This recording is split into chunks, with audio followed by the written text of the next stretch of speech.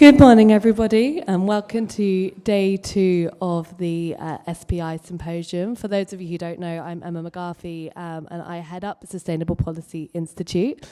So today we're going to move away a little bit from the discussions that we had yesterday, which were on central bank policies, disclosure, and impact investment. And we're going to take a more international view, I would say. We're going to start with a session which looks at geopolitics and international coordination. We're then going to have a discussion on transition finance and scaling up capital markets in emerging markets and developing economies, which I think will be a really, really fascinating discussion. Encapsulates all the things that we've discussed over the last 2 days and is a core way of us kind of moving forward to sustainable transition. Finishing with a session which I really hope everyone sticks around for. I think it's a really important discussion with Desiree Fixler, who was at DWS, and will be sharing her story on her whistleblowing experience a couple of years ago. She was head of sustainability at DWS and had a very interesting experience where she essentially whistleblowed on their ESG, on what they were doing in their ESG policies, which would be really, really interesting. So please do stick around for that. I'd like to welcome David Marsh, our chair, to begin the first part of our discussion before we move into our panel. So David, welcome. Thank you very much, everybody, and enjoy the day.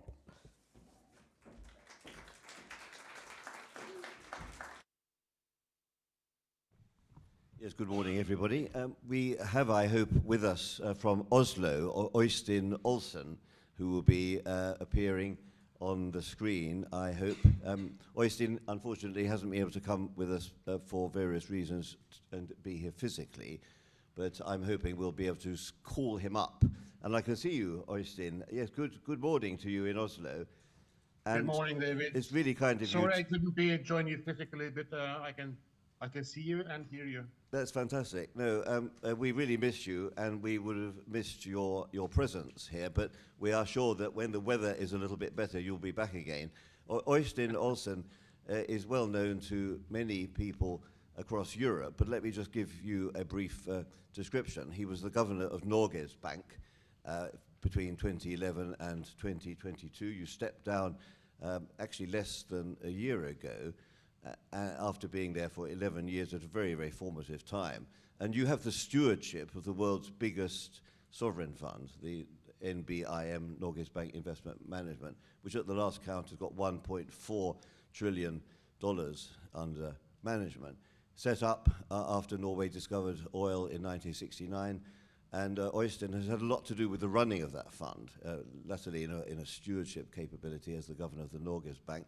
Also spent a lot of time as an economist in the Norwegian Economics Ministry and was also the head of the statistical agency. And he's still doing lots of work, actually, on very important matters in Norway. And so I wanted just in 10 minutes, really as a warm-up to when my colleague Ellie Groves comes on, just to ask you a few basic points about the Norges Bank Investment Management. I mean, you're well known as investing, I think, in... you have 1.5%, I believe, of every company in the world, or most stock market quoted on average. 70% of your investments are in equity. You were set up on the basis of oil and gas revenues. How do you balance this this ancestry of yours from the oil and gas area with ESG? Because I believe you have a very, very strict exclusion principle. You do not invest in oil and gas stocks. So just talk us through how that works from the principles of running the fund. Well, I thank you, David. I'll seek in a few minutes in dialogue with you. But you're right that Norway as a nation has benefited tremendously on the resources of oil and gas during the last 50 years. And also, and I'm giving credit to the politicians here.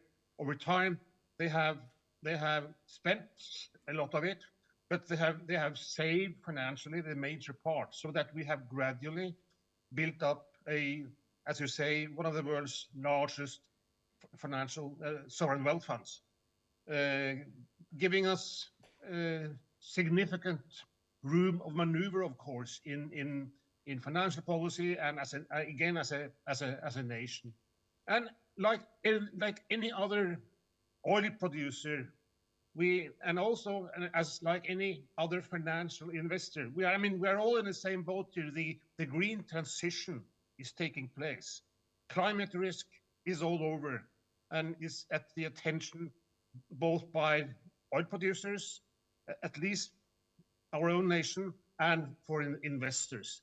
And climate risk is obviously a hot topic for an oil producer like Norway, and there's a discussion going on whether we should continue and at what speed we shall continue to continue exploration and drilling and exploration and further production. There is obviously a risk there as a nation.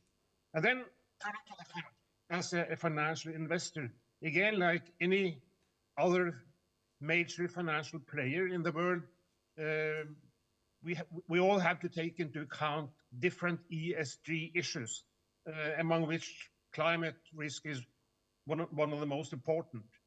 And the NBIM, the part of the Norges Bank, the central bank, which manages this huge fund, has over time developed significant resources and attention and seeking to take this kind of risk, taking into account what's happening in the future, seeking to have investments being sustainable, both as regards the environment, but also related to that, of course, financially.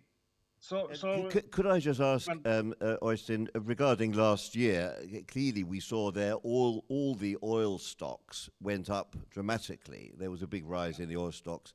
You didn't own any of them. NBIM didn't own any of those stocks. Do the Norwegian people mind? Is there any kind of public discussion about the fact that from a total accounting or financial point of view, NBIM did badly last year because you were not invested in oil stocks? Or do the Norwegian people simply not mind about that? Well, the NBIM are actually, you're right in indicating that there are some number of fossil fuel companies which are excluded from the fund's portfolio. Most major coal companies, coal mines, and power plants based on coal are excluded from the portfolio. And to some extent, the same applies to oil companies, at least downstream oil companies, or oil companies being basically managing downstream activities, but not completely. So actually, there are in the portfolio, it's allowed to invest also in oil companies to some extent.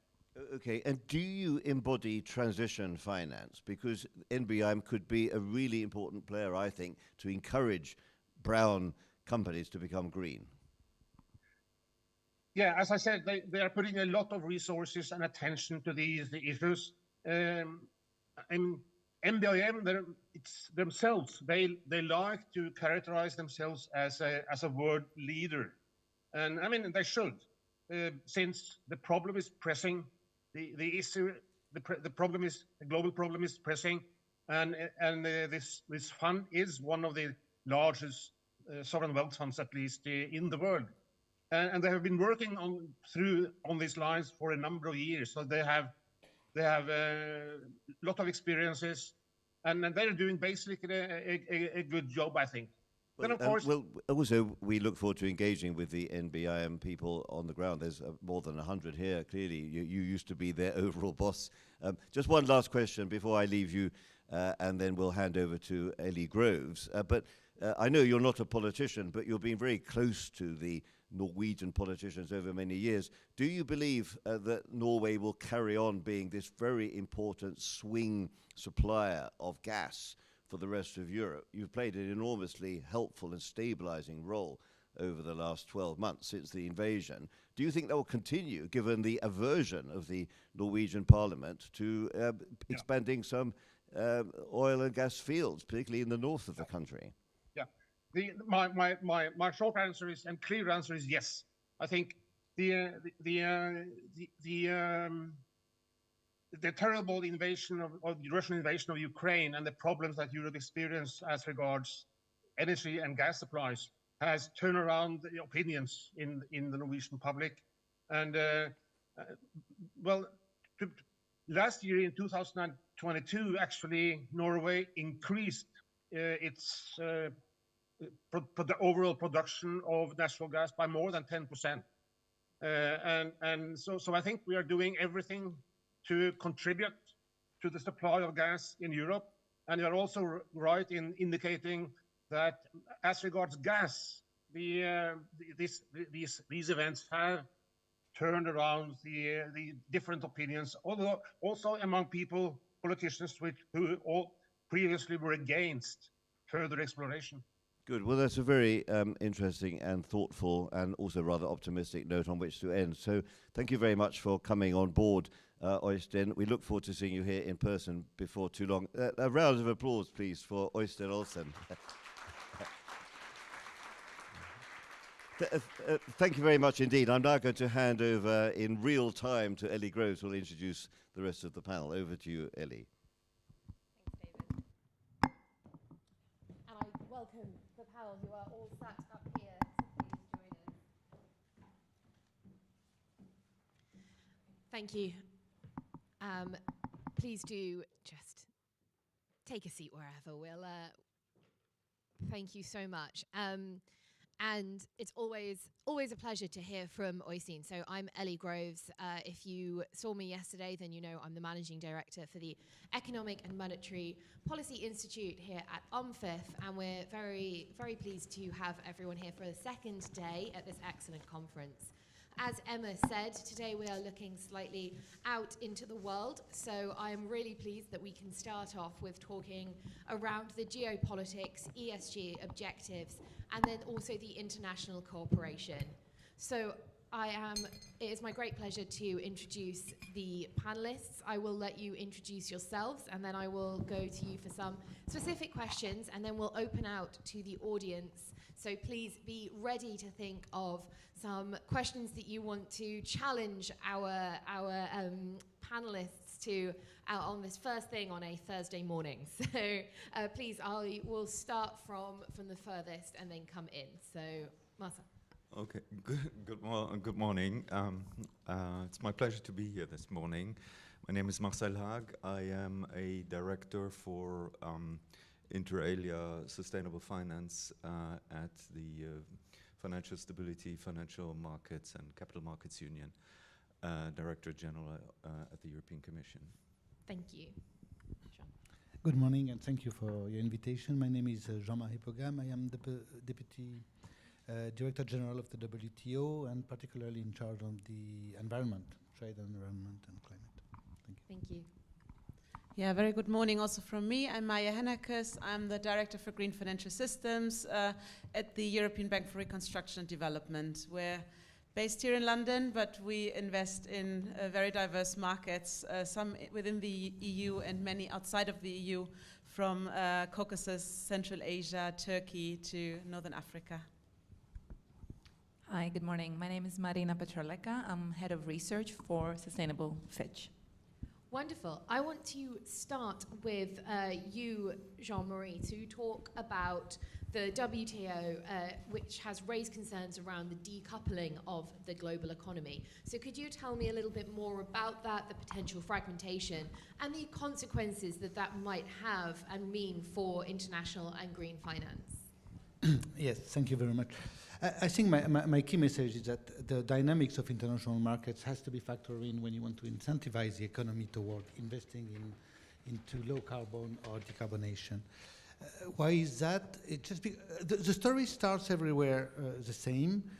You want to incentivize investment in decarbonation, you are going to raise the price of carbon intensive, the relative cost or price of carbon intensive activities, and try to decrease the price of low carbon technologies and goods, so that you create or expand the market, and then investors comes in and fuel it.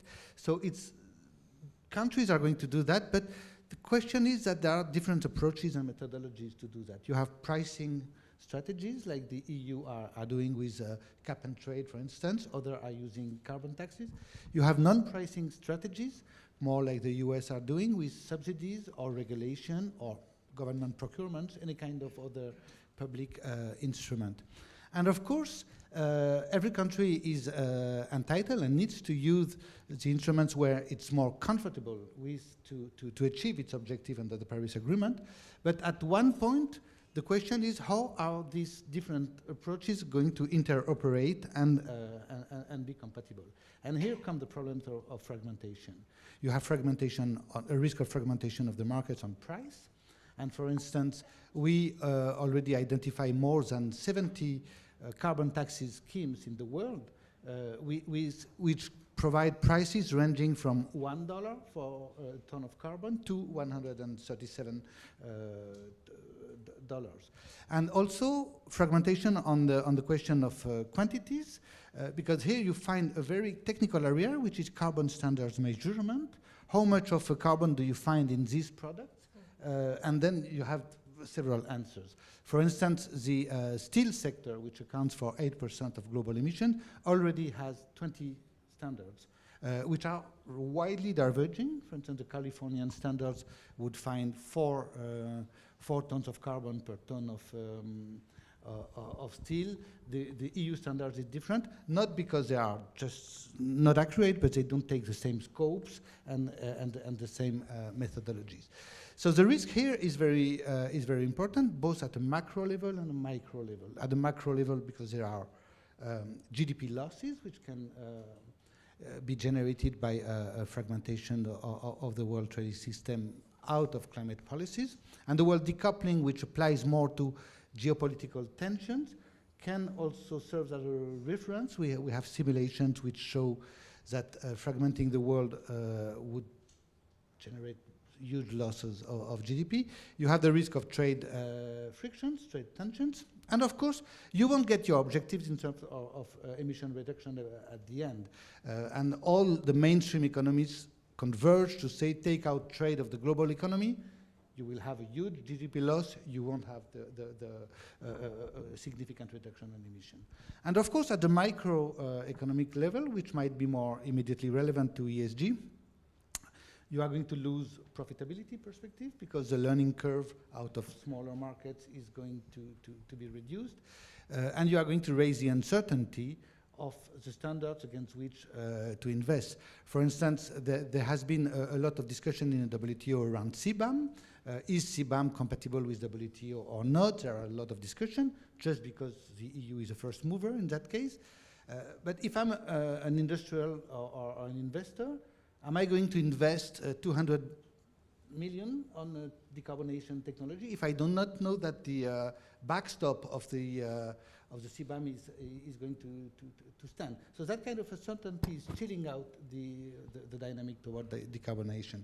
So maybe I'll stop here, but that was my first Thank you very much. setting. I think that that's an excellent stage setting and a lot to discuss. I'm going to come to you, Marcel, here to talk about the European Commission's views on these very topics and how they fit within the geopolitical agenda and also the conversations around friendshoring and decoupling.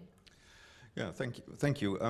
Maybe let me start with setting out a bit the EU's agenda in the area of sustainable finance, and before I come to Jean-Marie's point on defragmentation, as you know, the EU was the first of the major jurisdictions that developed a comprehensive sustainable finance agenda, which consists of an identification of what is green. That's our taxonomy.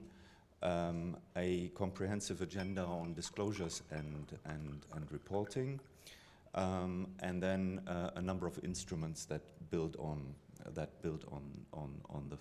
these two components, including an EU green bond standard, and we will also look now into ESG ratings, but maybe that's something we can come to later. Now, in the current geopolitical situation with an ever-increasing urgency of the climate crisis, with high energy prices, with an overdependence on fossil fuels, in particular on Russian fossil fuels. It turned out that the sustainable finance agenda, which places the emphasis on green energy and renewable energy, fits perfectly into the overall political agenda, which consists in diversifying our energy sources, making us less dependent on fossil fuels and so on and so forth. Now, that said, there is clearly a need to also link this EU internal agenda to an overall international agenda. The EU remains committed to multilateralism and to open and free trade and open markets. And here a friction can arise. What we are working toward is more interoperability. Our ultimate goal will be a convergence of the standards, but in a first step, we have to make sure that the different systems that Jean-Marie has described are interoperable. Now, I should also say that sustainable finance is only one instrument in our toolbox. We have other instruments. The ETS is an important one, which we are extending, and CBAM, which makes sure that the ETS does not lead to carbon leakage. And here we have to make sure, and here I agree with Jean-Marie, that this is compatible with our international agenda. And I'll stop here. Thank you. Again, a lot to unpack there, and we can definitely get into the ratings. So I want to come to you, Marina, now. I mean, from Fitch, to touch on that, but also to discuss the transition. I think that's incredibly important to have a context, the geopolitics context within transitioning. We spoke a little bit about it yesterday around the central bankers saying that there is a lot within the political sphere that is unknown currently. So how do we achieve the goal around this unknown geopolitical environment? So yes, an easy start. So I think, this panel, we're talking about ESG, geopolitics. Generally, when we do talk about the environmental crisis, moving to a low-carbon economy, there is a general sense of there needs to be a spirit of collaboration. But us, as observers of the market, it would be remiss not to mention that there's also a palpable tension there. And you see it at every international major conference, whether that's COP, whether that is any other sort of treaty that needs to happen between states. We actually did some analysis. We tried to create some sort of analytical framework to consider geopolitical risk and ESG over the summer. And one of the things that we pointed out to investors, because investors sort of our main audience, was that precisely what Jean-Marie, you were saying, that you do have these tensions that arise either from access to resources, critical raw materials that are needed for the green transition, over trade, and of course over the just transition concept, right? That inevitably, while you're decarbonizing, there are going to be economic dislocations. There are going to be people, industries, regions that will be left behind. So how do you deal with that, right? There was a breakthrough, admittedly, at COP on the loss and damage fund to be set up. But the point that we were making is that because there are these sort of tensions that are quite pertinent between states, and specifically between, let's say, more developed economies, more emerging economies, who the latter feel that actually you're asking us to do something that will be at a great cost for us economically, politically, socially, socioeconomically. we view there's a risk that actually that could stall decarbonization. So I go back to the point that you mentioned, Jean-Marie, that it could stall. It could lead to friction, but it could lead to a lack of momentum or a lack of resolve. I'm not doing it because they're not doing it, or that sort of sentiment. So that's sort of one thing. That's how we would frame it. And of course that creates difficulty, and that creates challenges for investors, that creates challenges for policymakers. We heard from the central bankers yesterday. It was interesting, the concept came up during the panel. I felt as a member of the audience that was the point where most speakers were a bit more reticent, right? Because it's such a big known unknown, and how do you quantify it, contextualize it, even analyze it? So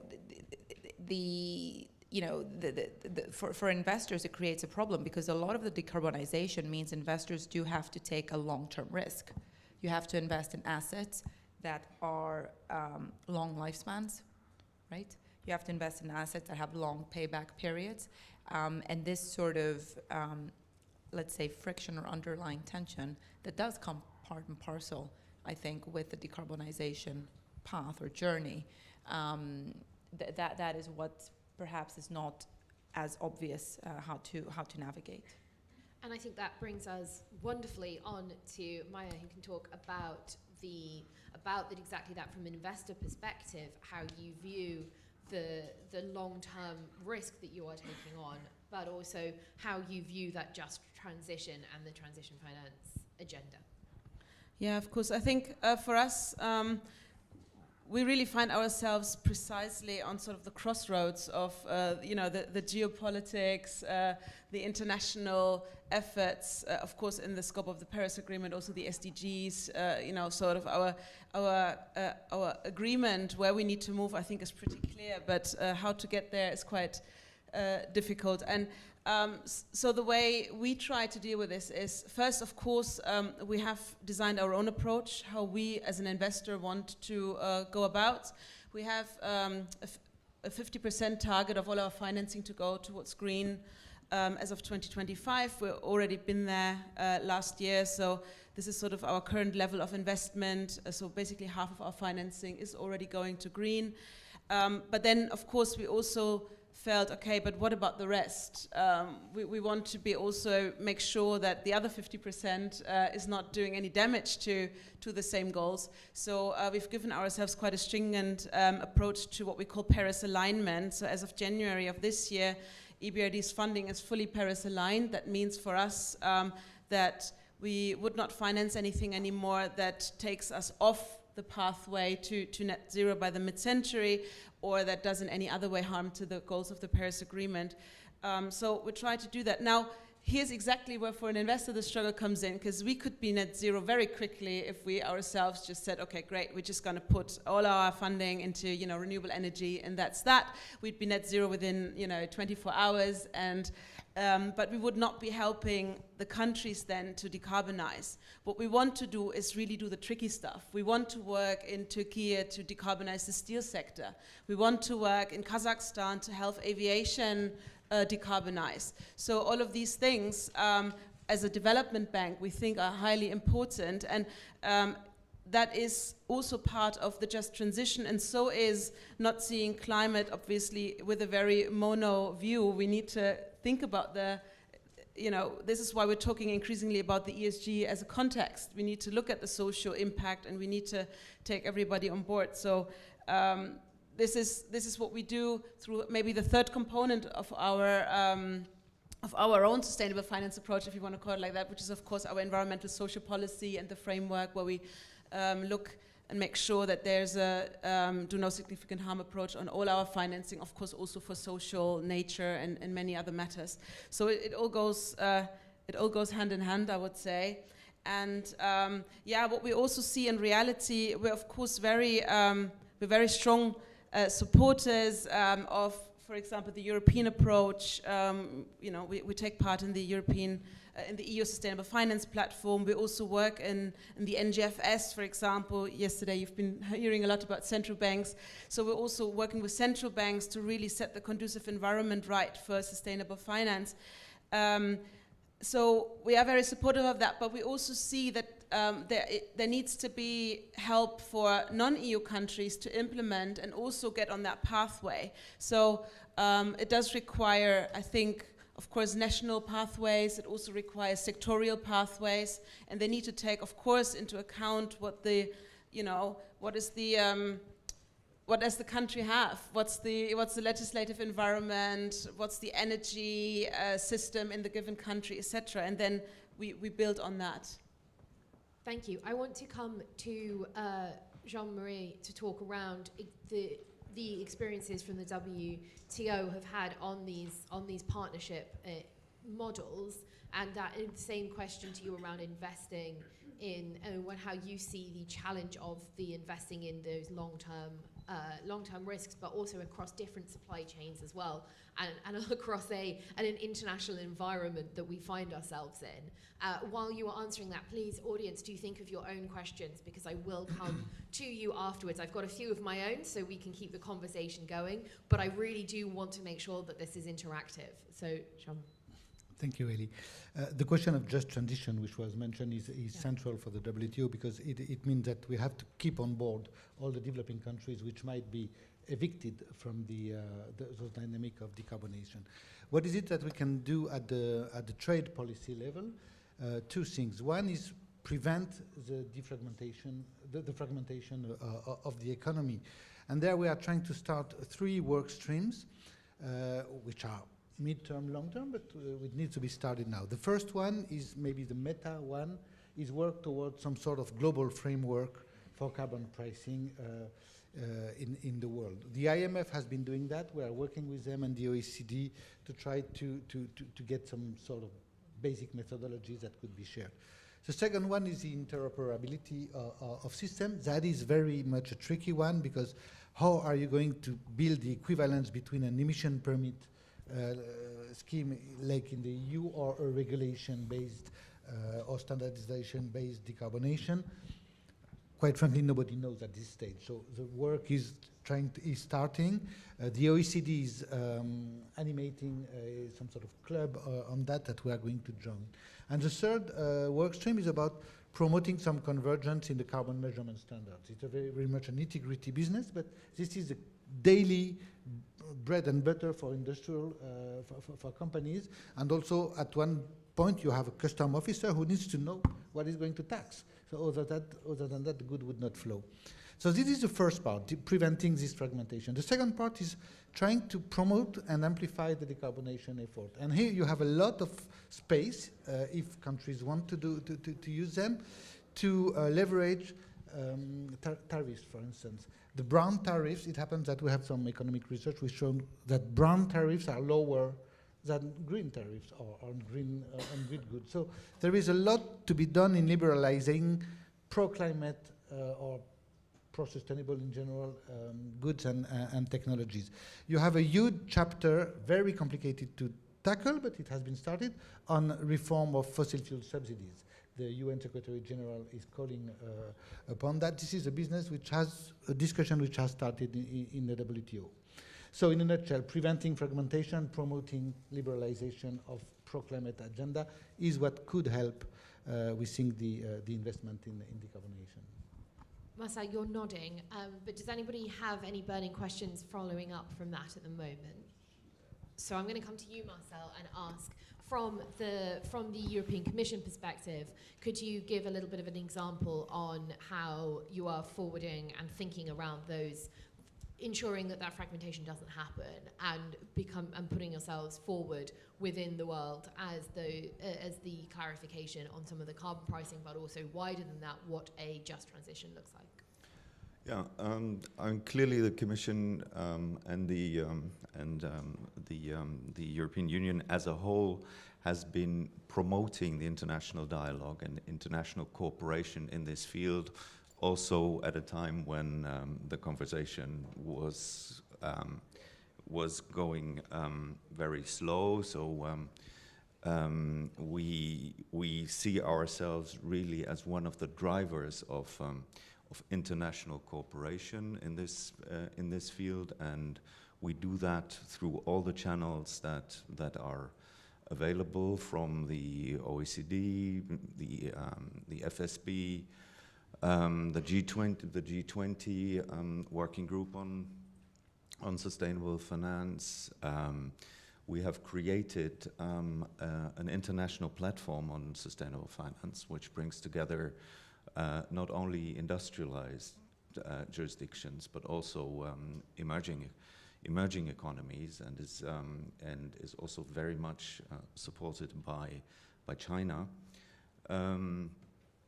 So we are really trying to get the conversation going and make sure that the difficult task, admittedly, of making sure that our different regulatory regimes can talk to each other and are interoperable, that we're making progress in that field.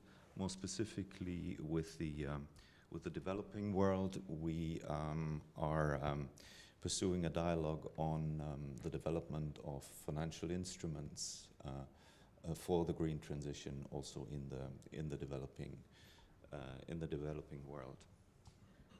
Thank you. Maya, when you're looking from an investor's perspective, what is the largest issue that you're facing, or the largest challenge that you're facing when you're looking at scaling up this finance to provide funds within the emerging markets, or even in developed? Is it the lack of clear regulation? Is it the lack of investment? Is it the lack of actually products to be investing in when you're looking at this sustainability investment focus? So yeah, what is the largest challenge that you are looking at? I think I would say two main challenges. One is, and it's been actually referenced earlier by both Marcel and Jean-Marie, the sort of the lack of converging, or let's say a global standard. I think that obviously hinders us when we go to one market or another, and we want to structure a green capital market instrument, or even a green lending line, or what even a project finance deal where it's a bit easier. But the standards are not clear. We don't currently have a global ESG standard. We don't globally have even for in line with the EU taxonomy. There's a proliferation of taxonomies currently actually out there. So we're definitely strong promoters of also the convergence of standards. I think that would help everybody to identify more easily what is green, and then for investors to channel their funding towards that. That's the first point. And then the second point, to be very honest, I don't really see so much a lack of funding in the market. I see more a lack of bankability of potential investment objects or projects. So there is a lot of funding, but for a number of reasons, it's the risk perception that finance institutions have. They cannot often identify the risks properly, or they perceive them as higher than they may be in actual fact, and that of course becomes more prevalent the more innovative, the more new a technology is. So again, as a development bank, we often work here with blended finance structures, so we can push first mover projects, the first technology in the country perhaps, and we can demonstrate, so to speak, to the market, look, it's possible. And then if we're being replaced in the second round by commercial lenders, then actually that's a great success for us. So I think this lack of bankability is a bit of a problem. We need much more support to companies, to the early structuring of their projects so that they become bankable, but also to governments so that they set, for example, the tendering process right, so that then a project from the way it is tendered out becomes financeable by the international community and international investors. So it can be, and then of course legislation, I mean, is of course, it varies a lot, and especially in the ESG and in the climate sphere, we see also very different approaches from governments, some that are very much now wanting to regulate that. They've come up with ESG or climate disclosure regulations, or even management regulations, and then other countries that are a bit more leaning back and saying, okay, we'll wait for the market to figure this out. So I think these are the main challenges overall. Thank you. I want to come to you, Marina, around some of those frameworks that perhaps you're looking at as well, and where you've seen that be successful or where you haven't. So if you can answer that. But also more broadly, looking at exactly that question is, where are the challenges from when you're looking at this from Sustainable Fitch, where are the challenges that you see that you're trying to address, and actually how we can really forward this bankability for the projects? Well, actually, just as you were speaking, you were talking about challenges. One thing that came to mind is, again, Marcel and Jean-Marie, you probably know this better. There is lately, at least from our analysis, there is a tilt towards higher protectionism when it does come, when we are talking about some of the decarbonization agendas. We talked about sort of subsidies as a way of promoting this.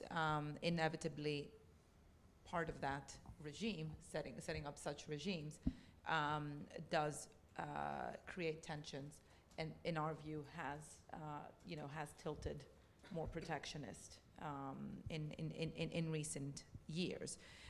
So for projects on the ground, if you do have higher trade barriers, surely that increases the cost. You might even see it as increasing the cost of capital if the market starts tilting that way, which is something that, Jean-Marie, you are trying to avoid, or certainly reverse if we assume that it's happening. I don't know if that kind of touches on your question, but yeah. I think within the context of the discussion today, in terms of international cooperation, climate, geopolitics, I would bring up the fact that we have seen perhaps more trade barriers, or if not barriers, there's certainly obstacles perhaps being raised in terms of access to technologies, in terms of subsidies, keeping things local, for a lot of countries that don't have that need access to a more seamless to a more seamless sort of market, technologies, expertise that does create challenges, I would imagine. And I'll come to you, Jean-Marie, to touch on that as well. And have you seen a shift in the last, since COVID, since lockdown, since in the war in Ukraine?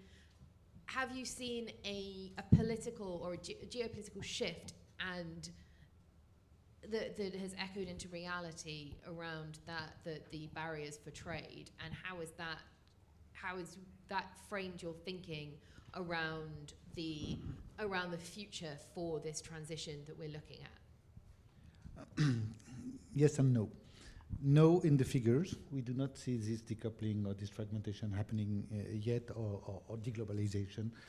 Even the trade between China and the US has recovered its level, its pre-COVID level. So the dynamic is not shown in the figures yet. But yes, in terms of political dynamics, there is a lot of it which is happening, and the difficulty of it is that it's not like classical protectionism in some. There is a mix between three types of motivation. One is strategic autonomy or decoupling, which is really the geopolitical angle, which its worst incarnation, which is the war and the sanction associated. But you have softer versions of this strategic autonomy. You have the industrial policy dynamic. I want to build again an industry, or reshore, or friendshore. And you have the climate dimension. Actually, the economists captured that quite well. It was about the US. I'm not endorsing it, but it was mentioning, there was a cover saying, green, big, and mean. That was the cover of the Economist about the new strategy of the US. So this mix of motivation makes it harder, and is going to complexify investment strategies and trade strategy. And I think Marina says it much better than I do. If you raise the trade cost, you raise the capital cost. So at one point, you are going to slow down your decarbonation, and that is the trouble. So this is what we are trying to prevent. But in all truth, trade and climate fell into a governance hole because the Paris Agreement is not dealing with it. You do not have in the Paris Agreement some sort of list of good trade measures which can help you implement your national strategies for decarbonation. And the WTO for a long time refused to talk about the climate because it was not trade. So we have to reconcile those elements and try to fix it in order to reduce this level of friction.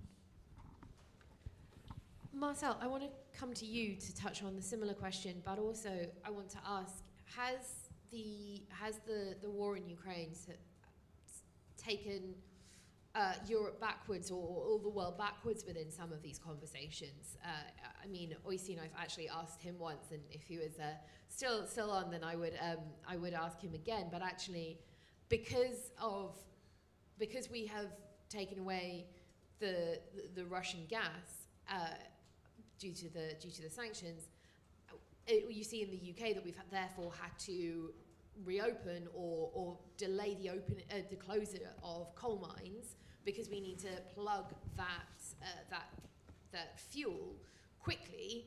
So what implications has that had on the Commission, and how have you been thinking around the short, medium and long-term implications of having to quickly replace Russian gas?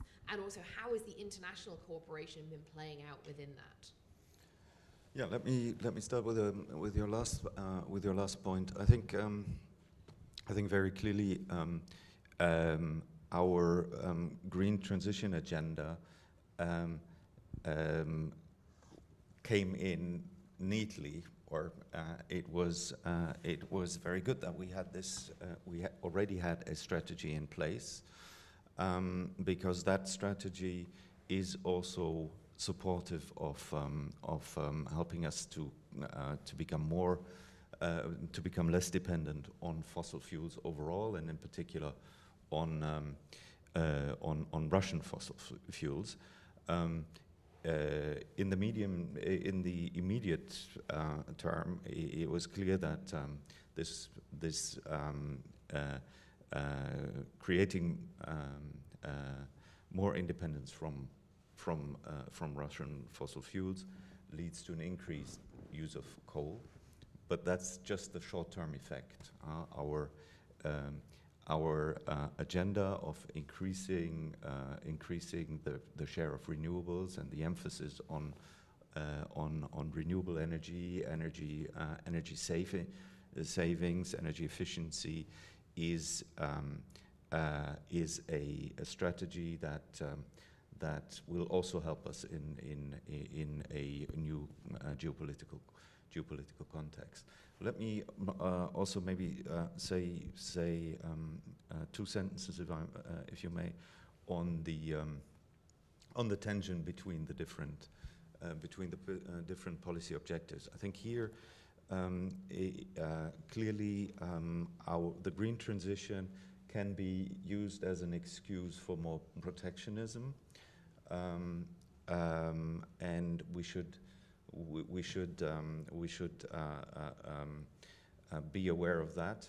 But at the same time, I think it is important that we do not lower our ambition for the green transition only because the international consensus is lower than what the most ambitious jurisdictions would like to implement in this space. And maybe the CBAM is a good example of an attempt to reconcile a very ambitious green transition agenda with a non-discriminatory trade environment internationally.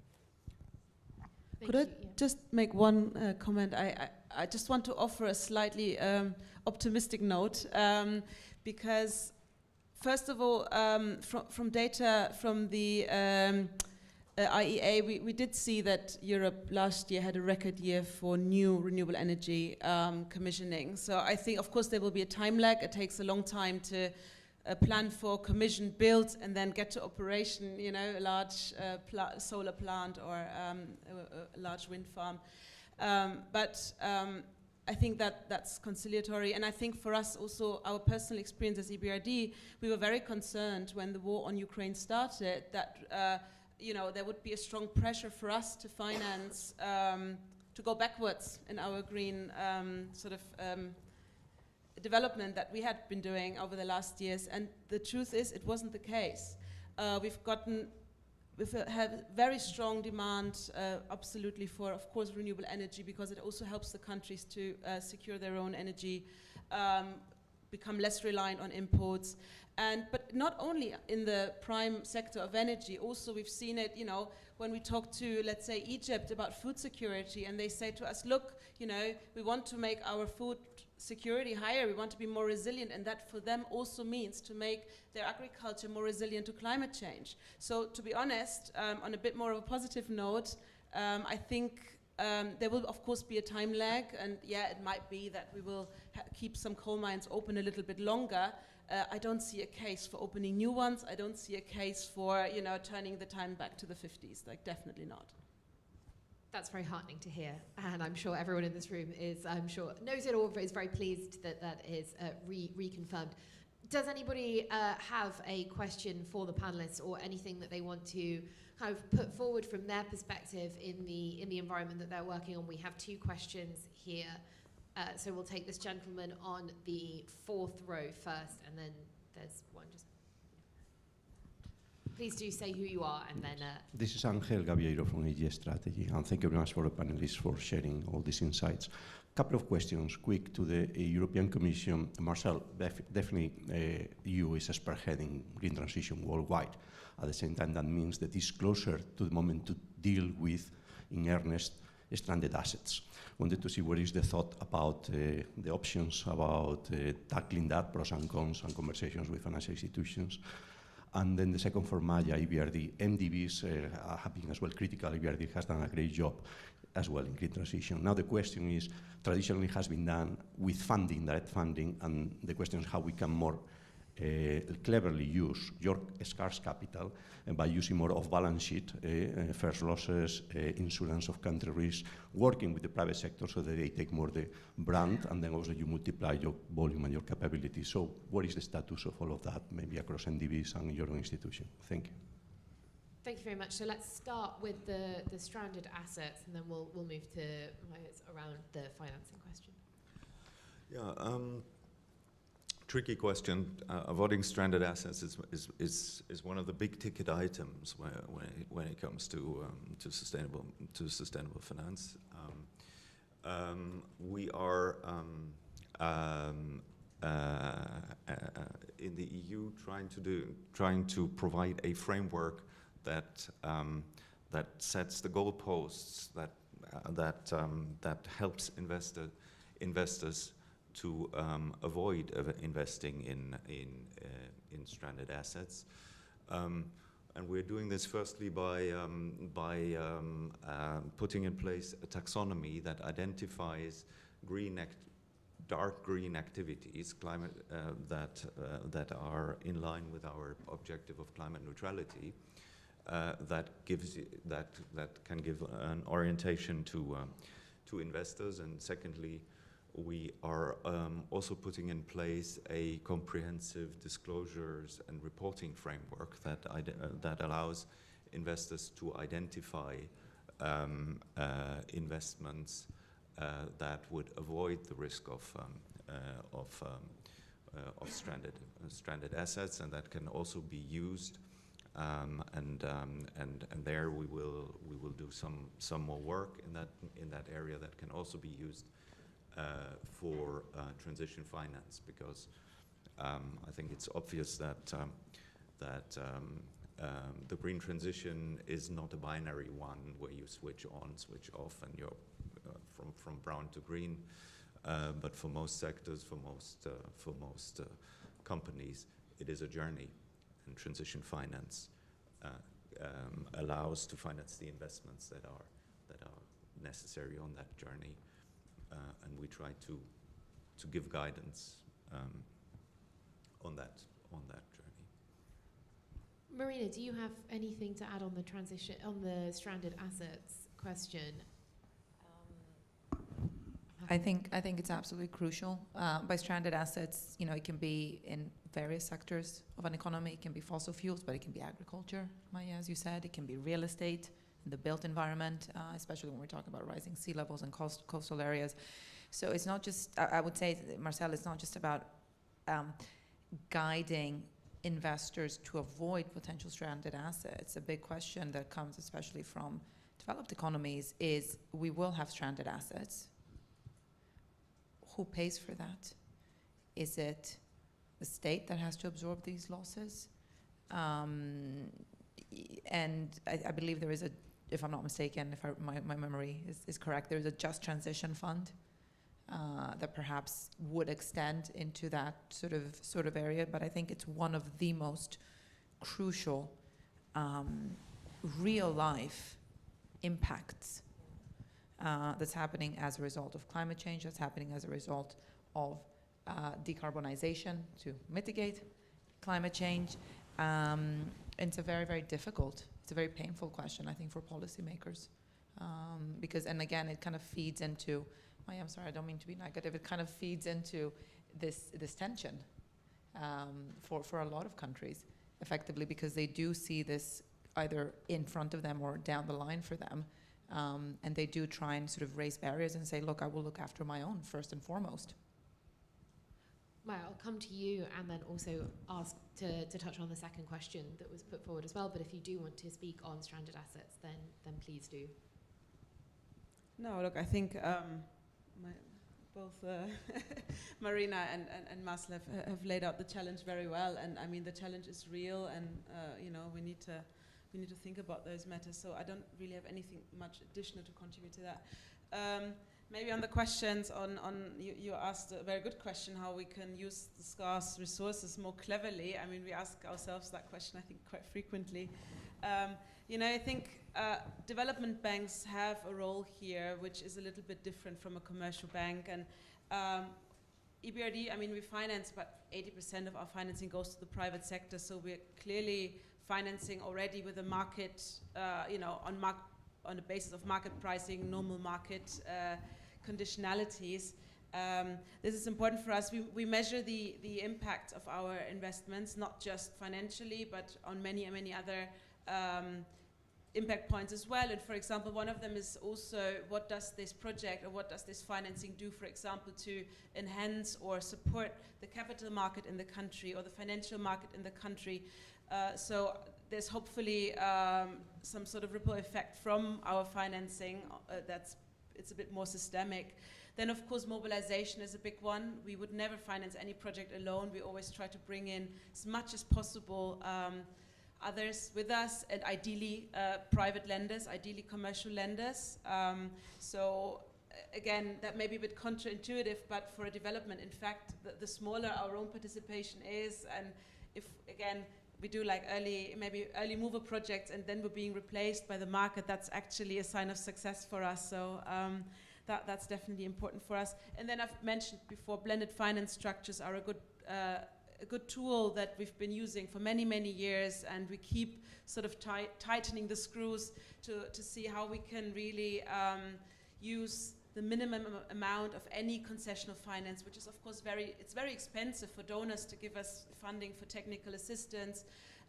Also, first loss tranches, etc., etc. These are the expensive components of financing that we absolutely do need to get things moving, but we need to keep them as small as possible. So this is always our strive to make sure, okay, how can we keep this at the minimum level that we really need to, but then bring in a lot of private finance to get that moving. And I think, again, we play around a lot here with de-risking structures, of course donor funding. We wouldn't be able to do it with our partners, with donor funds from the EU, from many others as well. So yeah, I think that this is the way how we try to make the best out of the scarce resources indeed.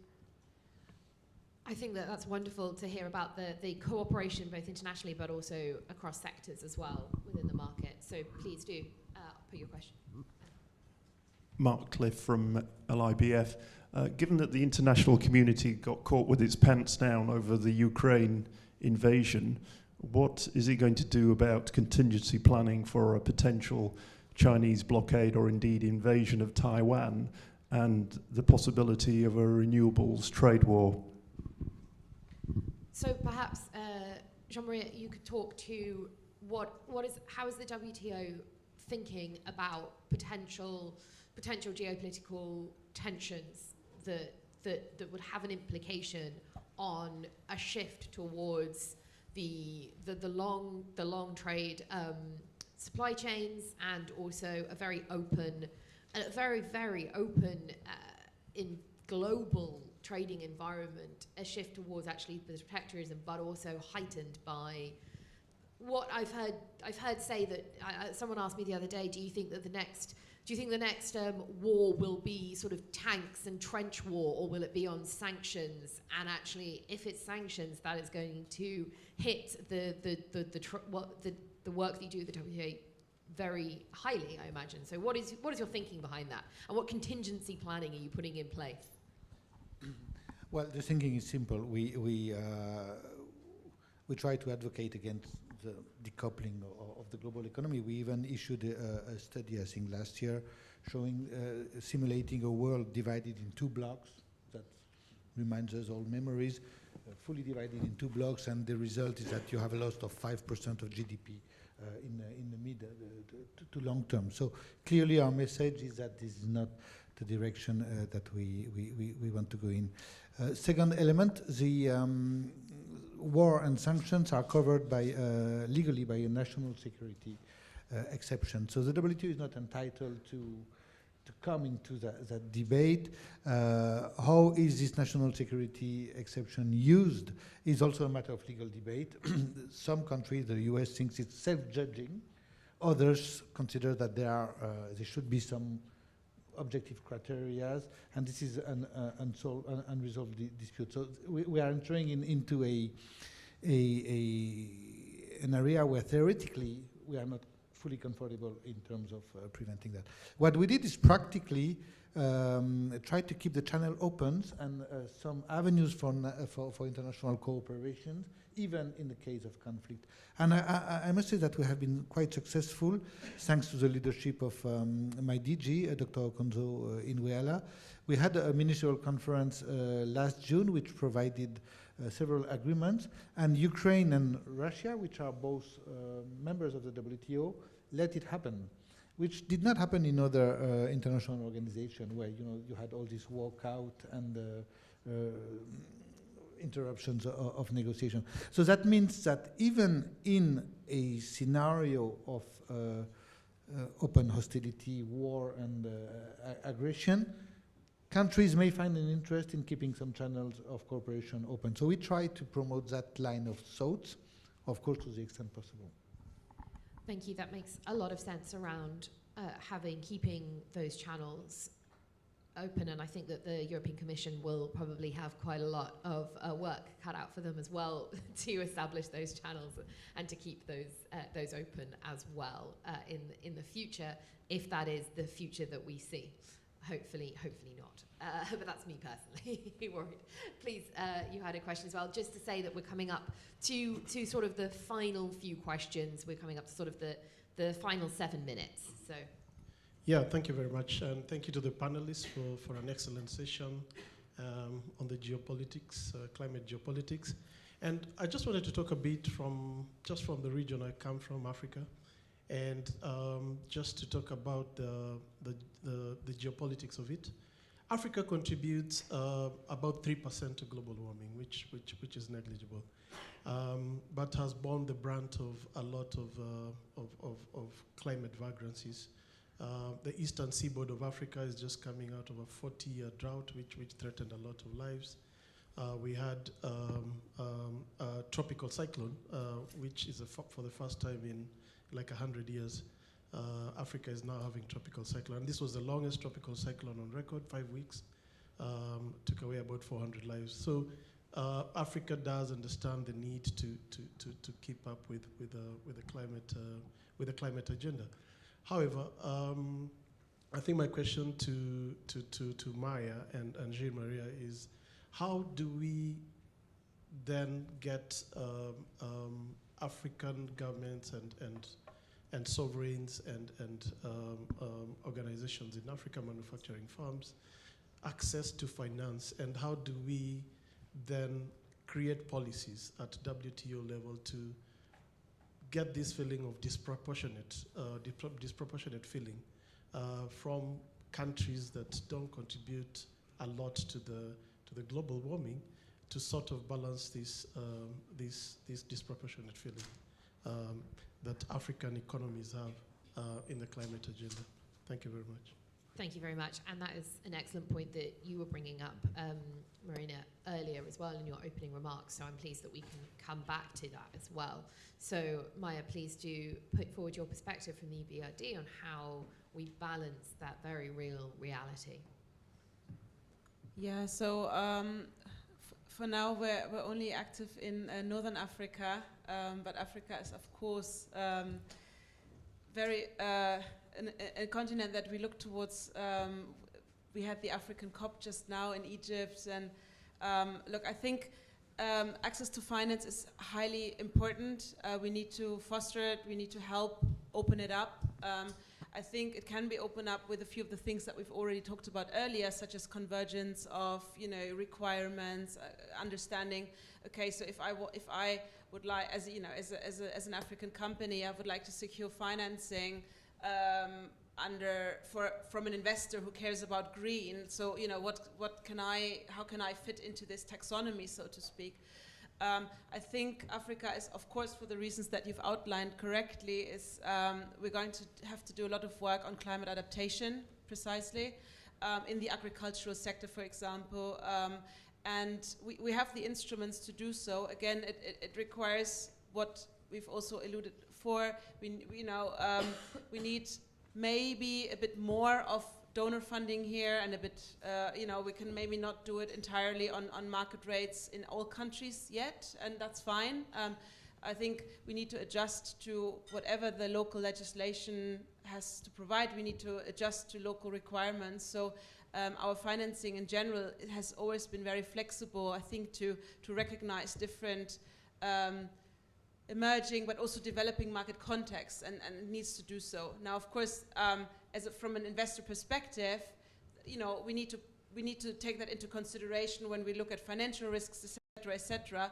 But we can do that, and we want to do that because we know that this is where the needs are, and we precisely have a mandate for us to really channel funding towards that. So, yeah, definitely high on the agenda. And Jean-Marie, the perspective from the WTO on how you're engaging with Africa, and I mean, Africa is a huge continent, so if you want to kind of focus in on different countries, that would be great. Well, first, generically, I do recognize that there is a very difficult, very tricky question and a tension between the historical fact that Africa is not responsible for those emissions, and many African countries, for this reason, tell us in the WTO, we have no interest in talking climate. This is not. But on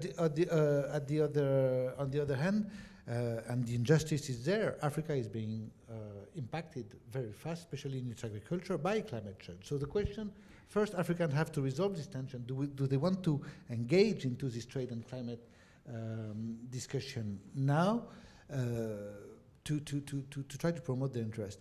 I certainly think that the WTO is the place where Africa can get its voice promoted in these geopolitical tensions around climate. Because if Africa and other developing countries are not at the table of this decarbonation discussion, then the question of stranded assets will be massively there. If you have an industry which is, or an economy which is low carbon, naturally, but you cannot prove it because the standards which have been imposed on you, you do not have the capacity to measure and to show that you are up to the standards, and you'll be evicted in the world trading system. So I think it's very important that Africa engages on this discussion right now. And we at the WTO, there is a little bit of an institutional thing. It's not institutional, but we are adamant that this discussion does not happen only at the OECD level. We want that discussion to happen in the most inclusive place for the global economy, which is the WTO, where Africa has fully its voice. So my answer is not fully satisfactory. I'm aware, especially on the access to finance, I do not have much of a clue. But I think that there is a strategic governance issue for Africa in engaging into this discussion in the WTO. That's my personal opinion, at least. Thank you, and I'm really pleased to have Sheila here, who can put your perspective as well as a question. Firstly, I was happy with this panel in the sense that there's a lot of talk about emerging markets. I don't like the word developed and developing. I think I'm fully developed. I don't know what I'm developing into. So I don't like these words, and I think we should stop using them. I think from the aspect of the fact that if you look at carbon emissions globally, I think Africa is responsible for 3.8%, and we're 1.3 billion people. And I think if you exclude South Africa, we're responsible for 0.55%. So when we talk about low carbon economies, we're definitely there. And I think the issue is that we're already green. So when you talk to us about being green, it just doesn't make sense. And so I'd like to hear more the argument about how you're classifying us with the knowledge that you know we're green.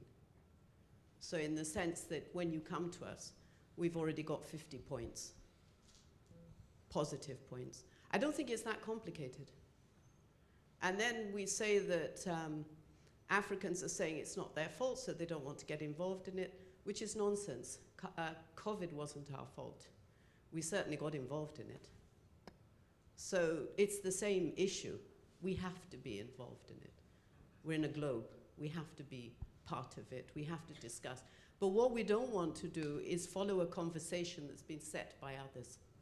We have to be walking side by side and giving our viewpoints. Thank you. Thank you, Deputy Governor.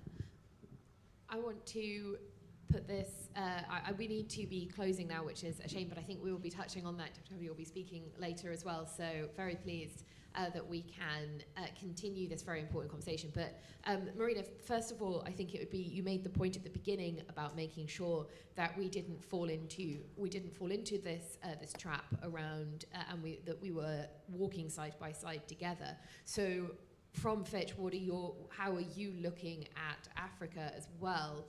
Again, a large continent, and just a slight thing from me as well, the idea of developed and developing. I think that there are lots of developed nations that are still developing in their thinking, especially around this. So I completely agree with you with that terminology. But Marina, please, and also any closing remarks that you want to put to this really interesting panel. Interestingly, my colleague who's in Sorry, do you have your mic? Yes, yeah, there we go.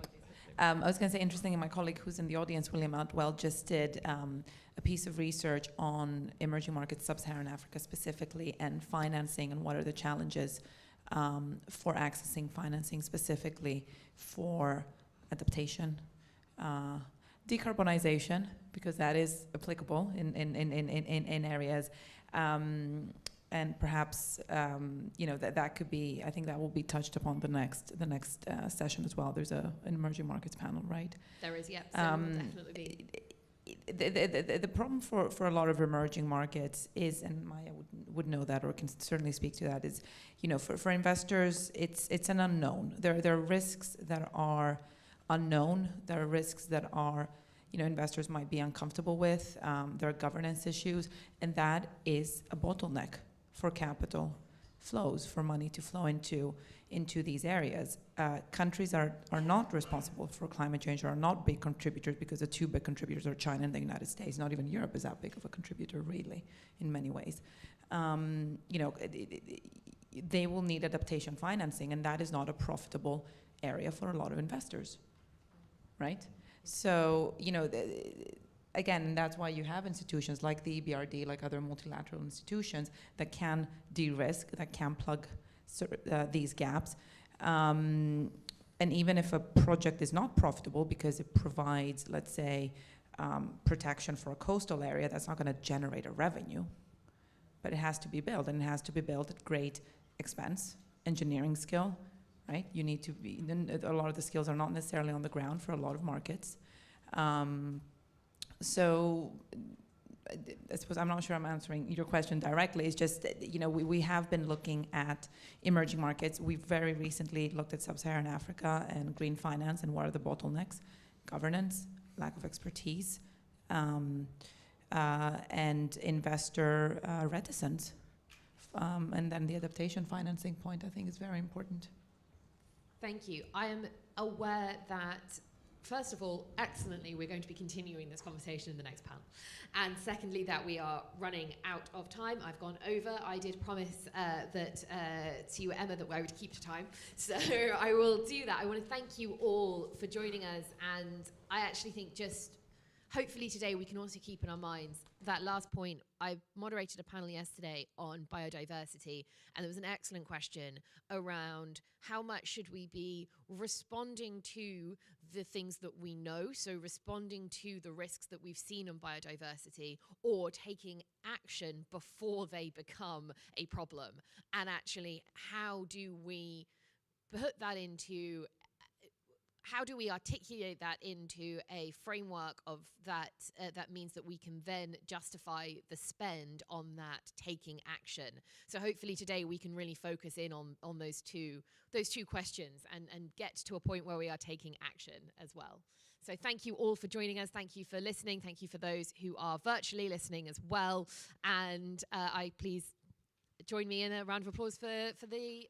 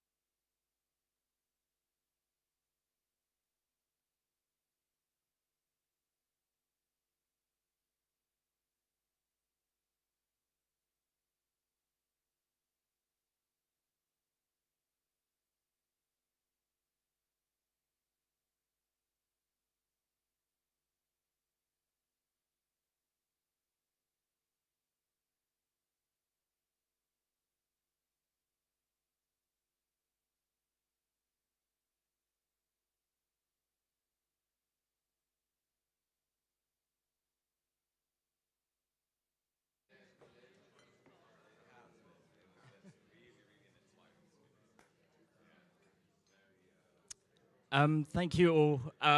If I could kindly request to take your seats for the next panel.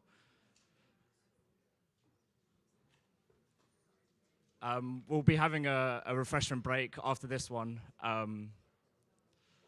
where you can have more time to delve deeper into some of the discussions from the interesting panel we've just had.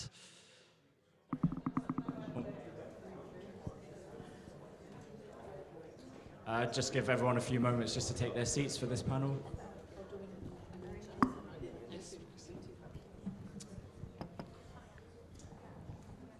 Great, okay, I think we can get started.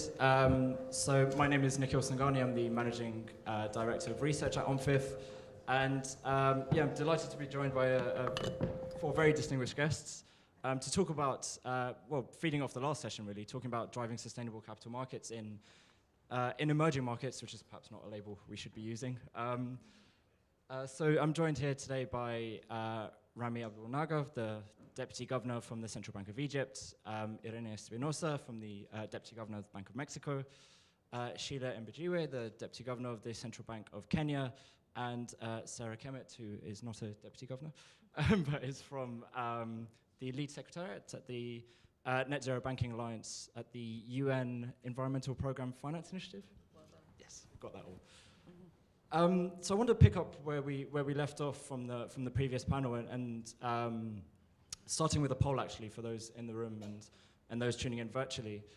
We have a poll which feeds off the last discussion about what is the biggest challenge to mobilizing sustainable finance in emerging markets.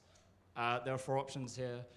Regulation, lack of investable projects, insufficient data or information, or debt constraints, and that's we can come on to that topic in a moment. I wanted to start with you, Sheila, actually, coming on to the point that you mentioned just now about how in many cases emerging markets are ones who are bearing the brunt of and some of the cost of climate change already, even though they're not necessarily the ones contributing to carbon emissions and climate change more generally. But you made that really interesting point that you're still taking actions to help mitigate some of the effects of it.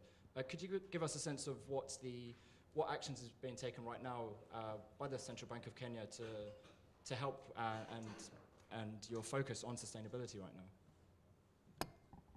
Thank you, and good morning to everyone. I think that when you look at the African continent, what we said is it's a low carbon emitter, and that's the truth across the whole of Africa. And obviously sub-Saharan Africa, which is more my area, it's even more true. When we talk about Kenya, the concerns about the environment are real. In 2010, we had a new constitution. It's written into our constitution. In 2016, we came out with the climate laws around what you can do in our country. We have, in 2013, the Central Bank of Kenya introduced the ICAPs, the risk factors that need to be built in around the environment into our banking structure. Kenya Bankers Association has come out with sustainable finance guiding principles. 2016, Kenya banned all plastic bags in the country. If you're at the airport and you see people throwing plastic bags in a bin, they're boarding Kenya Airways because it's illegal in our country to have them. So when we talk about whether Africa is ahead or behind, and when I hear people saying that we need capacity building, I find it a bit funny because actually we're already very green. What we need to do is to be able to adapt toward the changes that are coming and make sure that we put the buffers in so that we have the resilience as we move forward. I think that's the point I want to make. Thank you. And same question to you, Rami. What has been the focus on sustainability at the Central Bank of Egypt? Thank you. Well, the Central Bank of Egypt has been trying to play a more of a constructive role as of recently. Over the years, we've obviously seen how the globe and the global warming has really helped change and reshape how the mode of doing business is, and especially in terms of finance. And with a more social and environment aware mentality and mindset, I think this has forced us all to become a lot more prudent in the way we look at things, especially related to climate. I agree with Deputy Governor Sheila that the African continent is a very green continent and it's a low emitter. However, as she mentioned as well, we have to be involved.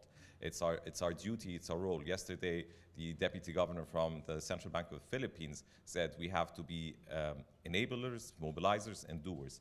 This is a role we have to assume, even though it is not clearly constitutionally in some of the central bank mandates, right? This is a very novel kind of shift in the thinking, and it needs a lot more effort by the central banks. Again, although the typical mandate is probably monetary and financial stability in most central banks, but we have to step in. Central banks have a strong role, they have influence, and that's how things can really be mobilized. In Egypt's case, we've started by building our own capacity. And yes, even though we're green, I think we're not aware of how green we are in Africa because the standards have not been clearly set. There's still no full alignment and consensus on what the standards are. And this is an area where there will be gaps. So it's important that once these standards are set, we can really come out and assess ourselves and say, we are green, we are low emitters, where we stand within that scale, and start really being able to negotiate our positions. We've built that capacity by emerging and integrating more with all the forums that are out there, the NGFS, the SPFN, and the EOSD. We've been trying to play an active role there. We've also started by issuing a sustainable finance guiding principle to banks back in 2021, which was clearly mandated to prepare the banks for a steady transition to more climate-considerate practices, and that has helped lay the foundation for the identification and measurement of related risks and opportunities. We've also conducted a sustainable finance gap analysis in the second quarter of 2022. This covered the entire banking sector. The goal was to obviously assess the sector's current stance on the topic and identify the challenges and opportunities, and to also make the banking sector agents more aware and familiar with central bank future plans on this issue. Last but not least, we've issued now, based on the results of this gap analysis, we also issued our binding regulations on sustainable finance. That was issued more recently in November 2022, based on the result of that analysis. The main components were to integrate sustainability and sustainable finance in the bank's practices. 2 is to establish departments within the banks that are reporting to the CEO of these banks or the deputies, because this is an area where we realized that there's no clear format. The banks were not sure where the sustainability file should sit within the bank and who it should report to. So we said that if it's not reporting to the top management, it will probably fall in the cracks and it will not take as much attention. We also asked them to conduct multiple reports, either annual reports based on the GRI, semi-annual one based on the guiding principles we had earlier set in July 21, and a quarterly one based on the bank's sustainable portfolios. The last component of that was to consult an environmental expert in market lending disciplines. Thank you. Yeah, plenty going on there in Egypt. I'm interested in this point on, we'll come back to how the banking sector is looking at sustainability. I think, Sarah, you can comment on that point. But I'm particularly interested in this point of awareness and the capacity building. I think, Irene, that's something you mentioned in a session with us earlier this week. Could you perhaps touch on that and other actions that the Bank of Mexico is taking around sustainability? Yes, thank you very much. Yes, Bank of Mexico has been involved very widely in the sustainable agenda since it's a founding member of the NGFS. So there has been a lot of interest, and especially we are aware that even though we don't have an explicit mandate on sustainability, this is part of our financial stability mandate. So we have taken it very seriously and have been working hard on this. So in the meantime, for us, it's very clear, and it has been mentioned in the previous panels too, that capacity building is crucial, that we need companies and financial institutions and also authorities to be aware and to have knowledge around climate and sustainability issues. The valuation of assets don't have embedded this type of risks.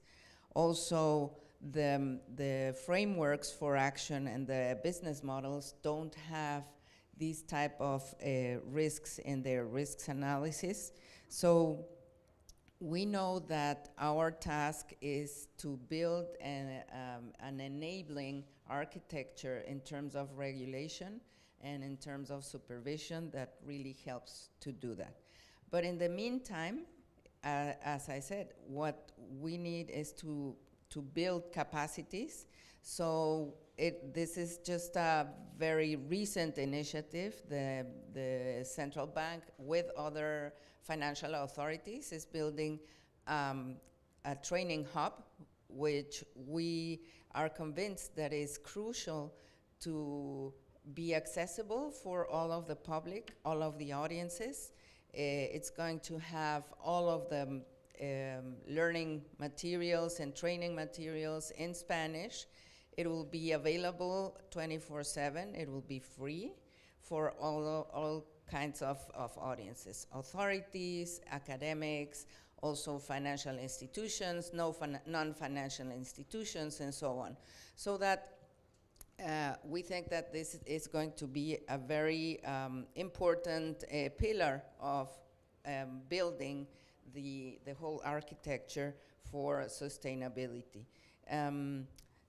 We think also that in this hub we will have new tools like forward-looking models and additional new methodologies for identifying and measuring climate risks.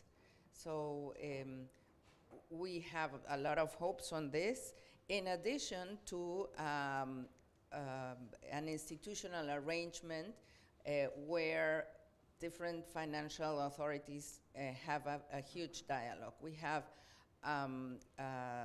sustainable finance committee in which all of the authorities are represented, as well as the academic sector and some observers.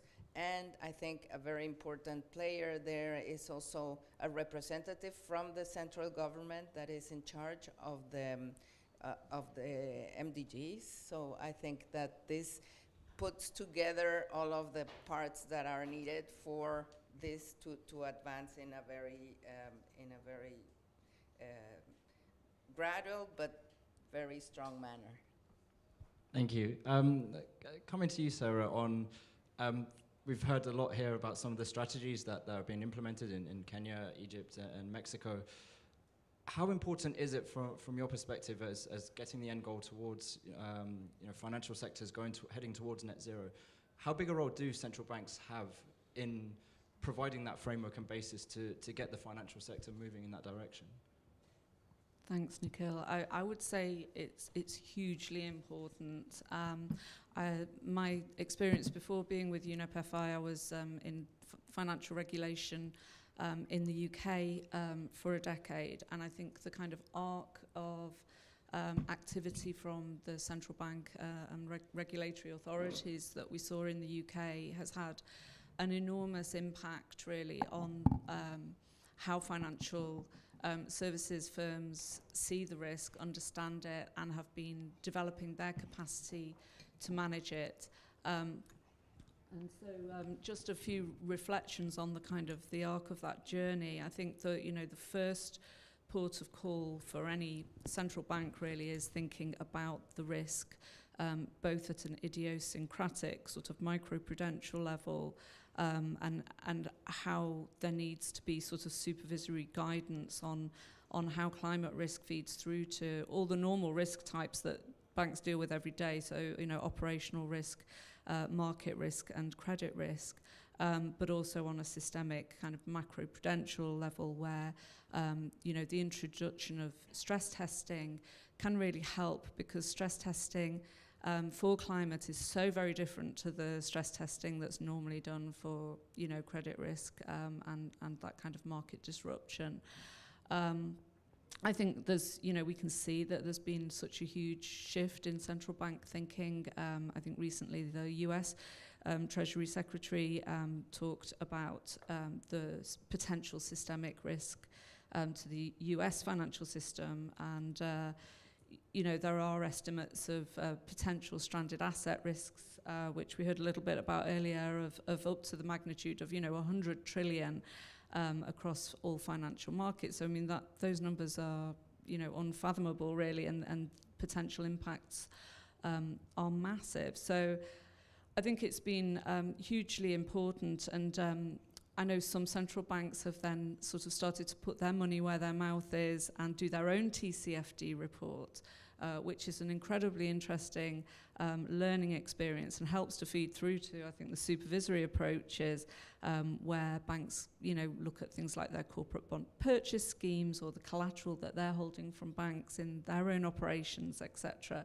So that's an interesting area of work for central banks. And I think the next point of kind of exploration is going to be the capital regime for climate risk, and whether it's appropriate for climate risk to be brought into risk weights, Pillar 1, Pillar 2A, Pillar 2B. Is capital the solution, or is actually, I think ultimately the only solution to climate risk is for all economic players to pull in the direction of 1.5. So logically that kind of brings central banks into the realm of transition plans and thinking about the transition plans of banks and insurers and how to evaluate those. But also, I think another area that's gaining real traction now is in biodiversity and nature risk, how that interacts with climate risk, and what really working out the role of central banks in that. Thank you. I just wanted to, as a quick aside, I guess, on that point, given some of the concerns right now in the banking system globally and the financial stability concerns with things like SVB and Credit Suisse that we've seen in the last few weeks, are you concerned that some of the momentum towards moving the banking sector towards thinking about sustainability, some of that progress might be stalling because of some of these near-term concerns right now? I think all distractions like that are incredibly unhelpful, and obviously they do absorb a lot of capacity within banks. But I know banks have really been going through a process of kind of developing their sustainability teams and upskilling people across all areas of the bank, you know, first line, second line, and third line on climate risk and sustainability risk. So hopefully there are sufficient people that can kind of keep their minds on that. I think we really need to appreciate now that, you know, climate has to be front and center of every financial decision, and we can't let that be distracted from. Thank you. I wanted to come on to, I mean, we've heard a lot about how there are so many risks. I think across the last few days, we've heard about all the risks that are there, from physical risk, transition risk, to the financial stability risks. But there are opportunities, of course, as well, with the green transition. And I think emerging markets have an important role to play within that. So perhaps we can use this as an opportunity to almost pitch here as to what the opportunities are in your countries, and what you see as the opportunities to be able to mobilize climate finance in each of your countries. Perhaps, Rami, we can start with you. Where do you think the opportunities are for Egypt? Where are the investable projects right now, if investors are focused on sustainability? Thank you. That's actually a great question. And I mean, in juncture with your previous question to Sarah about the near-term concerns about the global conventional banking issues. I don't want to say crises yet. I hope it doesn't transcend into one. But, you know, with everything that's happening, I personally think that this is an opportune moment. I would look at this with a more positive perspective, because I think now with investors seeing how conventional banking is still yet surprising us every day with yet another shock and another risk, although the risks have been, and the risk mitigation frameworks should have been, you know, well set and well established a while ago, but the risks still keep coming up. And I think it's a good reminder that it's important to diversify away from conventional banking. You can actually use this as a golden opportunity to pitch for sustainable and green sustainable finance, because this is one of the best ways you can diversify, in my opinion, away from the traditional risks. So I think we should build on this rather than shy away and use it as yet another opportunity to delay the transition towards green and sustainable. In Egypt, I think we are blessed with the geographical location of the country to start with. We have ample and abundant renewable energy resources. We have enough wind-generated energy opportunities. We also have the solar, the abundance in the solar energy almost throughout the year. And we've also invested as a country in the infrastructure a while ago, so that it enables us to have a better energy mix that can cater to the ambitions that have and the commitments that Egypt has committed to a while ago. And I think that with deeper capital markets and with Egypt becoming more and more investment friendly, I think that I must admit that being more active and present in the capital markets, even in the conventional bonds, has put Egypt more on the radar. So we have to owe it in part to what has happened in terms of the regular issuance in capital markets becoming an investable market has helped make Egypt more visible to investors, let alone other investors, with the efforts that Egypt is taking on the green front, will definitely benefit from what has happened on the conventional bond issuance side. I think the fact that Egypt was the first country in the MENA region to set the framework for sustainable finance in line with the standards, international standards, as well as being the first and pioneering country in the region to issue green bonds, has also helped Egypt establish itself as an issuer in this green space. The bond was issued with a size of 750 million back in 2020. It was more than 5 times oversubscribed, received a lot of attention, and also helped provide a wider and more diverse base of investors than the typical culprits we'd see in other conventional bonds. So I think that, again, with a geographical location, with the right governance structure, with us aspiring and striving to improve and deepen our capital markets, I think we have the right blend and mix to attract the investors on that front. Thank you. Thank you. Yeah, might come back to that, the point on green bonds and some pinning down some more specifics in sustainable capital markets in a second. Sheila, I'd like to come to you on the same point as to what are the opportunities there and perhaps investable projects in Kenya for investors who are focused on sustainability criteria. Yeah, I think firstly we've already issued a green bond, so the structure's in place. What I think is that during the COVID period, a lot of the progress that was being made in this area kind of stopped. But now it's got to pick up again. And in fact, with the UN, Kenya is going to have the first African climate conference in sub-Saharan Africa in September this year. So we welcome you to join us and to listen to us from there. I think it does come back to understanding and standards. I really, really feel that. I come here and I listen and I have the opportunity to attend in different countries the various debates around capital and how capital can be invested. And you do hear a dislocation in the conversation. And with the African continent, I think a lot of it has to do with the fact that we're not well understood. And I think it needs the help of both sides. The African markets, and Kenyan market in particular, has to be very responsive to questions that are asked. I came off a 10-hour, 12-hour flight because I went through the Emirates and went straight into a conference call with Moody's when I arrived here because they wanted to ask me some questions. We have to do that because we have to get people on board so that we get the confidence and the comfort factor. We are not the same as well. So I think it's naive for people to think that they're going to replicate London in Nairobi. You're not. But you're going to get a different opportunity and you're probably going to get better returns. And so what you've got to do is assess what your risk is and what your understanding and what your comfort level is. But that comes from both sides. And you can't assess from these markets what I said earlier about the standards that are being set. They're being set from the basis of a so-called developed market, which has all the problems of non-green. But you're coming to our markets, we don't have those non-green problems, so you need to assess it differently. And I think it's that conversation that needs to be had, that conversation that needs to be heard. What is it that you're looking for?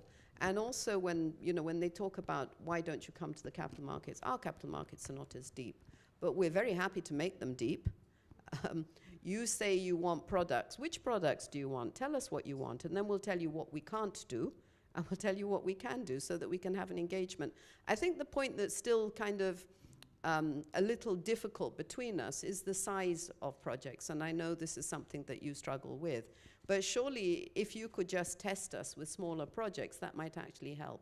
Because we don't have the big projects that you're looking for. We don't have the big size projects that you're looking for.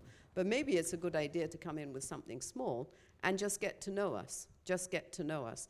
So I think that, when I look at Kenya, I had written something here which I'd like to, because I spent some time thinking about it. We want a bold conversation. I can't find it, which is what happens. We want a bold conversation. We want to move together. We want to get to know each other and understand each other. Africa has an opportunity that the world is going to miss. And we actually have the ability to help now with this green problem. We have 2/3 of the arable land that's not cultivated.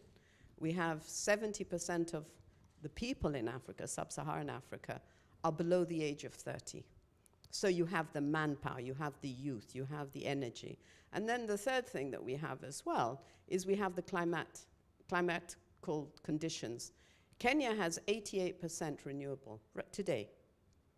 And 40% of that comes from steam. I don't know, is it hydro or, yes. And then 30% comes from water and 10% comes from solar. So what we're saying is that it's all there. We just need to understand each other better, set up some structures that work for both of us, and respect and understand each other, be bold. I think I've heard someone say that the pricing is too high and you're not assessing the risk properly. Thank you. Thank you. That was a convincing pitch, I think. Actually, on that energy mix, it's interesting in Kenya, as you mentioned, there's significant amount of renewable energy generation already. It's perhaps a different case in Mexico, which is still an oil producer and still relying on fossil fuels. In that sense, Irene, where do you see some of the opportunities with, in terms of transition finance and as the world is moving greener, hopefully, where are the opportunities there in Mexico? Yeah, I think Mexico has definitely a huge potential for clean projects. We have very clear advantages for clean energy, and this is very good news if you think about what you just mentioned about a fossil energy industry in Mexico. But I think we are ready and we have all the resources, the natural resources, to transition. So although we are still in this more fossil energy industry, there is a lot of political will also to go to more clean energy. I think another potential for clean projects comes from a nearshoring opportunity with the disruption of supply chains. I think there is this whole discussion about deglobalization and nearshoring and friendshoring and so on.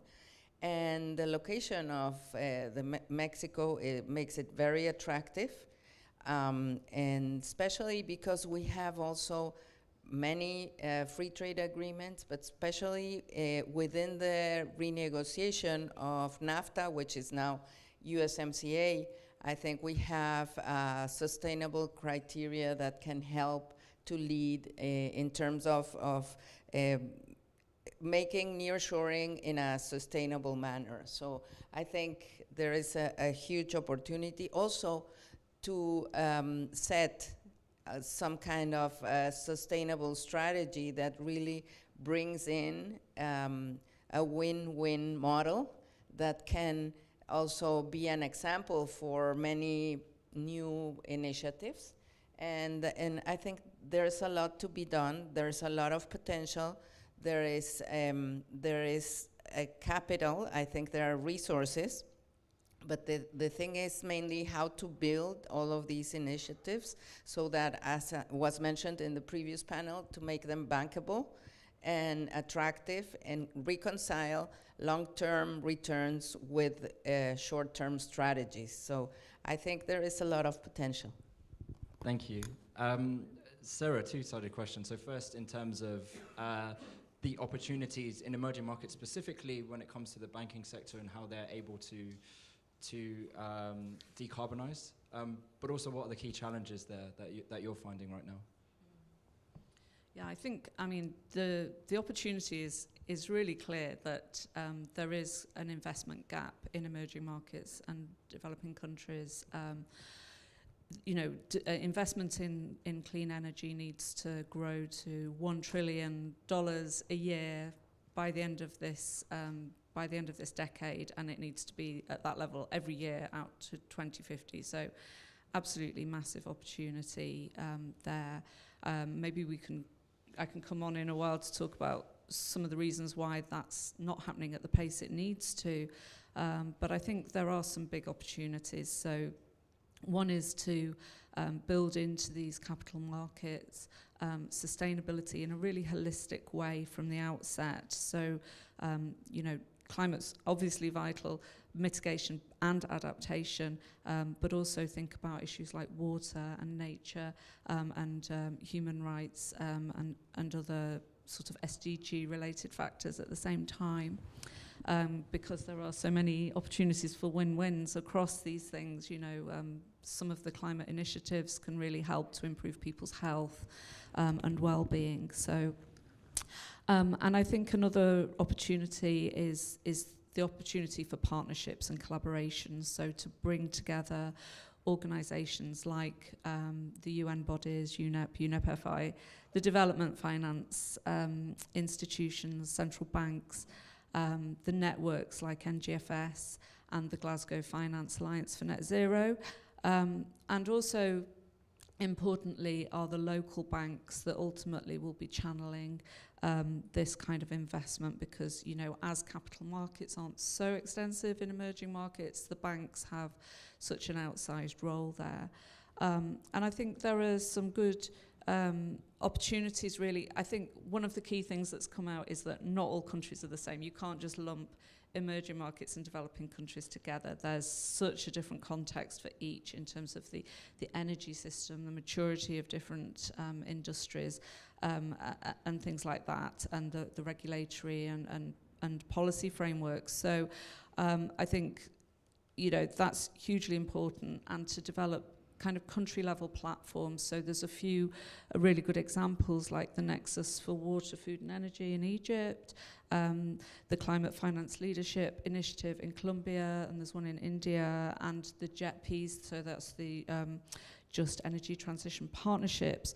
And I know there's a lot more focus on that from the Glasgow Finance Alliance for Net Zero this year. Two more opportunities. One is in transition finance. We really need to work out how to define what is transition finance in a robust way, so that it's not subject to accusations of greenwashing. It's not just, it's, BAU, you're just saying it's transition finance. We need a robust way to be able to define that. So there's an opportunity there to work together on that. And also, I would say there's a huge opportunity in emerging markets to develop high integrity carbon markets, because around the nature-based solutions and the opportunities that there are, as you said, the land-based resources could really be brought to the fore there. So lots of opportunity. Yep. You mentioned that there's reasons there that this isn't currently happening. What are the key hurdles there right now? Yeah, I think some of the barriers to this are that the cost of capital is too high, and a lot of that comes down to the credit rating of the counterparty or the country involved. And some of the barriers around that really come down to policies and regulations. So these can, there can be policies and regulations that unfortunately are sort of artificially inflate the price of, for example, renewables and make them not as competitive against ongoing fossil fuel production as it should be. And so I think, there's an opportunity for policies that can really help to stimulate that investment in renewables, so things like auctions of energy, feed-in tariffs, net metering, tax incentives, but also outside of energy, things like transport policies and building standards, and thinking about things like fossil fuel subsidies and also currency risk is a really big one. And I think you need to kind of create those enabling conditions to enable that capital to flow in, and that's when you can look to catalyse through public and private investment, and use those tools like we heard a little bit about earlier about blended finance, concessional terms, guarantees, that kind of thing. So I think that de-risking is hugely important to kind of get that tipping point on the cost competitiveness, and also develop those pipelines of projects. And we heard about the kind of the ticket size being a bit of a barrier. So maybe there's opportunities to kind of bundle those to make them more attractive to investors. Thank you. Just on that, I think we have the results from our poll, where we asked in more detail about some of the challenges to mobilizing sustainable finance. So yeah, regulation, which you mentioned, 15%, and lack of investable projects, which I think touches on the point, Sheila, that you made, that some of the investors are maybe looking for a bigger scale. Actually, it seems there overwhelmingly that the bigger issue is insufficient data and information at 38%, and debt constraints, which you also touched on, 31%. Insufficient data and information, I think, is the theme that's come out across the conference over the last 2 days. And also in some of the work that we've done at OMFIF, when we've looked at global public investor surveys for central bank reserves managers and also pension funds and sovereign funds, this is always the key issue that comes up in terms of what are the hurdles to further ESG adoption for investors. Rami, I'd like to get your thoughts on this poll, and your reaction to this, really. No, I actually can't agree more. I mean, most of these are definitely obstacles and hurdles that do face mobilizing finance to green projects. Sarah mentioned there's no one size fits all, and I agree with that. So there might be a range. I mean, the spectrum obviously can change and vary between one country to the other. So we cannot say that, you know, what applies. I mean, the results of these polls apply everywhere. I mean, it definitely does overlap, I think, in most jurisdictions with a different variation. So in terms of, and generically, not necessarily specific to the case for Egypt, insufficient data and information, I think this is definitely a hurdle. There is data asymmetry, and that does obstruct the flow and the appetite for this. In the previous discussion, when the issue was raised about Africa, and then the response by one of the panelists was that the lack of enough data and transparency could be a bottleneck. This is definitely the case anywhere. Any prudent investor trying to put money in any us as a Central Bank of Egypt, when we invest, we need to be fully aware of what we're investing into, what kind of exposure we're exposing ourselves to. So data is key across all investment realms, so be it green or not. But adding to the complexity of sustainable finance, there's definitely, again, because this is a very nascent and novel sphere, we need to put a lot more effort in providing more disclosure, more transparency, and more data into the processes. We have to do that. This is not something we can hope for it to happen. We have to take and play an active role on that, because this will definitely be a hurdle. In terms of regulation, I think we also have an important role to play as central banks. And again, we have to start by ourselves. Even though this is not strictly a mandate for the central banks, or seemingly not, but I think it has to be deeply entrenched and embedded in the standards that the regulations that the central banks will set forth for the bodies they supervise. And we have to start now, and we have to be consistent. I agree that the transition to a low carbon economy has to be a gradual one, because there are so many trade-offs. So you cannot go to an emerging market with the size of Egypt and say, you know, this has to happen overnight, irrespective of the fact that we are already low emitters. But I mean, the case in point is, with the population growth we have, we're growing by 2% or more a year. and similar to the case in Kenya and most of Africa, 60% of the population in Egypt is below 30 years or less, which is an opportunity but also a risk. It's an opportunity because this population is very dynamic, it's very tech savvy, and with the adoption of more technology in our everyday lives, I think this helps with the data data availability and makes the data more available, given how these younger populations are adapting more and using technologies that are more data and technology sufficient. So I think that we need to work on that very in a very unwavering manner.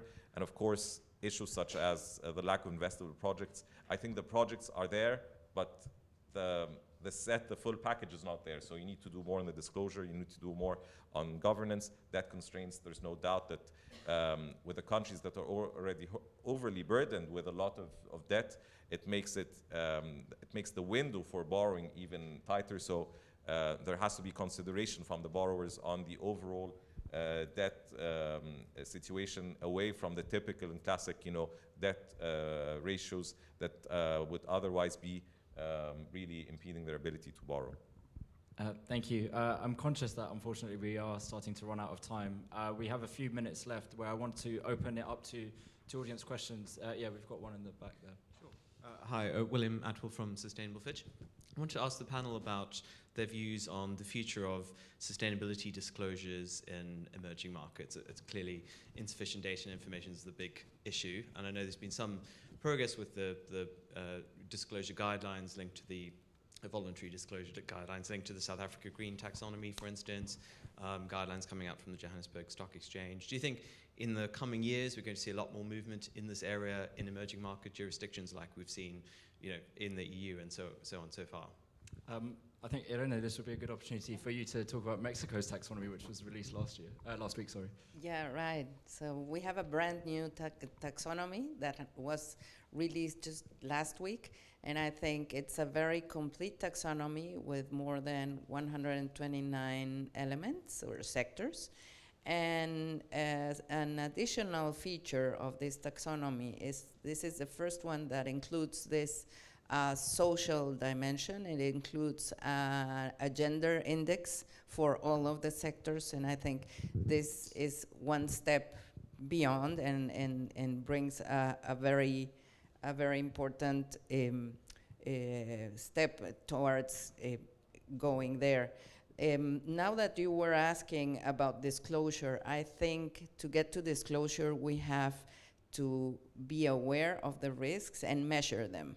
So in measuring is where we need not only awareness, but also data, just like it was indicated here, and also have methodologies. And I think there is a huge challenge, not only on climate risks, but also on biodiversity. This is a newer area, and especially it is more difficult to measure because we don't have a specific measure on biodiversity loss. It's not like a carbon emission that is this size or another size.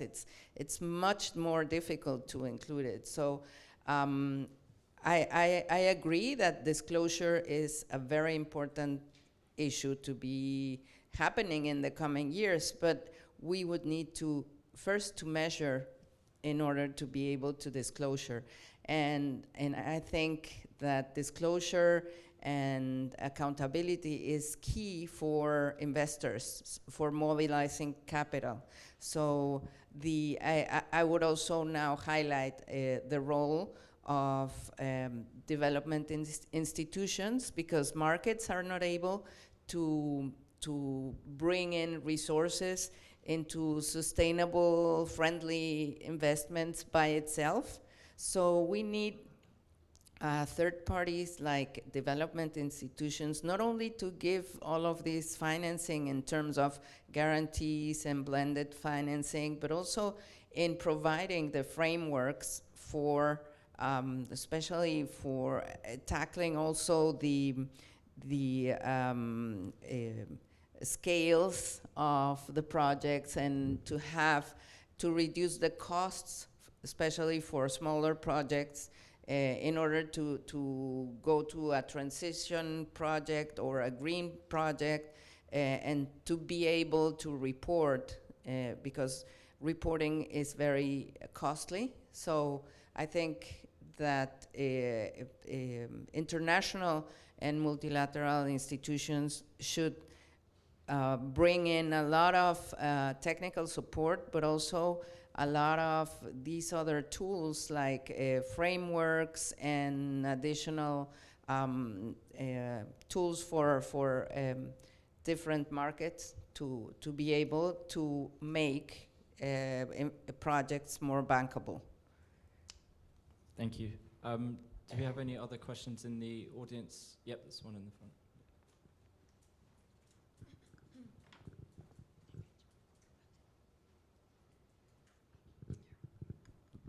Thank you very much. I just want to have this brief thinking about, we know that emerging markets needs a lot of investment in mitigation and adaptation, and for that, a lot of capital is needed. But we also know that in emerging market economies, local capital markets are not well developed. So what is a better strategy for these emerging market economies? To focus on developing good environmental projects and strategy in order to tap funds from international markets, or try to develop local capital markets? Thank you. Yeah, it's a great question. Sheila, I'd like to come to you on that, since I suppose Kenya's been taking that two-pronged approach of trying to mobilize international capital, but also building from within. Where do you see as the priorities there? No, I mean, I think it's a great question. I don't think you can do one or the other. I think you have to do the two together. I know that in Kenya recently we've released a new law on public-private partnership, which is going to be built into the capital markets. In addition, the Central Bank of Kenya is working on a project which is a central depository system, which is going to be purely digital. So even people overseas, in England, in Europe, in wherever, can invest into Kenya domestic debt, government domestic debt. We did that very successfully with our own people, and now we're saying, can we do it digitally outside of Kenya? So that actually is going to be released, I think, next month. But I also want to put a caveat: whenever you're releasing these big IT projects, give us a couple of months to go through the bugs, and then please come and test it. And we're trying to make it as little as possible. I think in Kenya that should be in the region of $30 for somebody to be able to invest on the street, on their phone, into government debt.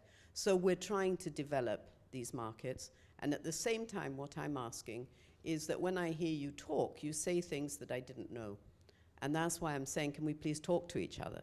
And can you tell us what it is you're looking for? We can tell you, you can't have that, when that's not what we're giving. Or we can say, we didn't know you wanted it. How can we do this together? So I think that conversation needs to be had. The insufficient data and information is something that really drives me. At the Central Bank of Kenya, and I'd please ask all of you to go onto our website, we pride ourselves in having accurate, reliable, relevant, timely data. And if you go onto our website, every time we get something, we don't hide it, we put it straight into our website. And I think it was 2017, we actually won the global prize for central banks for the best website. So when we're talking information, data, we're trying our best. And if there is ways to improve it, again, tell us. I remember right at the beginning of the conference, there was someone sitting here who was also saying, I get it wrong, please tell me. And I think that's the right step to have, to show that you're committed to this process. Thank you. Thank you. Rami, same question to you. And I suppose a bolt-on to that, where there are difficult conditions there in international markets, as Sarah mentioned, cost of capital is rising, US interest rates are rising, and all the global shocks that have been out there. Does that now place more importance on building from within? And you mentioned the green bonds that have been issued domestically in Egypt. Do the challenging international conditions drive you more to look inwards? We definitely do, because again, I think that this is a great opportunity to be able to present yourself as a market that is multifaceted. So when one scope goes under, you still have other options on the menu for investors. Investors like to have that kind of diversity and agility. So I think both have to go hand in hand. You need to continue to establish your capital markets, because it's going to be at the end of the day capital markets where these bonds, whether green or not, are going to be issued and traded.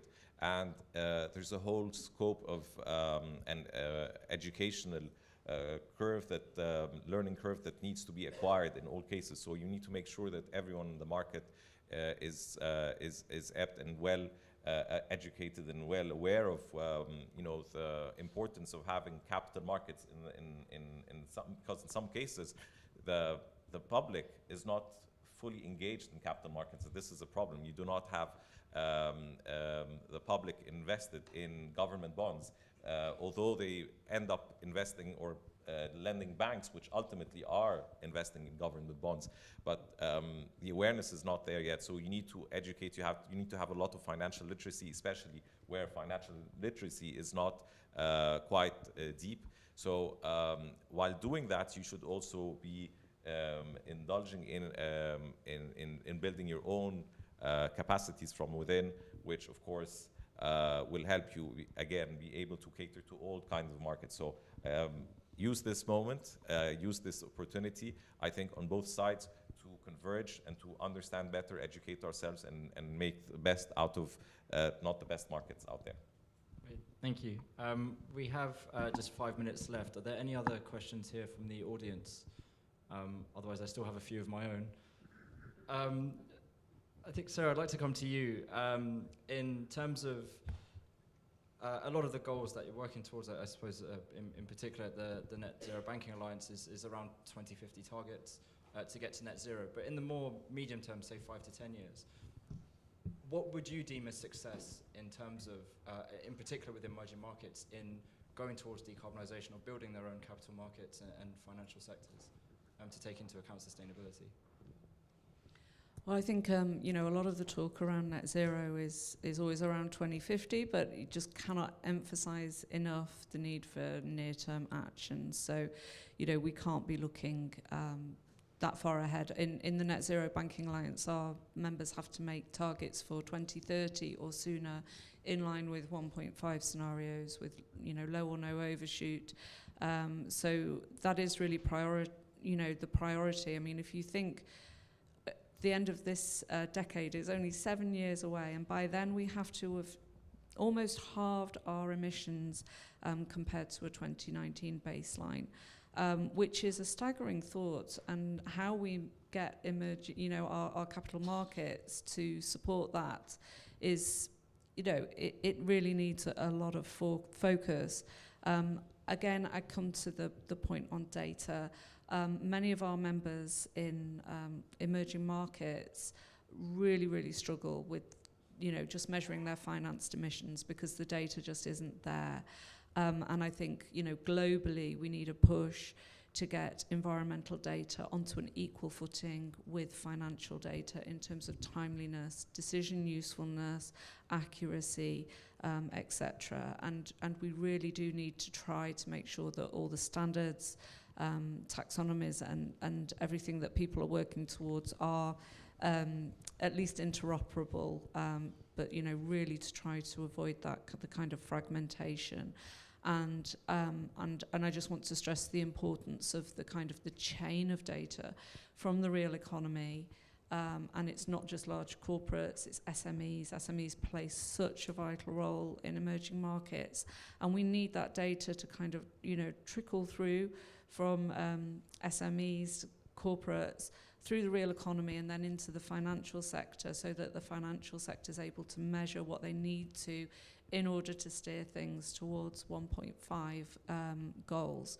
And I would just like to come back to the report that was issued on Monday by the IPCC, which stressed so emphatically the need for near-term action.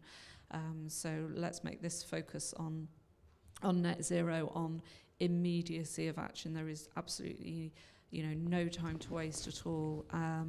And I think, climate considerations need to be in everything, everywhere, all at the same time. So, yeah. I think that would be a great point to end on, that call to action. yeah, I think some of the key themes that have come out of this is the need for urgent action, the need to build more awareness around what's going on to help bridge some of these data gaps. I think, as we've seen, there's plenty that is being done in various emerging markets that perhaps is not out there in the wider consciousness of investors or people on the ground more generally. So I'd hope there will be a silver lining and things will move in the right direction. That just leads me to thank our panelists here for really engaging discussion, and yeah, we can continue them on in our refreshment break. I think we're back here in half an hour. Yep, perfect. Thank you very much.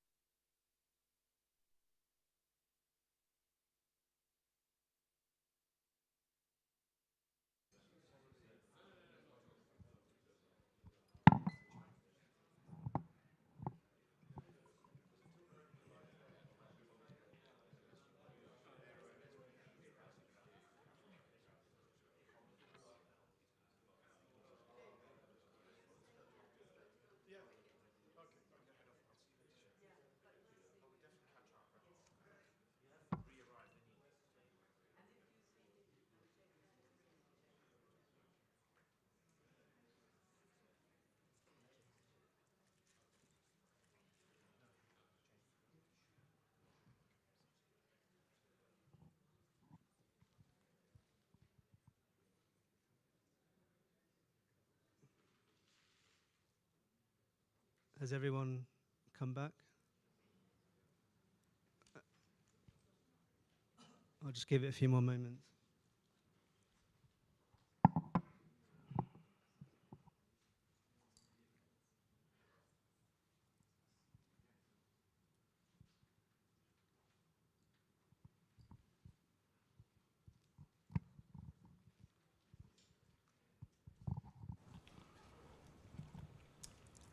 Okay, I think we're ready to resume. I'm Burhan Kabbai, Head of Content at OMFIF Sovereign Debt Institute, and in this session we'll be sort of carrying on the discussion from the last panel on capital markets, but really honing in on the green, social and sustainable bond market. So I've got a great panel of guests with me. On my left, Ignacio De Colone from the International Finance Corporation, Marcus Pratch from DZ Bank, Head of Sustainable Bonds, and Jessica Poulet, Head of Policy and Markets at the UK Debt Management Office. So firstly, I think perhaps we'll start with you, Marcus. The green, social and sustainable bond market suffered heavy drops in volumes last year. What's the environment like this year? What's your sort of outlook for supply? We are very optimistic that the market will return to growth. We see this year, expect a little bit more a return to qualitative growth instead of quantitative growth.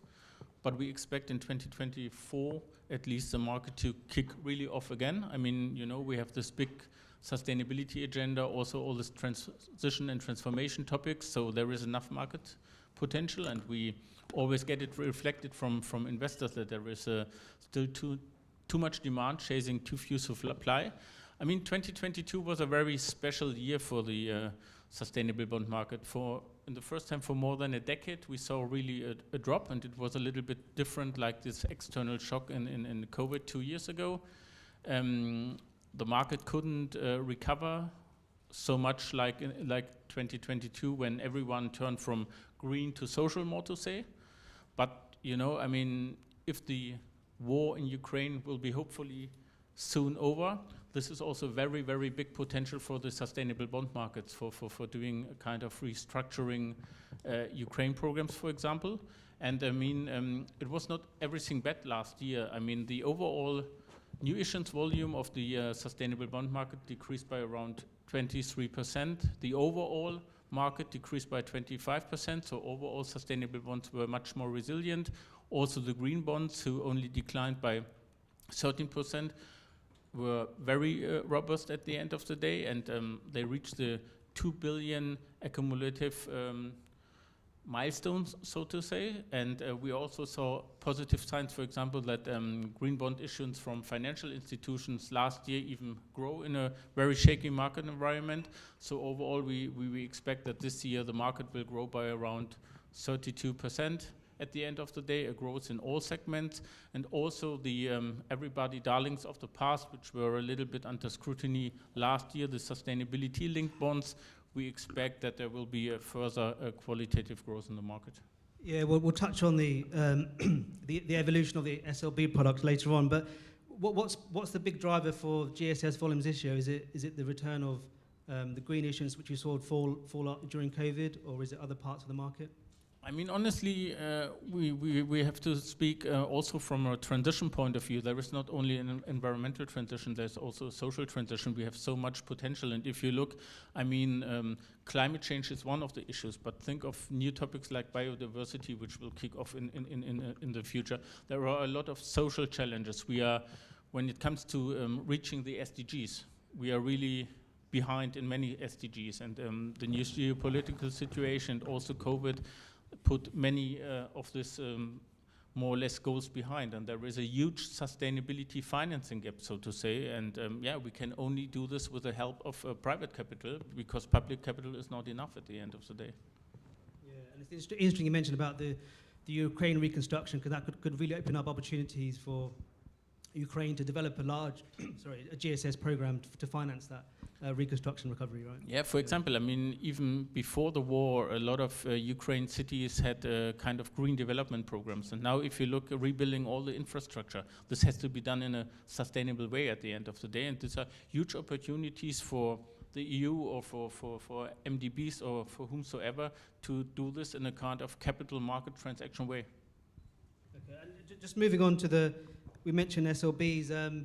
We've not really seen too much, development from Europe in SLBs.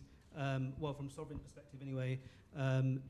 Why is that? And do you think Europe will naturally move into looking at SLBs from a sovereign perspective? I mean, SLBs are, from my point of perspective, a very smart tool from a technical point of view, if you do it in the right way. I mean, there are a couple of things you really have to look at. I mean, when you're defining the KPIs, you have to choose material KPIs, and especially when it comes to the SPTs, the targets, you have to be very ambitious. It's not a business as usual scenario.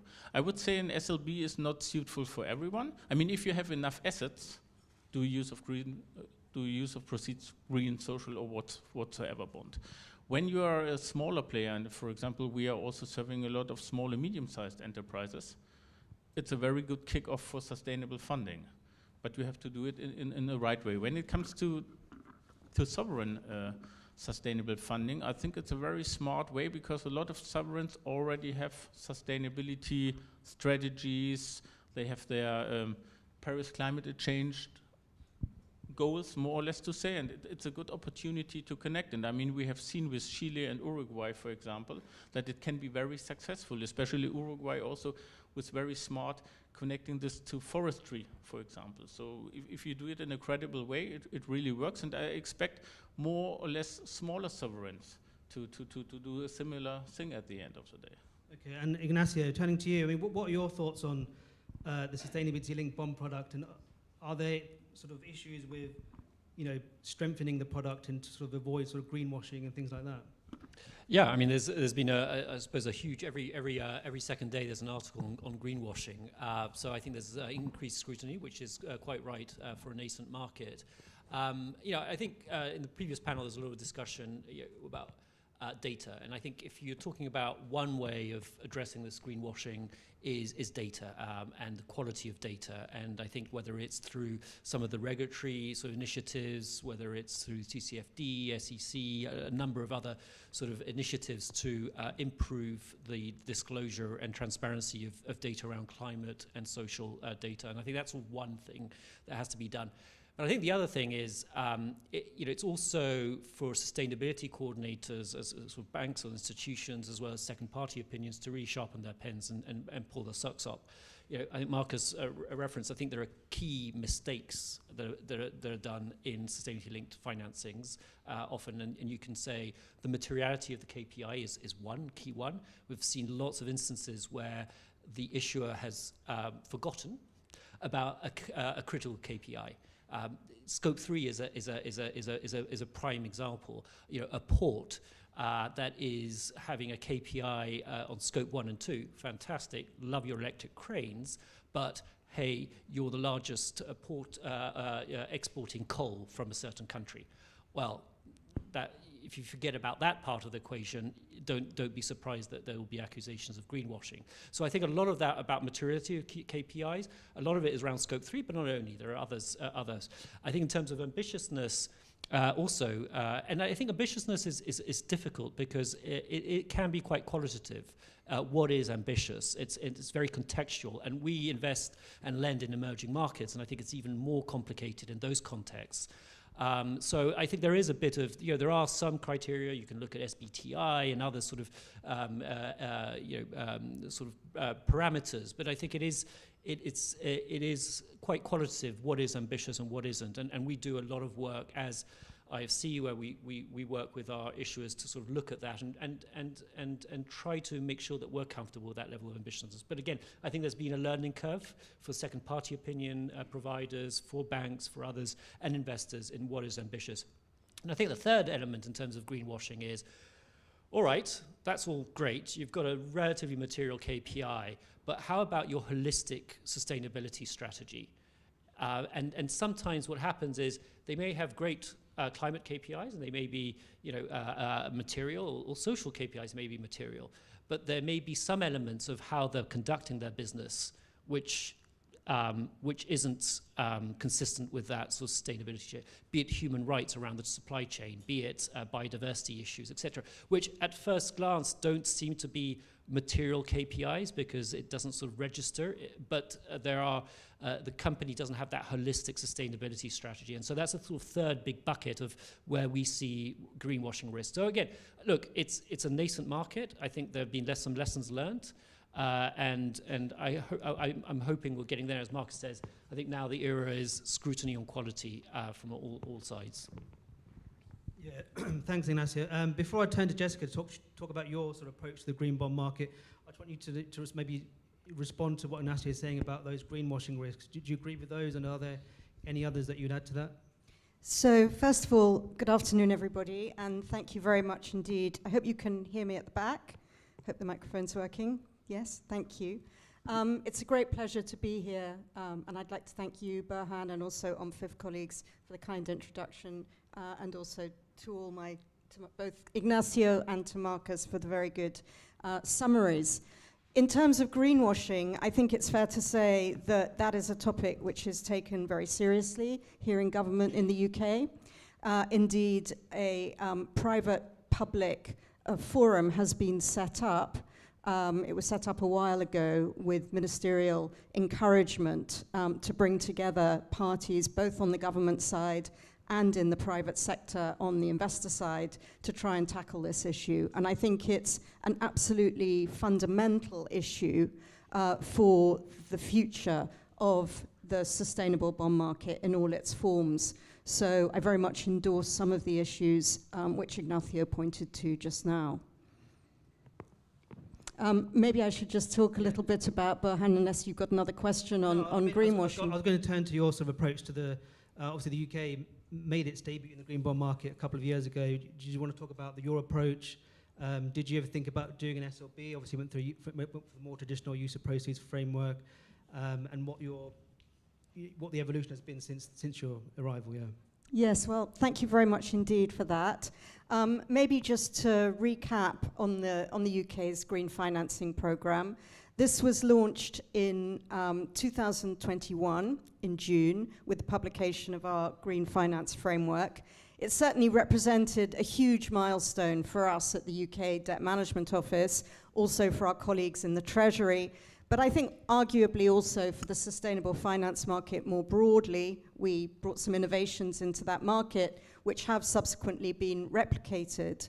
But I think it's also really important to note that before the government took a decision to issue, the government needed to be satisfied that a sovereign green bond, a green gilt as we term it, would actually represent value for money for the UK taxpayer, that it would enjoy strong and sustained demand over the long term, and also be consistent with the government's wider fiscal objectives. So we'd been closely monitoring the market for some time. We'd engaged with market stakeholders over a long period, and this aspect of market engagement is a vital part of our issuance strategy, a vital part of our normal issuance strategy, but even more so when we were introducing a new product into the market.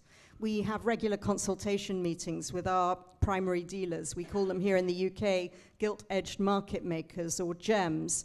We actually had one on Monday. We publish the minutes of those transparently the following morning on our website.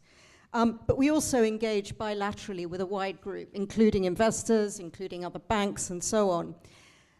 What we felt in terms of our approach was that it was important to reflect what the market really wanted to see. And these outreach exercises, and we also did investor roadshows, both following the publication of our framework and then again in the run-up to the launch of our first green gilt, which was in September 2021. We had some things that the market really wanted to see in our program. We also had, in addition to that, we assembled what we called a stakeholder discussion forum. This consisted of a group of academics, as well as people from the finance community more broadly, who had experience in that market. And in fact, you can get the list of those people on our website if you'd like to see that. But what became clear from all of this engagement was that what the market wanted to see, as far as we understood it, and as far as, is this working still? As far as we heard it, was not only that green gilts would raise financing for the government in a smooth and cost-effective way as possible, but also in a way which was fully in line with our debt management objective, which was to minimize cost over the long term, subject to risk. And so in that context, we considered the green gilt program holistically in the context of our overall approach to the gilt market. And how we did this was we felt it was important to replicate the same structure in our green gilts as we had in our conventional gilts, and also the same approach to the market. Now, obviously, this was then overlaid with the attributes, the specific attributes of green bonds that are now very familiar to us all, such as alignment with the ICMA green bond principles and so on. But in terms of the actual structure, the plain vanilla bullet maturity, the semi-annual interest payments, the eligibility for repurchase, repo transactions, and the inclusion in relevant bond indices, those fundamental aspects were what we heard from the market to be absolutely vital, and that would achieve the kind of liquidity characteristics which were so important to market participants. Now, obviously, as I say, the main difference is that the funds raised through the program are allocated to green projects, and that was in sectors like renewable energy, green transportation, and those are detailed at quite a granular level in our first allocation report. This was published in September last year, and it is on the DMO's website, so you can see those. And you asked just about sustainability-linked bonds, and I think what I would like to say is, you know, this is a market overall, a sustainable bond market, which is still in its infancy, effectively. Therefore, any new developments are clearly to be welcomed. And I'd just also like to say that the UK government never rules out new structures. But at this point, it is the case that we have no current plans to launch an SLB. But just to share perhaps a few high-level observations, if I may, you know, the structure, as Marcus alluded to, is theoretically a neat one because it references the transition to net zero from a whole holistic sovereign perspective, but it is a departure from the plain vanilla type structures of conventional bonds, which we've seen by sovereigns and replicated then by green bonds. For example, it contains contingent step-up payments, sometimes even step-down features, which would reference, you know, a government's greenhouse gas emissions and so on. Now, there are some practical, real-world challenges to these types of structures. For example, and we're getting into the plumbing here, but how would such structures be booked in systems, in investor systems? Therefore, how would such structures be valued? How would, therefore, such structures be traded? And it is these kind of aspects that I think in the context of a sovereign, where the volumes are very large, that need to be, you know, considered very actively. And I'm not sure we've bottomed out all those issues at this particular juncture. And given the focus that we heard from investors on liquidity, liquidity, liquidity in our initial outreach, I think there are still some questions around that. Is that something that you agree with, Marcus? I mean, are those some of the, I guess it's quite still in its infancy, as Jessica says, the product, and liquidity is quite important for sovereigns as well. So these some of the issues that you agree with as well. I mean, liquidity is generally a big topic in the market. This is also what we hear from a lot of investors who would like to buy green social sustainability bonds on the secondary market, and they are just not available because, you know, most green bond or social bond investors nowadays are buy and hold investors. So of course the market needs to grow. I think one of the most important things is also to have a growing secondary market, more liquidity, and yeah, then the products will kick off. And just turning to Jessica again, back from the UK's perspective, have you also seen a sort of growth of the sterling green bond market as a result of your arrival in the green bond market? Thanks, Burhan. I mean, I'd like to answer this question, I suppose, in two ways. First of all, we have seen a very positive reaction from the market, from the launch of our Green Gilt program. This was something that we'd had significant representations from the market for ahead of our launch. And now that it's been integrated, we've seen, very good responses from the investor community, from other issuers, for example, who we've engaged with since we issued, just to share views, share opinions, and from, the stakeholder community more generally. In terms of the ESG/green corporate space, there have been a few corporate issuers in the sterling sustainable bond market since we launched that program. Not a huge amount, I think it's fair to say. There have been quite a few SSA issuers in sterling in this market as well. But I think it's also important to look at the standard setting aspects of the UK's government's program. And although it may seem that we've been active in this market for a while, and indeed we've now been auctioning our green gilts as well as issuing them through the syndication mechanism, which just shows the depth of integration within our program. From a reporting cycle perspective, we're actually going to be publishing our first impact report later this year.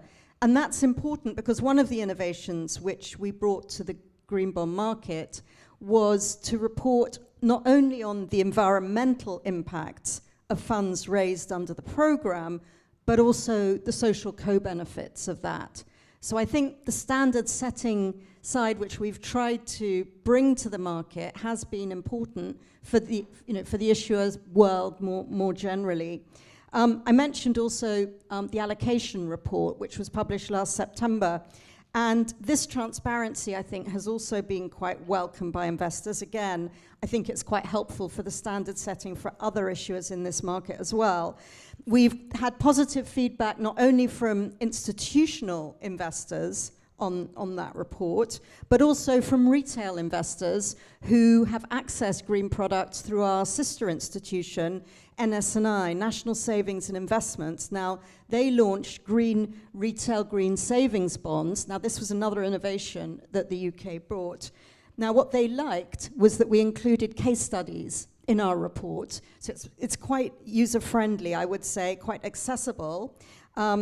We covered, for example, plug-in car grants. We covered the public sector decarbonisation program in the UK. You can look at the report on the website, tree planting, flood and coastal defences, and so on. So, yes, I think there are a couple of different aspects here. It's become a market where there is a reference out there from the government which is helpful. It has attracted some new issuance, and I'm hopeful that we may see more going forward. Okay, thank you. And Ignacio, just turning to you from what Jessica was saying, how important is it for issuers like the UK when they come to the market with innovative green bond programs to sort of set standards and sort of increase innovation in this market? Yeah, no, whether it's the UK or other governments, it's obviously key to see credible issuers come to the market using these instruments. I mean, as IFC, we've also been in the green bond market for over a decade now, and I think issued over 170 green bonds in at least over 30 currencies. And so I think it's important for whether it's multilateral sovereigns to participate in the market in a credible way, setting standards so that whether it's corporates or other sovereigns can also sort of follow that lead and really participate in the market. So I think it is crucial, and so welcome what the UK is doing in the market as a sort of standard setter. So absolutely. Just staying with you, Nassi, I mean, there are other developments, not just SLBs, but other types of labelled bonds like biodiversity bonds. What are your thoughts on these types of innovations as well? Yeah, look, we're looking at lots of different flavors of sustainable bonds. So we've published a guidelines for blue loans and bonds. We did a number of financings which were blue, trying to take part of the green loan and bond sort of principles and applying that to transactions which had an impact on oceans and water streams. And for example, we did a transaction with a Brazilian company, Sabesp, in the area of Sao Paulo around sewage systems, and they cover around 140,000 customers there, and did that as a blue loan. So that's sort of one area that we're looking at. On the biodiversity side, it's a huge topic. Our sister organization, World Bank, last year did a rhino bond, which was to fund two protected areas in South Africa and have a performance sort of trigger based on those conservation efforts around black rhinos specifically. But more broadly, we're looking at, with companies, seeing how we can integrate biodiversity elements into some of these structures. And it might be indirect, because how you measure and track biodiversity is complex. There are really interesting innovations around eDNA and others, but still, so we're seeing how we can do those types of transactions with private sector partners. For example, with renewable companies, and trying to see how, if they're installing wind farms, how we can do biodiversity programs around those wind farms to protect, whether it's avian populations or other types of species. So there's a huge amount of innovation. It is complex, particularly when we're talking about biodiversity. It's extremely complex because we're talking about ecosystems impacted by many different players in the surrounding areas. But I think that's part of the interesting challenge, is how do we take an ecosystem approach with particularly private corporates and work on that, and with governments, of course. And Marcus, what are some of the discussions you're having with particularly corporates, as Ignacio said, about some of these structures of bonds, of GSS bonds? Mm-hmm. I mean, generally, what we see is that there is a kind of diversification tendency in the market. We see new issuers, we see new and innovative structures. I mean, innovation and sustainability go hand in hand.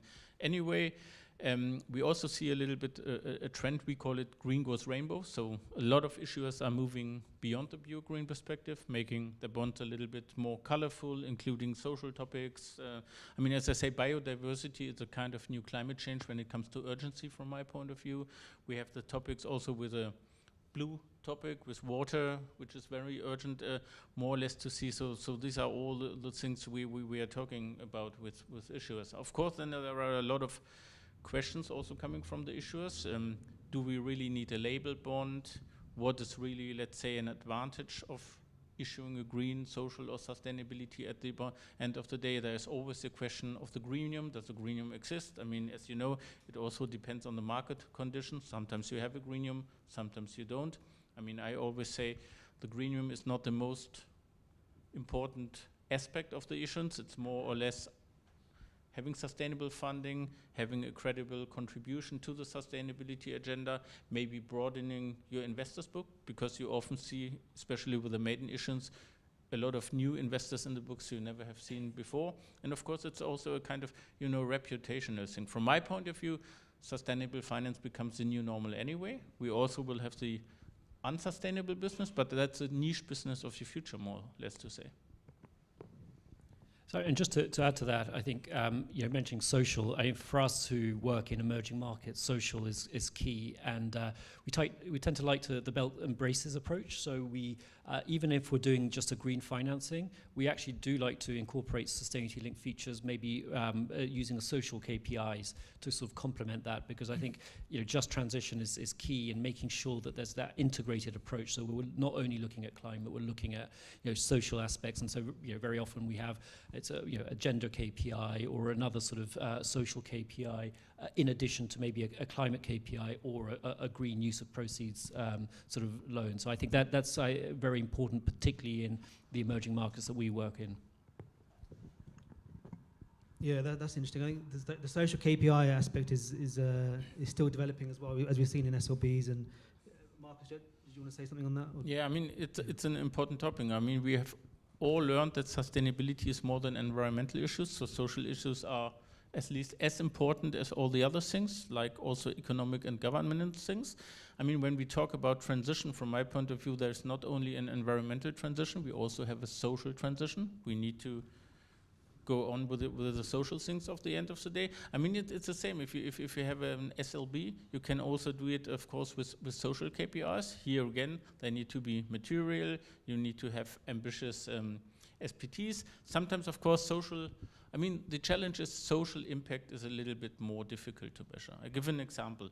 If you build a hospital, or if you have an agenda to build more hospitals, does it have a positive impact? If you have an area where you already have 2 or 3 hospitals which are not fully utilized, you don't have an impact. But if you go to an underdeveloped area, somewhere in an emerging market countries, and you build the first hospital there, you have a huge impact at the end of the day. So this is something you have to take in mind when you talk about social KPIs. And the other thing is, I mean, if you're looking at the central bank perspective, central banks actually prefer to buy green SLBs, not social SLBs. So also you have to build the respective market environment for this. Okay, and what I mean, you mentioned this before, but what are some of the most common questions you get from, I guess, both sides, borrowers and investors, when they're coming into the GSS market? I mean, as I said, the issuers are always interested, okay, which standards do we have to follow? You know, there's now the big discussion going on with the taxonomy-aligned bonds, with the future European green bond standard, which is, from my point of view, a very ambitious thing. I mean, you know, with all this back testing, only a few bonds would now be fully EU taxonomy compliant. So from my point of view, we will see a parallel world for time being, and acceptance is very important. I mean, the European green bond standard can only work if it's really accepted. And at the moment, I'm still a little bit cautious, you know, also with the taxonomy. Usability is a very, very big challenge. We have a lot of black boxes and question marks behind. So let's see how this will develop. I mean, the initial idea of the EU action plan and the taxonomy to grow the market is not bad. But of course, acceptance and usability is key at the end of the day. When it comes to issuers, also one big question is, how can I make sure at the end of the transaction that my bonds will be allocated to portfolios with impact? So what we more and more see in transaction is that we also, as a lead manager, are required to do a kind of, you know, assessment of the investors in the order book to more or less, assess their greenness or socialness, respective on the bond.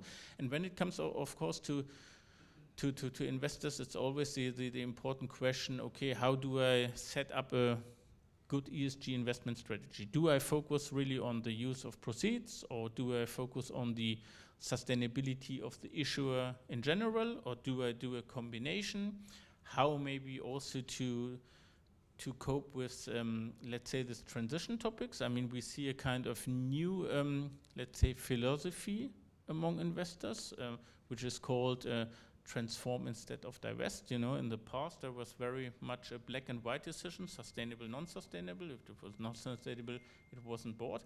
Now, more and more issuers are looking, investors are looking a little bit more into the future, identifying, so to say, the sustainable champions of the future, and they are willing to invest even in critical companies as long as they stay on a, let's say, credible transition path at the end of the day. So we see with this diversification tendencies, we also have a lot of more bespoke choices for investors, and this is, from my point of perspective, a good sign.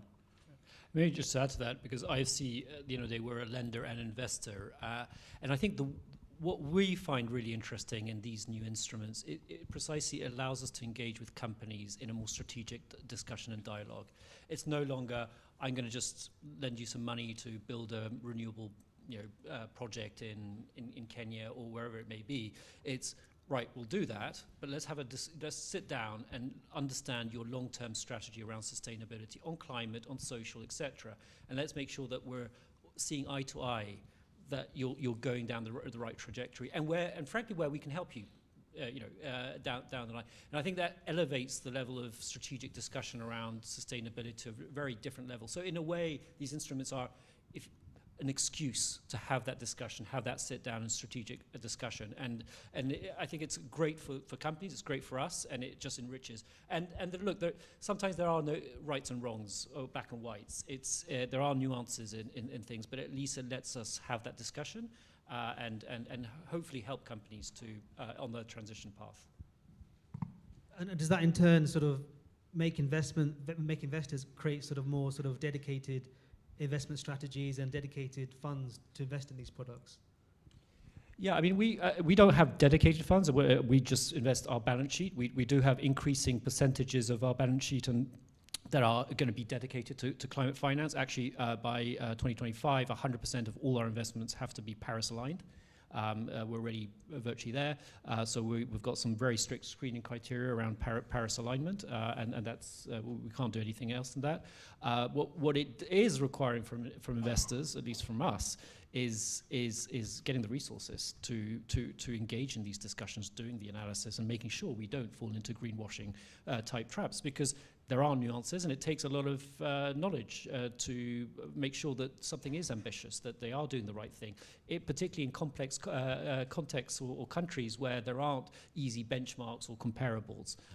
What is the right transition trajectory for a company who only has energy assets in Bangladesh? Bangladesh is a country that has limited renewables potential. So what does it? How do they do that? So again, it takes a lot of resources to sort of think through these things, and that's one of the challenges we have, is finding those resources to think through these things. And that's interesting about this sort of ambition of, I guess, the sort of emerging markets. But I mean, Jessica, is it important for developed markets to also have that same ambition with GSS issuance, and how can they perhaps achieve that or sort of further that? Thank you, Burhan. I mean, I think the developed markets, and obviously that's a big universe of very different issuers, and it's quite hard to group them all together in a way, because most of the main issuers have now developed green bond financing programs of their own, but they're all different, and they all adopt slightly different approaches, slightly different strategies. I mean, you've seen that with the UK. I think I've spent quite a lot of time, and I don't want to continue talking about that too long, but I think that strategy is very clear. We've wanted to replicate what we do in our standard gilts with green gilts, and I think that some of the other issuers are relatively comparable. This strategy of building up the bonds to quite a sizable amount. I mean, that's something that, for example, our colleagues in France have done, and that's been the approach that they've taken in Germany. Since you've asked me about other markets, I wouldn't normally comment on others when they're not sitting here on the panel, but they've taken another approach, also very successful, with their twinning strategy, so that you have two bonds out there, a green one and a standard Bund, and therefore one can trade one against the other. There are different reasons why different issuers, and I'm talking really within the G7 community here, have adopted different strategies. But I'd like to think that ours is more adapted to the UK market, and that's why we've adopted the one, because it's fitted in quite neatly. And when I look at how the financing program here has evolved, and this is quite timely actually to be having this panel, because we announced our new financing program for the upcoming year, 2023-24. We're approaching the end of this fiscal year, and just at the end of next week. We announced that just last week, and what our program was, so we can take a retrospective view as to how the program has actually adapted. And we've done these two gilts at the key maturities. So the UK market has been historically quite focused on certain key benchmark maturities, the 10-year point, the 30-year point. And that's why we chose the 2033 as it then was, to allow it to roll down the curve to become a 10-year, which it now is. It wasn't when we first issued it. And the same with the 2053. And we have now reopened those. So the 2033, we've now reopened 3 times since it was first launched. It's now a size of 18.5 billion pounds, so reasonably sizable, which was always important to us. And the 2053, it was initially launched by syndication, being, you know, also a longer maturity, which is more customary in our gilt world to syndicate longer maturities. But we've now reopened that also by auction, and that's a size of 12.9 billion. So these are sizable transactions. We do about 80% of our gilt issuance via auctions. And so I think it's fair to say that now we've launched green gilts through this method, it's a further sign that they've been integrating. Now, in the context of our overall funding program, so last week on the 15th of March, we announced that next year's program is going to be a total size of 246.1 billion pounds. We're going to be doing 241 billion through gilts, and Treasury bills are going to take up the slack. But we were able to announce, I'm very pleased to be able to announce, that green gilts are going to be the same amount as this year. So that's going to be 10 billion pounds for the year starting in April, just a couple of weeks away now. We are going to be focusing initially on reopening those two green gilts. That's our priority, but obviously we review market conditions constantly, and we will prioritize further reopenings, but this will be kept under review subject to market and demand conditions. Another thing just to note, we had yesterday our final gilt operation for this year, so we're very much looking ahead now to our next financing year. We're actually going to be announcing tomorrow morning, that is Friday 24th, before market opens, what our calendar will look like for the next quarter. So there will be further details of our overall financing plans, which will be announced tomorrow morning. Okay, just two quick questions off the back of that. Firstly, how have your green bonds been received compared to your conventional or non-green bonds? And you mentioned your refinancing remit for the next financial year, which will be a record amount of net supply. Do you anticipate that making it more difficult for you to issue green bonds or for investors to absorb those gilts when there's so much other supply coming in conventional format? I mean, I think the beauty of green bonds is that they do have a following, and they do have an investor base here in the UK, and investors, and we've heard this very directly just in the last week or so, are very supportive of the green gilt product, and I take great reassurance from that as we approach the next financing year. So I wouldn't be concerned about that level of issuance on the green gilt side. I think the fact is that we have made that commitment. We've clarified how that objective will be achieved, and as I say, I think there is robust support for that program from a number of investors here in the UK, and we've heard that just this week as well at our consultation meetings. Okay. I'm aware we're sort of coming towards the end of this session. Are there any questions in the audience for our panelists? Yeah.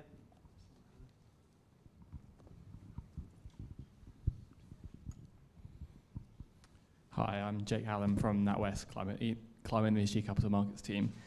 Just a question on sustainable linked bonds, if we could circle back to that. I think one of the problems I see with the market is that actually bad sustainable linked bonds can appear to be successful for sort of non-ESG reasons, be that pricing or yield. So, and I think the reason for that is that investors can just treat them as sort of conventional bonds and not sort of claim any of the impact for their own reporting. So question to the panel is, how do we sort of overcome that? Does it require investors to be more disciplined in their investment approach, or do we need sort of some sort of regulation to combat that?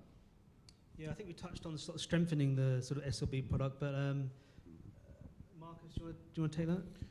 Yeah, I mean, from my point of view, SLBs are more for a common, broader ESG strategy suitable. And as I said, from my point of view, if we as a lead manager, we do not recommend every issuer here which approaches us to really use an SLB. We always say, of course, if you have enough assets, do a credible use of proceeds strategy. But we think SLBs are a very good complementary thing, especially for smaller corporates, also for smaller sovereigns. And if you do it in the right way, then investors are willing to buy this for their broader ESG portfolios, more or less to say. But of course, it's not suitable for, let's say, a very dedicated green or social portfolio, because here you really have to have the commitment that the use of proceeds will be used. I mean, another thing, what we have seen a couple of times in the market, not so often, is that even the issuer is allowed to use the use of proceeds of an SLB for common things. They were used for dedicated sustainability things. So at the end of the day, a good, I would say, qualitative thing is issuing an SLB, but also using the proceeds for a dedicated sustainability challenge. Yeah. And that's something that we do a lot. We combine both features. But I think to your point, maybe if you look at it from the narrow lens of debt capital markets and how the bonds are trading, you're right. I think that the bigger issue is a reputational issue for the company. And that maybe doesn't hurt the trading of the bond. You know, it may do a little blip here or there, definitely damages the reputation of the company in terms of equity issuances and all the rest. And I think that's the main sort of control, is they'll be put, it will be a very negative PR from that perspective. At least the more egregious sort of bad issuers. Yeah, in many ways, that sort of is more sort of severe than the financial penalty of SLB, isn't it? The reputational damage, I think. Yeah, question.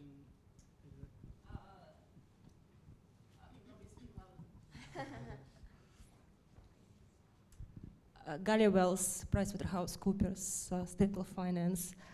I did want to challenge you on that regarding reputational risk. Last week, EBRD announced one of the SLBs they invested failed on their KPI targets. What it means, they only reduced their Scope 3 emission by 36% versus 40% target. However, kind of, and capital markets colleagues might sort of collaborate on it. I didn't see it as reputational damage to the company or to this particular instrument. In fact, I wonder why we don't see more sort of green transition bonds. And in some markets, in Japan, they were quite a successful instrument. Whilst, basically on one of the last panels I've been, capital markets experts were saying we might actually see death of SLBs because investors don't want to touch it. You don't have green UMs, there are lots of reputational risks. But how are we going to achieve transition if we do not have this kind of instrument which is wider and allows to finance transition? So this is basically just, half question, half kind of muttering around, how we can ensure we achieve transition without SLBs.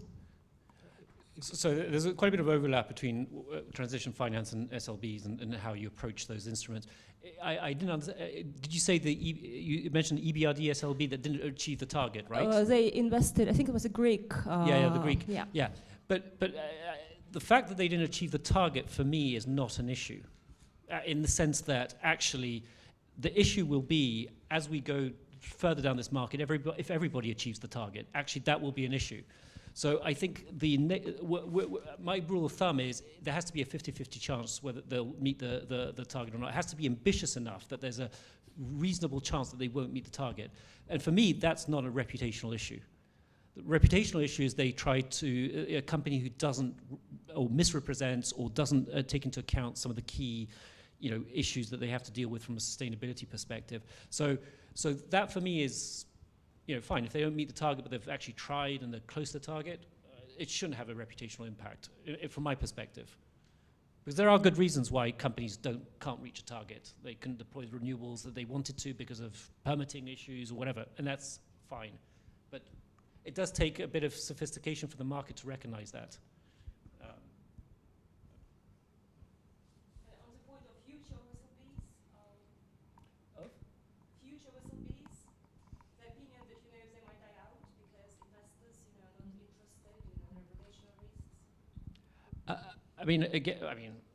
Marcus, you're close to the market. As an investor in SLBs, again, actually, we actually like the combination. we want to be able, we like belt and braces, we like to know where our money is going and the impact of our money, so we do like green instruments and use of proceeds instruments, but we also like to set the issuer targets in terms of sustainability and be able to give some modicum of incentive or disincentive for them to meet those targets. So actually we like it, but and the quality hopefully will continue to improve. But Marcus, you're I mean, you delivered an interesting buzzword, transition bonds. I'm personally a very big fan of transition bonds. I know there is always a big discussion, do we need another label? But honestly, transition bonds can be technical very easy. You can do a use of proceeds transition bonds where you finance a dedicated transition policy, or you put the issue as a whole in the focus and you do an SLB transition bond, more or less to say. And I mean, if you look at the overall sustainability agenda and the impact, where do we generate the biggest impact? By painting already dark green things a little bit greener, or by really helping to move, let's say, brown and critical industries even to become light brown or light green? So here we have the biggest impact, and this is where I see really a huge potential at the end of the day. And for me, labeling something as a transition bond increases the transparency. Everyone knows, even the investor, okay, we are here dealing with some critical issues, with some critical business models and critical things, and then you cannot be accused of greenwashing. And I mean, we need to really move forward step by step. We cannot paint the world green from one day to the other. We cannot put away all combustion engines from one day to the other. We have really to have a credible transition path. And that is why I personally think the SLBs will also play a very big part in this transition financing story. Yeah, we've got a question here. Hi, sorry, not a question, more a comment. I work with ICMA, so we provide the global principles for the sustainable bonds market. And just on the topic of transition, I mean, SLBs can be used for many things, but they have kind of emerged as an ideal instrument, if you will, to finance the transition, to underline the transition in strategy of an issuer. But just to say, you can also use green bonds, for example, to finance the transition projects in that case. And what I wanted to add, what hasn't been mentioned yet, in addition to the principles when you look to finance the transition, we also provide guidance in form of the Climate Transition Finance Handbook, which, if added to the principles, to the framework, that will actually add credibility in the market as well, because that's a list of recommendations to issuers as to what they should disclose, for example. Just to add that. Okay, thank you. Are there any other questions in the audience? Yep.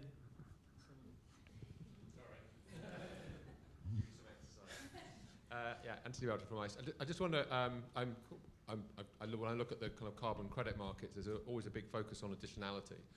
When you're looking at the GSS markets in terms of the additionality of the use of proceeds versus what they would have been used if they'd been issued as standard bonds, does that come up in discussions? Is that something that investors worry about and the way they look at pricing? Yeah, I mean, of course, this was a big topic right from the beginning of the market. You know, it was at the beginning, I would say it was a lot of refinancing, but things have improved over time. We also see, especially when we look at the sovereign side, you know, there are future budgets included in the respective sustainability frameworks. We also see now kind of additional projects being financed by this. This is something which is actually improving from my point of view. But of course, you are right. I mean, the market is still a very small but shiny light. It's in certain ways, honestly speaking, a kind of refinancing stories. You can always argue these are things which would have been refinanced anyway. But I think labeling those things gives the right signal. Yeah, it gives the right signal also to other issuers to do the same. And anyway, we need to improve and increase the market in some way. Do you have anything to add to that? Is it? No, I mean, I think you're right. I think the labeling itself, it is true that many times the additionality is questionable. I mean, there is no additionality, to be quite frank. But even in those instances, I think the labeling is useful, sort of signaling for investors and others. We've had a lot of discussions internally about additionality on sustainability linked structures. What's the difference of a few basis points here or there, does it change actually behaviors, or does it just, and I think it depends on the issuer. It depends. There are instances, particularly in emerging markets with smaller issuers, where actually it does sort of make them, and we have a discussion, and does push them to sort of aspire to more. So there is an element of additionality, but not always. So it's a bit more murky. Any other final questions? Otherwise, we'll next, I think. Oh, question there.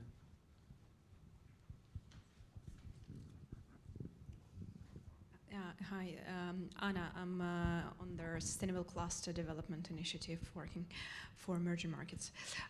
There are some interesting instruments in the sustainable finance, like, for instance, sovereign debt restructuring and debt for nature swaps, which have not been mentioned today. Can you comment on those and how that can be applied for, because you mentioned twinning, which to me is actually covered a bit of a point of swaps, but how it can be applied for emerging markets as well. Debt for nature swaps? Debt for nature swaps, yeah. I think and how it can be used to protect the nature and apply it within the current context of the sustainable finance. I think this is an increasing theme. I think there's been more talks of these products, and I think, Ignacio, you're probably best placed to... Well, I'm not sure. Maybe Marcus is best placed, but because it's been mainly sort of sovereign issuance, and there's been one sort of famous one that was done. I'm blanking. Bermuda, Belize. Was it Belize? Yeah, Belize. Sorry. Yes. So we don't as IFC we're not into sort of sovereign sort of issuances. I think that particular case was quite specific to the situation, and we have been thinking how we could replicate those types of structures in the sort of the private world, and we found it challenging. Was trying to see how we could replicate that type of structure in the corporate world. But I don't know, Marcus, if you've seen anything, or Jessica. I mean, I suppose it's not something that. What we generally see, and I mean, every new structure or any new instrument is very much welcomed by the market. We have to see, okay, some products will still remain as a niche products. We are also talking, for example, in the corporate world about, green ABS or green derivatives, which are still a very, very, very small and shining light, even smaller than the overall bond market. But of course, I mean, if we look at the trillions of dollars we need for financing the sustainability agenda, not only from the environmental point of view, but also from the social point of view to achieve the broader SDGs, every instrument more or less is welcomed in the market. Yeah. I mean, I would say it is the debt for nature swap, at least the Belize one, etc. It does rely on some form of donor concessional financing. And that's something that we're trying to see how we can incorporate donor and concessional financing into these structures, particularly if it's related to nature and biodiversity and major sort of public goods. And that's sort of an ongoing discussion we're having with different sort of donors, that how we could sort of incorporate that into structures. Okay, so Markus Ingholt, Danish Central Bank. So I have one very specific question on your relationship with central banks. So in particular, do you experience challenges when issuing green bonds or sustainability-linked bonds, other types of bonds, in relation to the collateral frameworks that central banks apply for repos and outright monetary policy lending? So I'm not the best place to answer that, because I'm not on the issuance team of the IFC. So, but I don't know if any. Maybe I could just come in from the UK side, and obviously it's going to be specific to the UK, and I can't comment about central banks more broadly. But one of the features that was very important to us when we set up the program was that our sovereign green bonds, our green gilts, would be indeed eligible for repurchase transactions, repos at our central bank. That was something that investors very much valued, and it was also very much wrapped up in the context of trying to provide an instrument which is liquid, which is tradable, which is valued. So my personal view is that this is very important, and it's an important feature to be included in the product. Thanks. Okay, I think we're coming towards the end, but I think perhaps before we wrap up, perhaps we can get some key takeaways from each of our panelists on the discussion today. I'll turn to you, Marcus, first. So your sort of final sort of closing remarks on what we've discussed today. My closing remarks is the social bond market is still a small but shiny light, but it's moving into the right direction. I think it really can help to mobilize private capital, which we need for financing the sustainable transformation agenda, and I can only encourage more issuers to come on the market. Then we also have a broader supply side. I can only encourage investors more or less to start ESG integration, and I can also more or less encourage the regulators really help to grow the market, but not over-regulate the market. And Jessica? So from the UK side, and I don't want to spend too much time standing between you and lunch, I'd like to first of all thank you very much indeed for the opportunity to speak to everybody. It's been a real pleasure to share views with our panelists. And maybe just to say that this is a journey. This is a journey for the whole market, and we're still relatively early on in this journey as a market. We'd like to think that we provided a milestone on that path, but nevertheless it is still evolving, and I think what has been very helpful in this discussion today is that we've seen what some of the critical aspects are on that path. So a big thank you to you all. Thank you. And lastly, Ignacio? Yeah, well, thank you to all of you for having listened to this. I think a couple of takeaways. One is I think we still have a lot of work to do in terms of enhancing the standards, making sure that we're doing robust structures, and it is an early stage of the market. But I think in the last even 12, 18 months, we're seeing quite a bit of developments there, and I think that's to be welcome.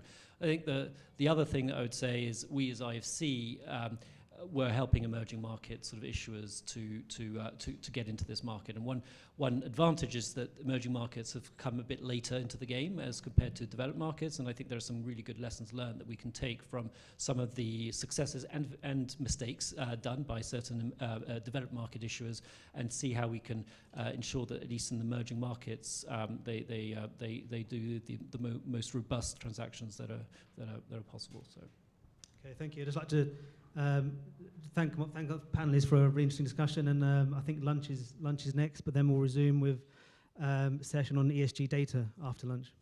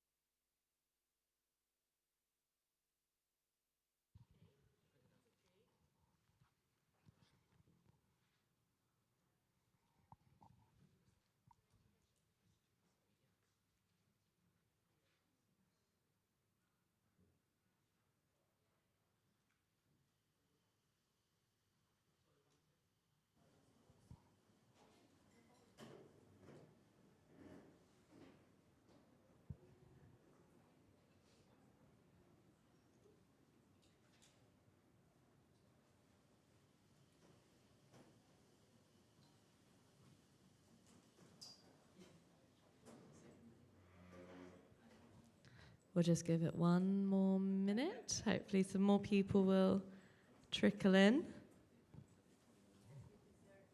Yeah, I know exactly, maybe. Everyone gets a dessert if they come and join. Or maybe a glass of wine would be better temptation, right? Everyone gets a glass of wine after the session. Exactly. I mean, that's it, exactly. But data is exciting, and it's necessary, as we will talk about. All right, maybe let's make a start, and I think the final few people will trickle in.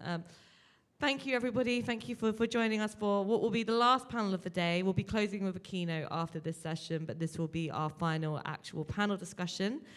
Closing, as I just said, on a very exciting note on ESG data and the green transition, whether it's a hindrance or whether it's a help. And hopefully we will conclude by the end of this, it is in fact a help.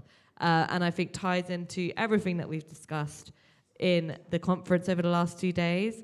Data is a key challenge. Whenever you talk to people in the industry about what challenges are that they're facing, it always ends up coming back to data, the need for quality data, dense data. So this is what we'll be exploring today. So I'm joined by some excellent panelists, if you guys would like to start coming up onto the stage. So Theodora Antonaki, who is Director of Climate Change and Sustainability at the Bank of Greece. Nicolette Bartlett, or Nikki, who is Chief Impact Officer at CDP. Christoph Christian, who is Data, Innovation and Impact Lead at Oxford Sustainable Finance Programme. And Antonius Pagagiopoulos, I'm so sorry. That's me being very British and not being able to pronounce names very right, but there we go. Who is Executive Director of ESG and Climate Research at MSCI. So thank you, everyone. Welcome. Let's try and keep this as lively as possible for our remaining panel. So just to start, maybe I'd like each of you just to introduce yourselves and maybe give us a very quick overview of kind of how your organization and how you within your role are looking at the issue of data. And Dora, you will be in a hot seat because you're next to me. I'll turn to you first. Thank you, Emma. Thanks, many thanks to OMFIF as well, and to the Institute for organizing once again a great conference. Looking forward to the next one as well, since we are almost at the last part of this event. At the Bank of Greece, we've been working on climate and sustainability issues over 12, 13 years now. We started back in 2009. It was actually a trigger that we had ever since the Stern Review in 2007 to actually be able to study the impact of climate change for the Greek economy, for the country of Greece. And ever since, our effort has moved from the study of climate change, has moved to policy making. So we have been addressing issues needed for adaptation, for the adaptation strategies in Greece. From there on, we also moved to different sectors, to study different sectors like the tourism sector. Well, in all this trip, the issue of data has been always crucial. Data has not always been there, but in a way, through synergies and through working with the right people, the right experts, we have been able to create a substantial database of data needed for people that want to monitor and see how the issue of climate change is moving in Greece. Now, this, of course, does not address the whole spectrum of ESG data and what we are here to talk today, but I wanted to start with that as an example of how we can work around the issues of on the lack of data. We have to be creative, we have to look for synergies, we have to move to other disciplines. The discussion needs to move way beyond the financial sector and actors of the financial system, because the real data is out there. It stays with someone else at the moment, and we need to get everyone together to be able to make it useful for actually assessing the risks that all the ESG spectrum has to offer as an opportunity as well. So that is a starting point for me. No, excellent. And obviously we'll come back to a lot of those issues in a little bit. Christoph, you are actually the only academic that we have had over the last 2 days. So, Wow. And I think perhaps a core element of kind of bridging the gap, which Dora was just talking about, I think. So could you tell me a little bit about kind of what Oxford is doing in this space, how you're working with some of the other institutions and sectors, and what that's kind of looking like? Thank you very much, Emma and OMFIF, for the invitation and having me present here today. To be the only academic in the room is a bit daunting. I'm not even a real academic. I'm not a doctor. So any real academic in the room, I apologize for taking this role. And my girlfriend is one, so she would definitely be quite upset. But at the Oxford Sustainable Finance Group, we're a research group at the University of Oxford. We've been looking at sustainable finance for the last 10 years almost. So the group is led by Dr. Ben Caldecott, who really started a lot of the work around stranded assets and stranded asset risk. So a lot of our work has been built on data, and particularly asset data, asset level data, out of which we've developed various research programs. I lead a few programs, particularly on asset data, asset level data, geospatial data, and trying to find ways to use the data that is out there, that is available from a range of sources, and make that relevant for financial institutions, but particularly for sustainable finance, climate, environmental risk. All these issues come up with new methodologies and metrics, and all of this is in the open domain in papers and data sets. So we very much believe there's a lot of data out there that could and should be used. In terms of how we work with others, and particularly maybe with some institutions in the room, we run various research programs funded by government or private institutions. We work a lot with banks. We work a lot with pension funds. We've done some work, also my colleagues have done some work on the back of the CBES exercise, the Bank of England, around the learnings and next steps around that, which was published yesterday, I believe. So we really try to stay close to the practitioner side and the financial sector, both on the regulator and the let's say the institution side, but also try and stimulate more better new data and new players coming into this space to bring us the transparency that we need. Wonderful. And yeah, we'll go into how we can get better, newer, denser data a little bit later. Just before I go on to Antonius, we will be doing a poll in this discussion, which we'll reveal at the end of the session, and I'll put it to the panelists. So the question will be: do you have the correct data sets and tools to adequately report on climate impact on your portfolio and your assets? So for our audience, please do go on the app and answer there. For our virtual audience, it should be popping up on your swap card, and we will come back to that. But Antonius, back to you on MSCI, what you're doing in the data space, what your role involves with looking at data. Thank you. So first of all, a big thanks for the invite. A big thank you also to the panelists for being here with me. I understand this is going to be a tough session, being after lunch, and it's going to be about data, so bear with us. We are going to try to make it as lively as possible. My name is Antonius. I'm with MSCI for the past 8 years. Prior to that, I was actually in the oil and gas industry.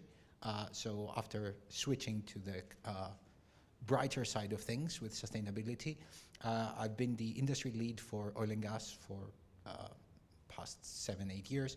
And also, more recently, I've been dealing with climate scenarios, analysis.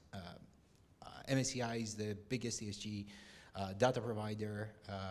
Our clients are asset owners, pension funds, asset managers, even issuers these days. Issuers are more interested about ESG, so it's a sign of where things are going. Data is essential for what we do.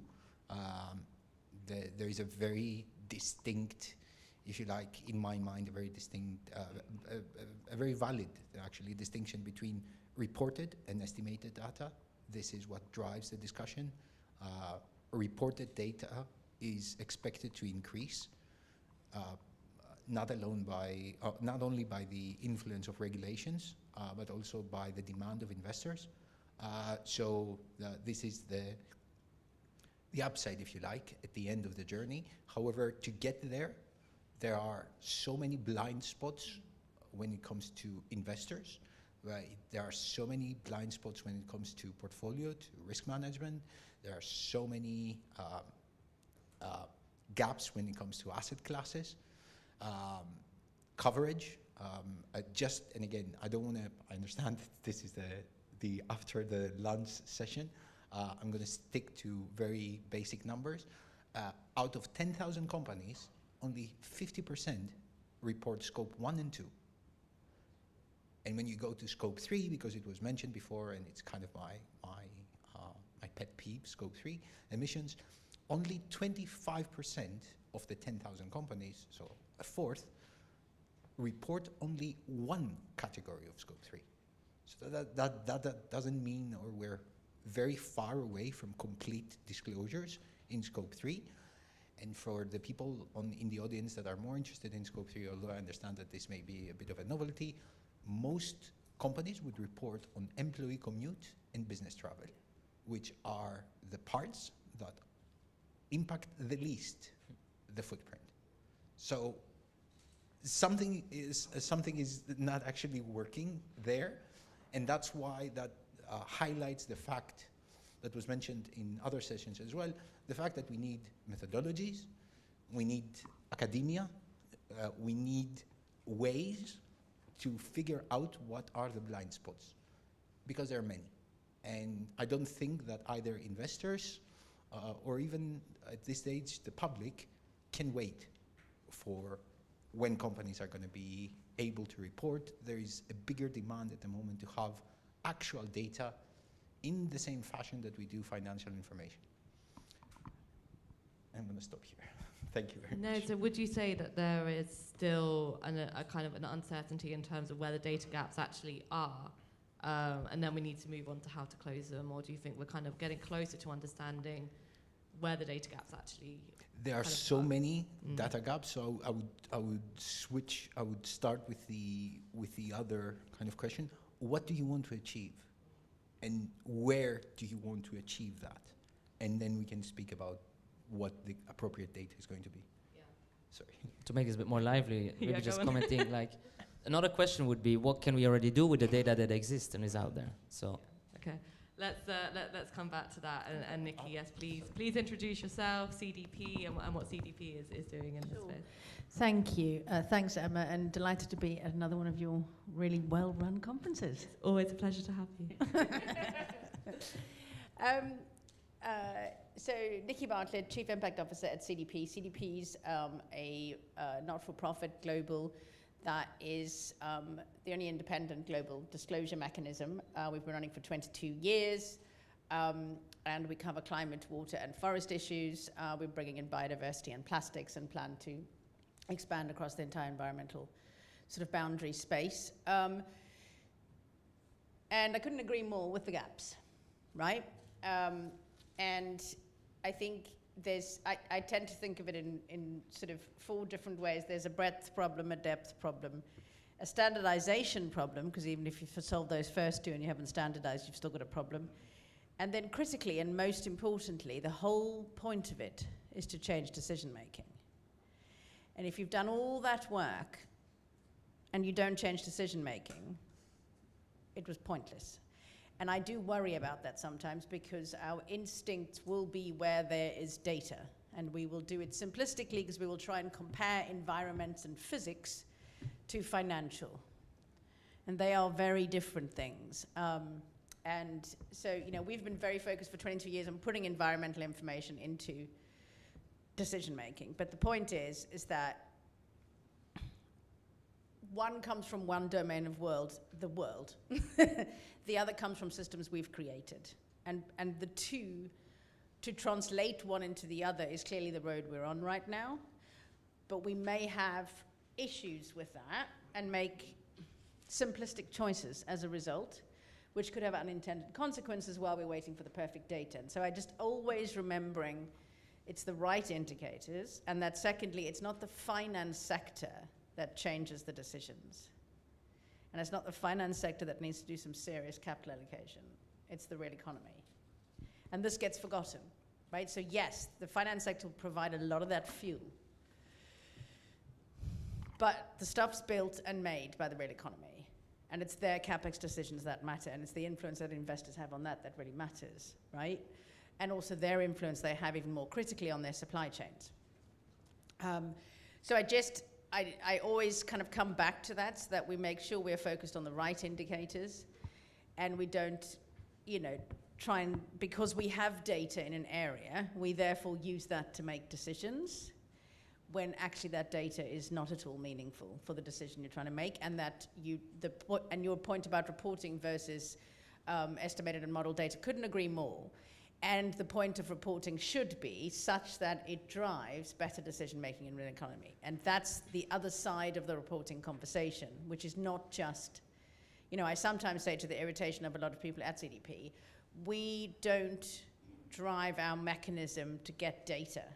We have the data, so we have the legitimacy to drive our disclosure mechanism, because the two things together is what is trying to change those decisions. But I think it's just really important. We must always remember what the data is for in the first place. Yeah, no, absolutely. And I think we can go back to the point on engaging the real economy, getting that data and information from the real economy a little bit later, as well as the issue with reporting. But maybe just to take a little bit step back, because also over the last 2 days, we've been hearing a lot about the NGFS. The NGFS has had a work stream dedicated to closing the data gap. So Dora, as our central banker on the panel, it'd be great just to hear from you a little bit in terms of what that work stream has found, has been doing. It's actually finished now. Not to say that they're no longer looking at data issues anymore, but it's been incorporated into some of their other work streams. So it would be great just to hear a little bit in terms of what they were doing. It's a living work, actually. Sure. We have the NGFS directory. First of all, let me say that the NGFS has been doing an amazing work over the past years in bringing all of us supervisors and central banks together in actually moving forward and providing the resource to do so. It's been for most central banks and supervisors a new issue, the issue of ESG, and especially the issue of climate and environmental risks. So there, not all of us are capable of having the right resources to deal with these issues and incorporate all those parameters into our day-to-day business in various business areas that we do. So the NGFS has been instrumental in actually mobilizing resources, providing us the right guidance and the roadmaps to be able to do so. And for that, we are all very, very grateful. Of course, all central banks are trying to mobilize through NGFS and support the work that the NGFS is doing, because it's each and every one of the members of the NGFS that are participating in the work streams that are doing this work. At the Bank of Greece, we have been a member of the NGFS since 2019. And we are participating now in all work streams and task forces. The one on bridging data gaps started around a couple of years ago and published a first report and then a second report based on the preliminary data and based on a public consultation as well. The data directory is now on, and it's a living directory that's being updated and can be used as a source of where and what you can find in terms of data. Very useful tool for everyone who is trying to assess what's happening. And I couldn't agree more with what everyone in the panel said. I'd like to stay with what Nikki said on what we want to achieve at the end of the day. This is very important. We have to keep that question in mind. Along the way, in terms of data and using data, there's going to be a lot of hindrance. That's part of the title of the session. But instead of the hindrance, we have to look at that in a creative and positive way to move along, because we have a certain goal. We need to be able to assess what we can assess. We need to be able to plan ahead, and those data are critical in how we're going to move on with transition planning and target setting.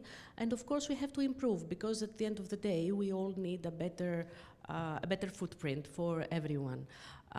As for Scope 3, I think the most important factor in the game of Scope 3 is the network effect.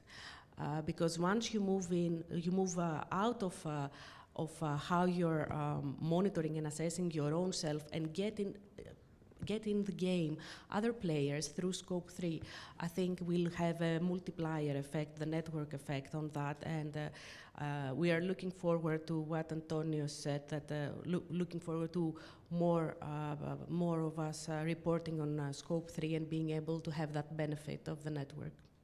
And in terms of the directory, what's been the uptake of that so far? Like, how has it been utilized? Has it been utilized? Like, have you had much reaction from the market? I couldn't say that much about how it has been used so far because I haven't been part of this group of the NGFS. But it seems that there's been a feedback that has been very useful because the directory is moving ahead with new additions and new updates on what's up there. So the important is that it's a living document, a living directory. There is a lot of thought about how to utilize it even more. It has been branded as a public good, which is indeed a public good by the NGFS, provided to the whole of the financial sector that can be able to use and utilize it and move ahead. No, thank you. So yeah, maybe let's go back to this question of how we close the data gaps, but also then. Can I? Of course, no, please. Just for the NGFS, because yes, it's really important to I just want to link it back to what Nikki was saying before about the real economy. The NGFS and the ability that you can have physical intensities per industry is essential to be able to link it back to the real economy. And I just want to highlight that on the other point of the living document, what NGFS undertook is a massive, massive work. The fact that they are open to feedback, because there have been some issues with BECS and biomass and how they are projecting the biomass savings into the future. The fact that NGFS is open, is living, and actually in the phase 3, they have come back with better data. I think that is a testament of how, what a tool it can be for the whole of the financial system. I'm just going to stop here.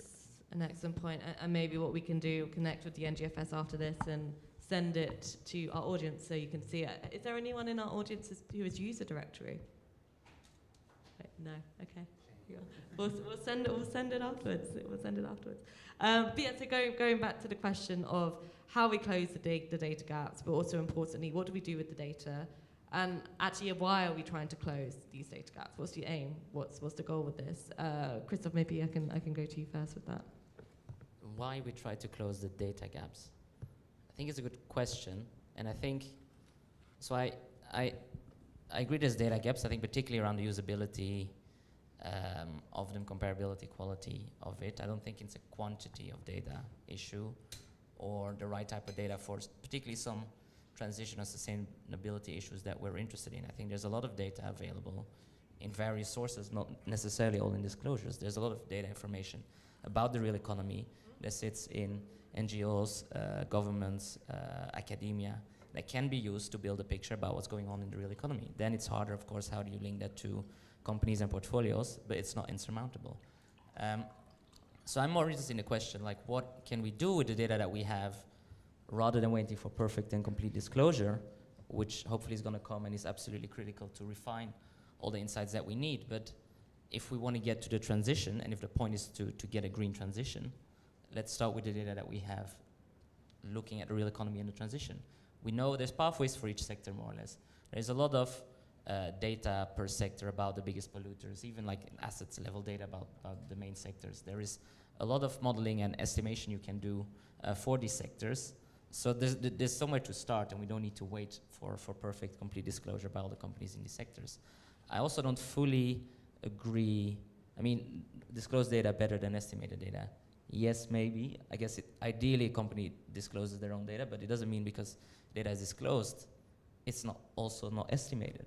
Like if we talk about the carbon emissions of flights, or whatever was in scope 3, that will also be based on estimates of the carbon intensity of the number of miles, etc. So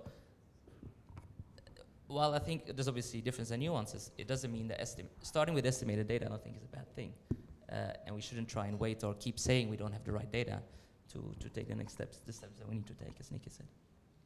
I think it's both ways. For sure, the fact that there is not the right amount of the right data at the moment in full coverage. So I'm going to be specific, because like when a company issues a target and they do not disclose the present value of the target, there is no way that you can measure progress. There is no way that you can tie the incentive compensation of the executive director back to the target, because the company has not disclosed the present value.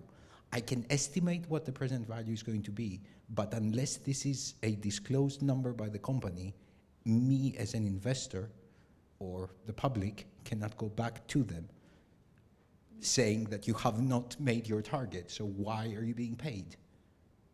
So I understand that when we need to do the real economy or to measure some impacts, there's definitely data that we can use, but there's definitely the onus goes back to the companies to be able to disclose the things that they need to disclose in a way. Because those are the disclosures that you can only get from the companies. It's not something that you can estimate. You can estimate emissions to a certain extent, and you can say, this company has never disclosed, so I need to be able to give my clients, the investors, anyone that has this portfolio, that has this company in his portfolio, an idea of what the exposure in your portfolio is coming from this specific company. But if I am to engage this company, and I picked it up in the previous panel, and transform this company as opposed to divest from it, I need some data from them. Mm-hmm. It cannot be like it cannot be like faith-based investing. Like, you need to have some data, especially if you are a climate-focused investor. You need to see progress. You need to be able to see certain things that you can only get from company disclosures. I think we need some corporates in the room, don't we? Yeah, Nikki, you were. Yeah, I mean, I think in principle your theory's sound, absolutely. And I think the first thing to say is that, we're in plan C mode here, right? Like, having data and expecting, what we're trying to do is get the finance sector to at least price in the very actual real risk there is already. And we have to pussyfoot around the whole thing, right? Because plan A and plan B has not worked yet, which is large, massive macroeconomic signals that there's like a massive societal transition underway, which would mean they would naturally place it in, and we'd have some losers and we'd have some winners. Right? I'm just being like really frank. So we're in plan C mode. I won't even bore you with plan B. And this all needed to happen. This bit, plan C, is like a layering that happens naturally once you've gone through these. But now we're trying to make plan C do plan A's job a little bit, right? We are. We can pretend otherwise, but we really are. The finance sector shouldn't have to have this level of perfect data to know that there's a problem. Okay, but it's where we are.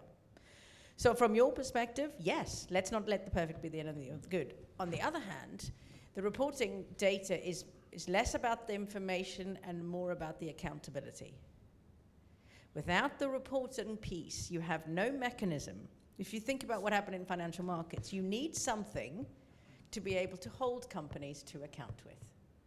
So it's not that they reported the data. If I have their target from some other source, or they report the data, right? Or I've estimated that. You can't estimate a target, but let's just say you could, right?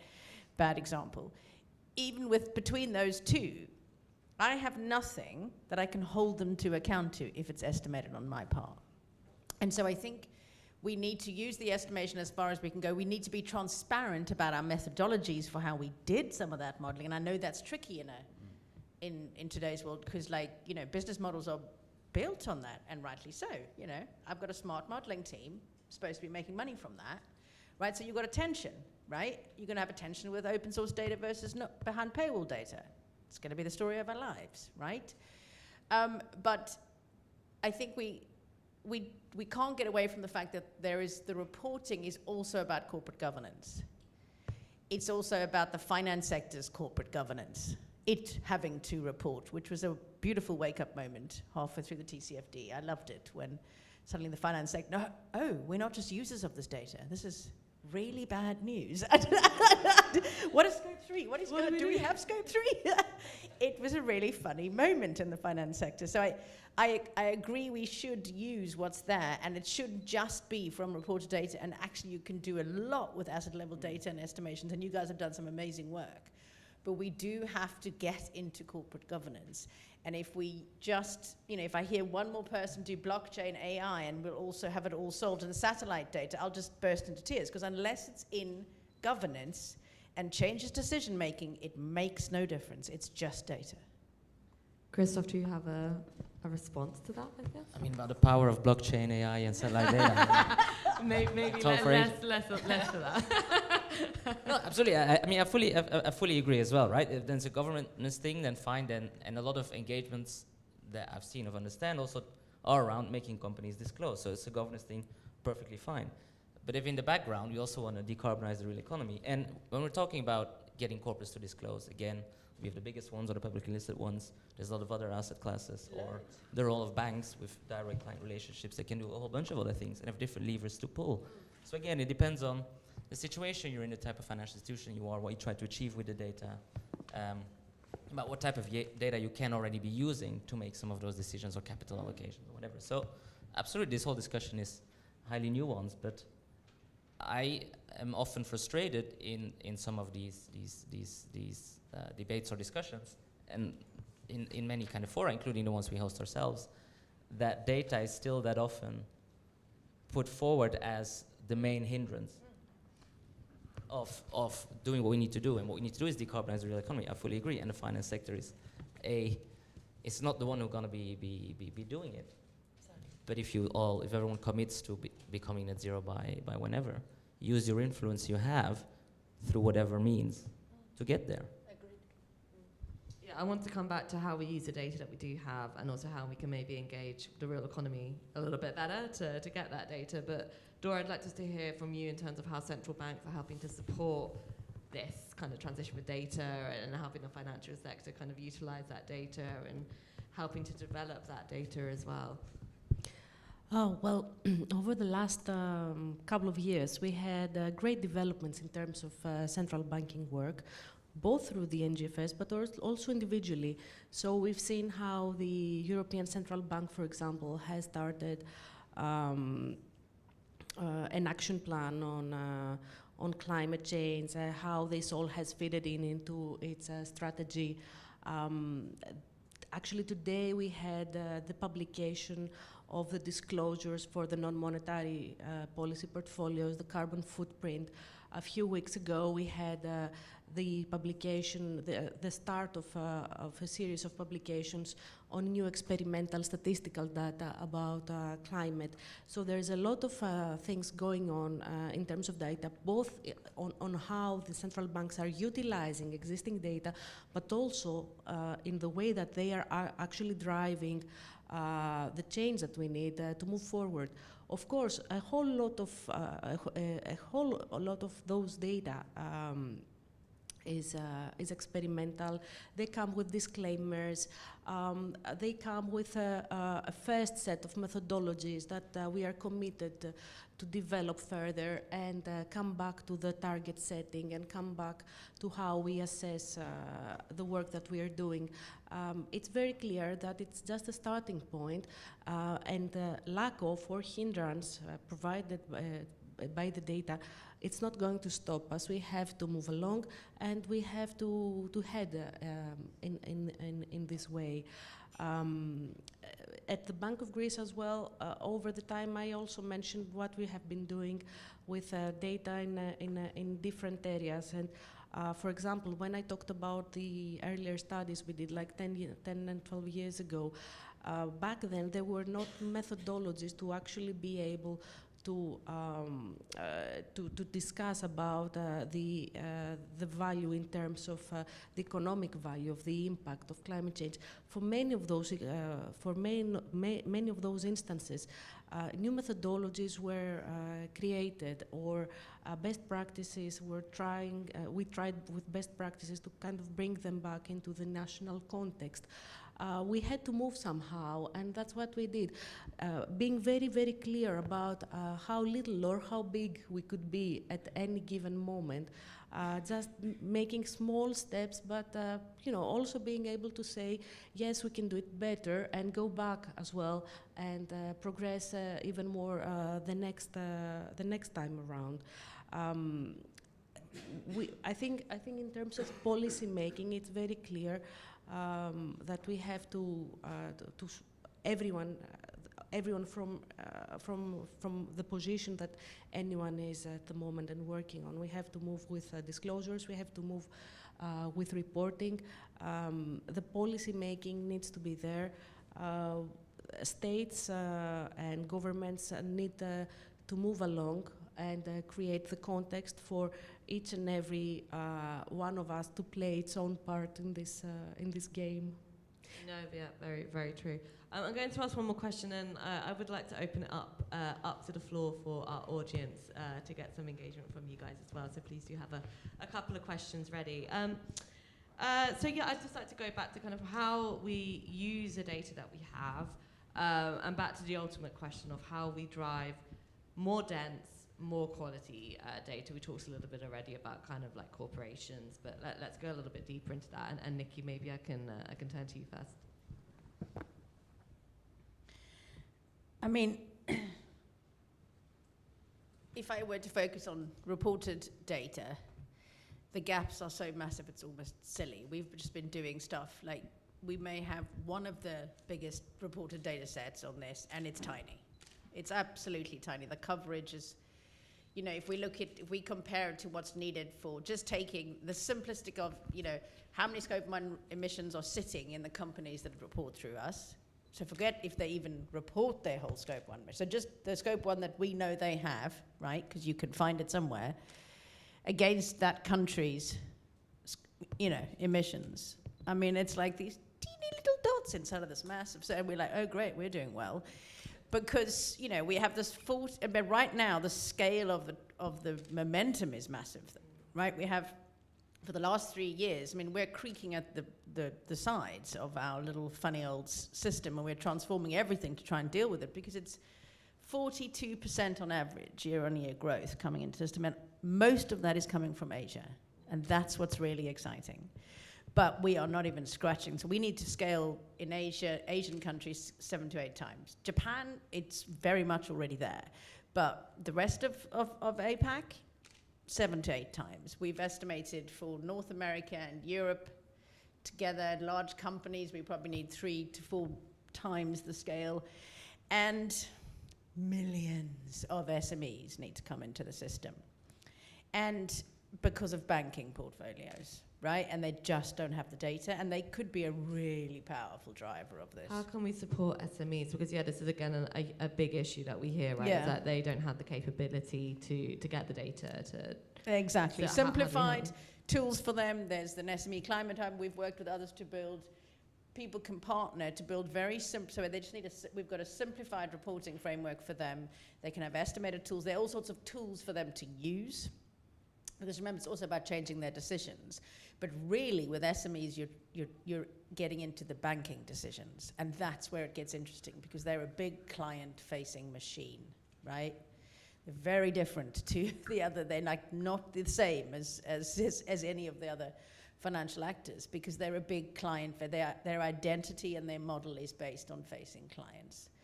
And so the minute that that's there, and they have an ability to bring it into their due diligence and their day-to-day client conversations, you could have a ripple effect that's kind of off the charts. And so I think, and for many big companies, they've come to us. We have about 280 companies. Some of them are governments, interestingly. The federal government of the United States, for example, is one of our supply chain members.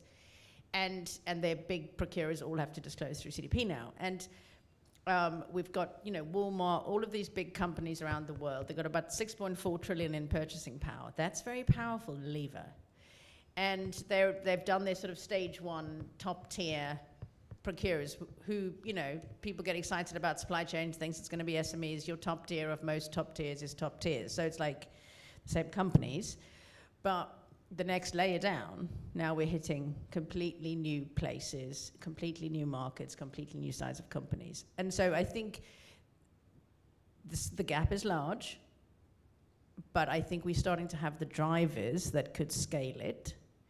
That's what we're seeing. And then regulation is coming up. And the truth is, there's even more of a driver. Now, regulation will take a while to even get to where it needs to be, because it's not standardized yet. No one's focusing on the data models. No one's focusing on the digital standards. They are, but not at the scale at which they're doing the actual the actual requirement in the regulation, right? But so you'll have this lag time, but what it does is it sends the message that you need to get ready for this, which means most companies will start and jump in now. So I think we're going to start to see, hopefully, some exponential change start to kick in over the next few years. Antonis, do you have anything to add to that? I just wanted to mention, because I've been the fact that small and medium companies may not be able to report is starting to rub me the wrong way, and I will explain this. I consider that the opportunity cost of not doing the reporting is actually going to cost you more in the future. So I urge for the extension of the how can I put it, of the time horizon. That the time horizon cannot be the next 6 months. Oh, yeah, we need to invest in reporting solutions, and that's a no-no because it costs. It will cost more not having access to finance, not having access to capital. So that's one. I also wanted to mention on the overall, I didn't mention it before, but I think we should all just clap for PCAF and the fact that the work that they've done, the fact that they now, it's not only about being able to cover your whole portfolio, it's about being able to do so transparently. I cannot stress that enough. I will put a completely, in my analysis, I will put a completely different confidence level to the companies that have reported with 1 or 2, rather than the companies that have reported under 4 and 5. And that just makes sense, because you know that there's going to be more blind spots on the 4 and 5 as opposed to the 1 and 2. So in terms of the progress that we're making, we are making, again, I'm going to lend something from the energy transition. The speed and the scale are the 2 most important things. Equally, for where we are now with data, speed and scale also play a role in being able to give to investors a real view of the company. So overall, yes, there are many problems, and there are, I will go back to the beginning, that there are the blind spots are immense, and that's why we need real world economy data, or that's why we need to cover the blind spots at least with an estimation. But that should not stop us from actually kind of looking for the Holy Grail.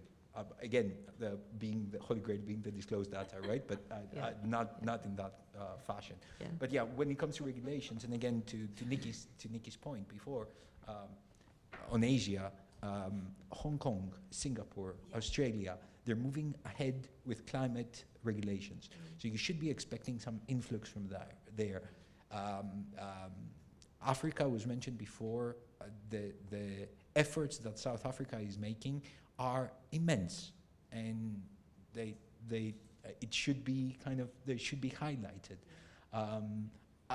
Other jurisdictions, okay, yes, the EU will always be where it is because of our combined efforts, but at the end of the day, we should be expecting that this should expand. Yeah, Christoph? Sorry, I'm going to stop. No, it's okay, Christoph. I agree. We should not stop finding the holy grail in disclosures. Yeah. But we should not focus purely on trying to get ultimate and perfect disclosures without starting with disclosures that we have or the data we have to engage with the real economy to drive the green transition. So this can happen perfectly in parallel. So there's multiple green or holy golden grails if we want. And that's, I think, where the use of data and how it's being used or not properly enough being used to drive real economy change and use the levers financial institutions have, I think is more interesting, and it's probably where the debate should go next, while let's say the disclosure train gets full speed and gets us there for SMEs and all jurisdictions. I did one on the kind of the banks point. I think they're a super interesting player also with the client-facing SME side of things. But some of the arguments I've then heard from banking side is, if we start asking our clients for this type of data, then they'll go to another bank because they don't want to report.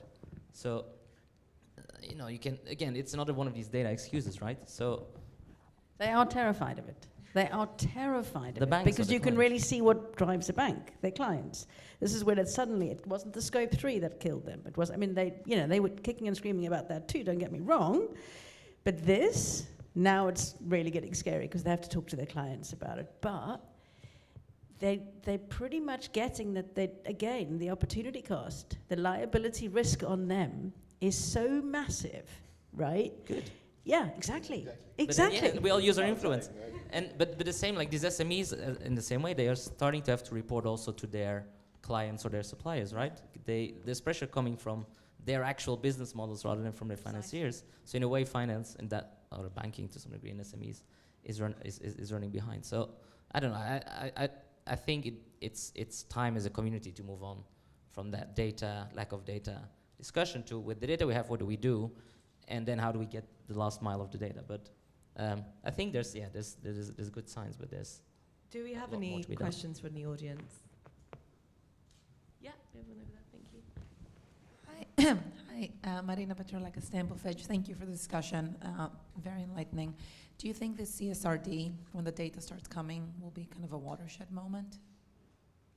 The European Sustainability Reporting Directive.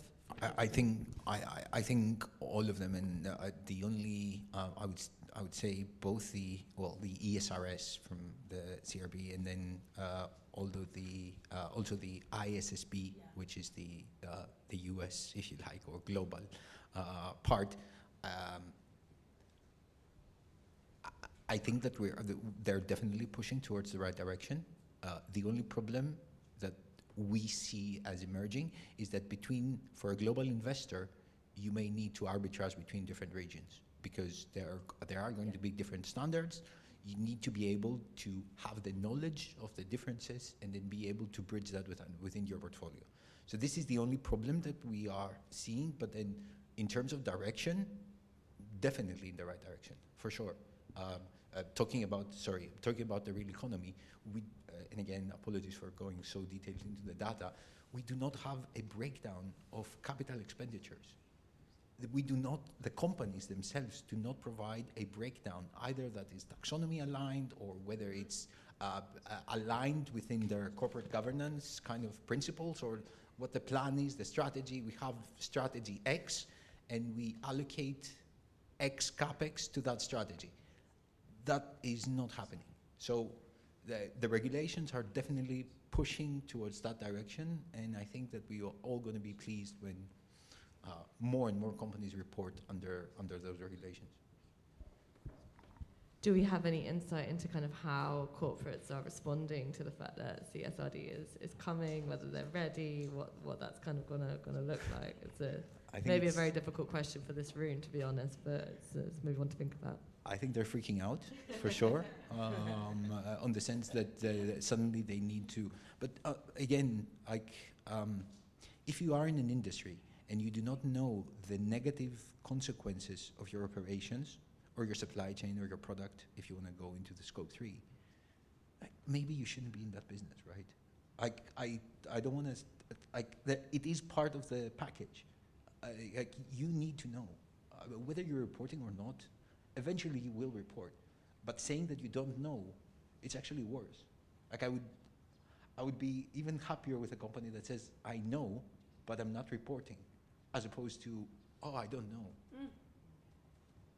So how can the financial sector support corporates? Beyond just talking, yes, I need to disclose, and yes, that's regulation, and yes, that's coming, that's something that I have to tackle. How can the financial sector actually support the corporations as they do this? How can we work with the clients, with the industry, to kind of be like, this is the information that we need, this is what we need you to do? I think the finance sector, well, there's no the finance sector, right? You know, obviously.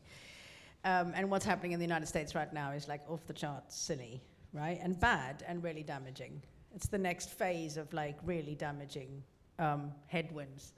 And it's why we don't have plan A and plan B, right? So I think ultimately this is about step one, the significant risk that exists being translated into something that the finance sector can price into something, okay? If you're not going to get it externality priced into the macroeconomy, you're going to need to do it there quite fast. And we're way behind. So the standards coming forward, fantastic. I think there does need to be a global baseline, 1.0 ISSB aligned. It's why we're going to implement that as fast as possible. But then I think the finance sector could get, those in the finance sector that get this risk, and I think the asset owners could be a real driver in the long run, the pension funds, because really they're probably the only institution on the planet that actually has a legal duty to care about the next generation, or at least 10 years from now. Literally no other institution, apart from maybe, I don't know, King's, right? So it sounds insane, but it's kind of true. So I think they could become a driving force both at the policy table to support this, right? So when the headwinds come, they're there. And then also making it, we need to get it out, as geeky as it is and as boring as it is, we need to get it out into the debate of normal people, which pension funds could do, because they're actually the clients. There's no dudes with suits. They're just the middlemen. The actual owners is me, you, like we're the actual owners of those assets, right? And we just haven't translated that conversation into society. I think that is a really important thing, that you can see it to start happening, but it hasn't happened at scale yet. I think banks have tried to make themselves personable, but I think it's the pensions that could actually activate people, because we have to go back to plan A again at some point. Follow the money. Just follow the money. There's no other way, and that's why banks play an important role, because it's the financing. Yeah. As long as you set rules about the rules of engagement, the rules of financing, then you should be able to come better at the end of it, right? Yeah, definitely. And we do have a lot of more complex work ahead. Yeah. I mean, if you imagine this is just a starting point, setting up the frameworks and everything together for climate, we have biodiversity ahead, we have all sorts of environmental issues ahead. They are much more local in impact, but also in terms of solutions, driving solutions. We have to be able to manage that transition as well. We have a lot of things coming ahead, and we have to work more with other disciplines. It's really important. I mean, beyond the financial sector, let's move into the science disciplines. Let's get them together with people from actors of the financial system to get the equation right and get the data rolling, because there's a lot to do there. Yeah, absolutely. And building on that, I think one thing finance, I mean, they're starting to do it and should be doing across all types of financial institutions is, if we want to price these issues in, we need to have people in financial institutions that understand these issues. Yeah. They need to have but they need to have the time to look at data that is more than an ESG rating that aggregates everything, or even a single, particularly for nature biodiversity. There's many different things and complexities to consider. There needs to be time for the analysts to understand and incorporate this. There need to be people that can handle with these new types of data, different types of data, and they understand what it means. and that can then translate it. And it's gonna cost time and effort and money probably, and cost maybe more to manage these type of funds. But again, if we're all serious about getting to the end goal, this is what should happen, and what can easily be done right now. I mean, you're taking away all my colleagues. Another thing that came out of the NGFS work on data was the lack of biophysical impact data, and also the lack of geospatial data. I mean, biophysical sciences and geospatial sciences have done amazing work over the last decades. And let's say the sectors that work with the economy need to follow suit. The research on the economy, economists need to follow suit. From my understanding, there is a great gap there in the understanding that economy researchers have for the work that sciences on the geospatial discipline are doing. Geographers, urbanists, everyone is doing amazing work with the geographical information systems, and all this needs to come into the research economy. I think they're lagging much behind. So I think number one is synergies with other disciplines there, if we are to move beyond and be able to tackle the challenges that lay ahead. Yeah, I mean, again, I think I touched on this yesterday, but one of the interesting things that came out of the stress testing session, I think, is the fact that we're so kind of lacking in being able to understand what's happening geopolitically in terms of when we're managing and understanding risk, and I think that's, yeah. Absolutely right, really, absolutely. Really do we have any other questions from the audience at this point? Yeah.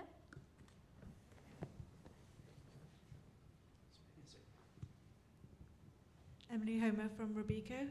I have a question linking back to the discussions that we were having this morning about transition finance and the need to really invest in the climate solutions.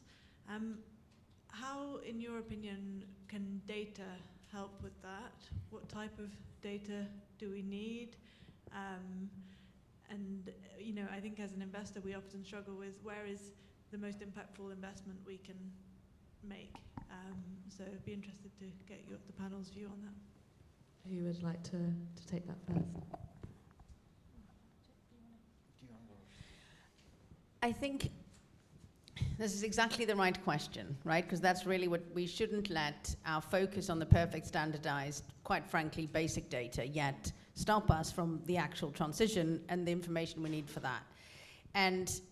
And yet you need that stuff. The transition data that you need is built on that stuff. That's obviously, so there's the data from the past, and then, you know, and we've got like a 5-stage journey that we've seen sort of this go through, and each of these phases have a moment when it starts to happen in practice, then there's standards, then there's regulation, right? And the lag time between each of those is speeding up, which is quite good. And I think there's a clear focus now on that transition finance. There's been a lot of focus from different groups, GFANs and others, on what does that mean, and this notion of a transition plan, right? Which is where you really, if you were actually doing your TCFD properly, you'd be able to like press a button and transition plan, right? Because that's kind of the point. And although there's probably something a little bit more passive unless you say, what is your transition plan, you know? And some of that planning stuff is stuff that investors can use, right? And there's probably about 10 frameworks out there that cover it. We try and map against all of them and make sure that we're asking questions against all of those indicators. But there's a long way to go before you have companies disclose all those metrics, because some of them are really far-reaching. I think that the work of the TPT in the UK, the task force, has been great in really trying to kind of anchor that and give it a hook back in with the FCA working so closely on it, try and get it into that kind of reporting space from a regulation perspective. And there are gaps. I mean, we've got, of the 18,000 companies who disclosed last year, only 4,000 of them said they had a transition plan or a 1.5 degree aligned transition plan, and of them, I think it's 81 companies actually disclosed against all those metrics. So you can invest in those 81 companies, which doesn't help you, right? So, but the point is, I think that starts to allow the finance sector to have a conversation with the portfolio, because they can see against those indicators, do you have you done this, or we just haven't disclosed it? Like, these are your gaps, what you're doing. Because I think the whole point, as you were saying, we will need to invest in the transition, not necessarily in just the transitioned and the new, right? Especially in the tough sectors. And you're going to need to have more sectoral roadmaps that are coming out with that. And they need to be ambitious, right? They need to be scientifically driven, in my view, right? And because otherwise we're constantly aligning against some world that doesn't exist. There is either the world that has like mega high transition risk, but like at least we have a few countries left. I mean, I'm being very dramatic, but it's like we're in this world of, we have this modeling that has this business as usual world, but like that doesn't exist. It's physically impossible. Or even the best practice is physically impossible. It's just insane, yeah. So we either have that extreme risk, or you have an extreme physical risk that wipes out half those assets potentially, like that bad. And so we need to have those kind of roadmaps be really ambitious and hairy, scary. And unless people are really leaning into that from that perspective, I don't know, I think we're just talking around the edges of a myth at the moment. Just a final remark, just because there is regulations that is coming, and just because we do mention about the finance part, the work that the EBA is doing on the Pillar 3 and mapping out not only the transition risks coming from fossil fuels, but also physical risks, is massive into into energizing, I would say, the finance sector to actually bring out that information to investors. Again, we're not there yet, but I think, well, us as a data provider and others are doing our best in order to bring that insight into investors, into, again, figuring out the blind spots. Dora, do you have any reflections on that? And then if we have any other questions, please pop up your hand. Well, I think it's been a great session overall, very inspiring. I would definitely go away with a positive spirit about it. And hairy scary, I think that's that's a great label for anything that we do from now on. Yeah, exactly. How are we doing for time? We are over time. All right. I didn't see the 5 minutes. I was like, I kind of felt like it was. I thought it was okay.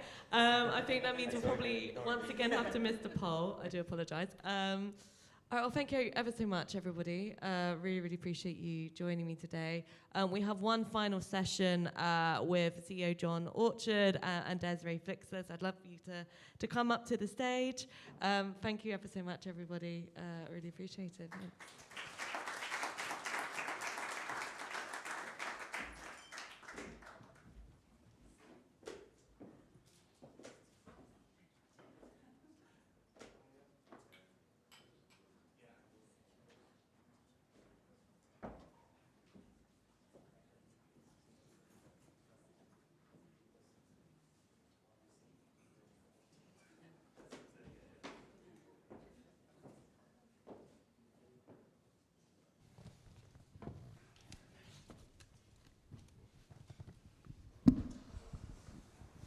Hello everyone, thank you for sticking with us. Thank you also those of you watching online and on demand. I promised when we started this conference that we'd finish, I hope, with a bit of a bang.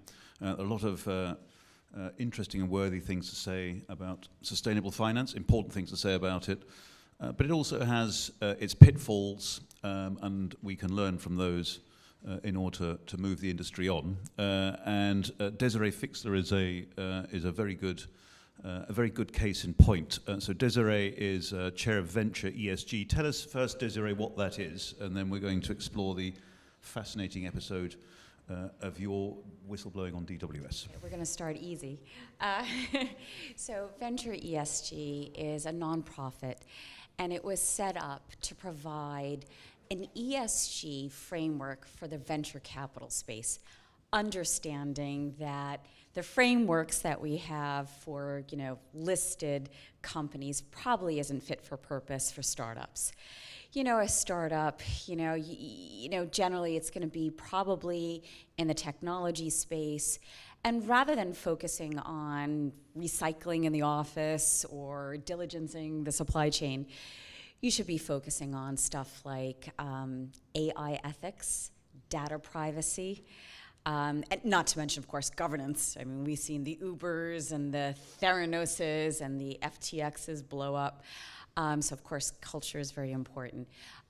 So that's that. The organization was set up just to give young companies, young founders, young employees, a framework to help them be more long-term and sustainable. Okay, thank you. And we've heard throughout the days why that's important and necessary. And we're going to explore the spectrum between product and culture, I think, as we go along. And I think that sounds to me like that's part of your mission at Venture ESG. For those who don't know, I mean, most people I think will, but for those who don't know, talk us through what happened at DWS. And we'll explore as we go, and you also get a chance to ask questions. So I'll invite you to raise hands as we go. But Desiree, tell us about this rather sorry tale, and then we'll go on to the useful lessons to learn from it in a while. Sure. And at some point, I hope there's going to be a book or a movie, maybe even Netflix series on this. And I can speak about it now, and I have a sense of humor about it because it's been some time, and there's been positive effects from it.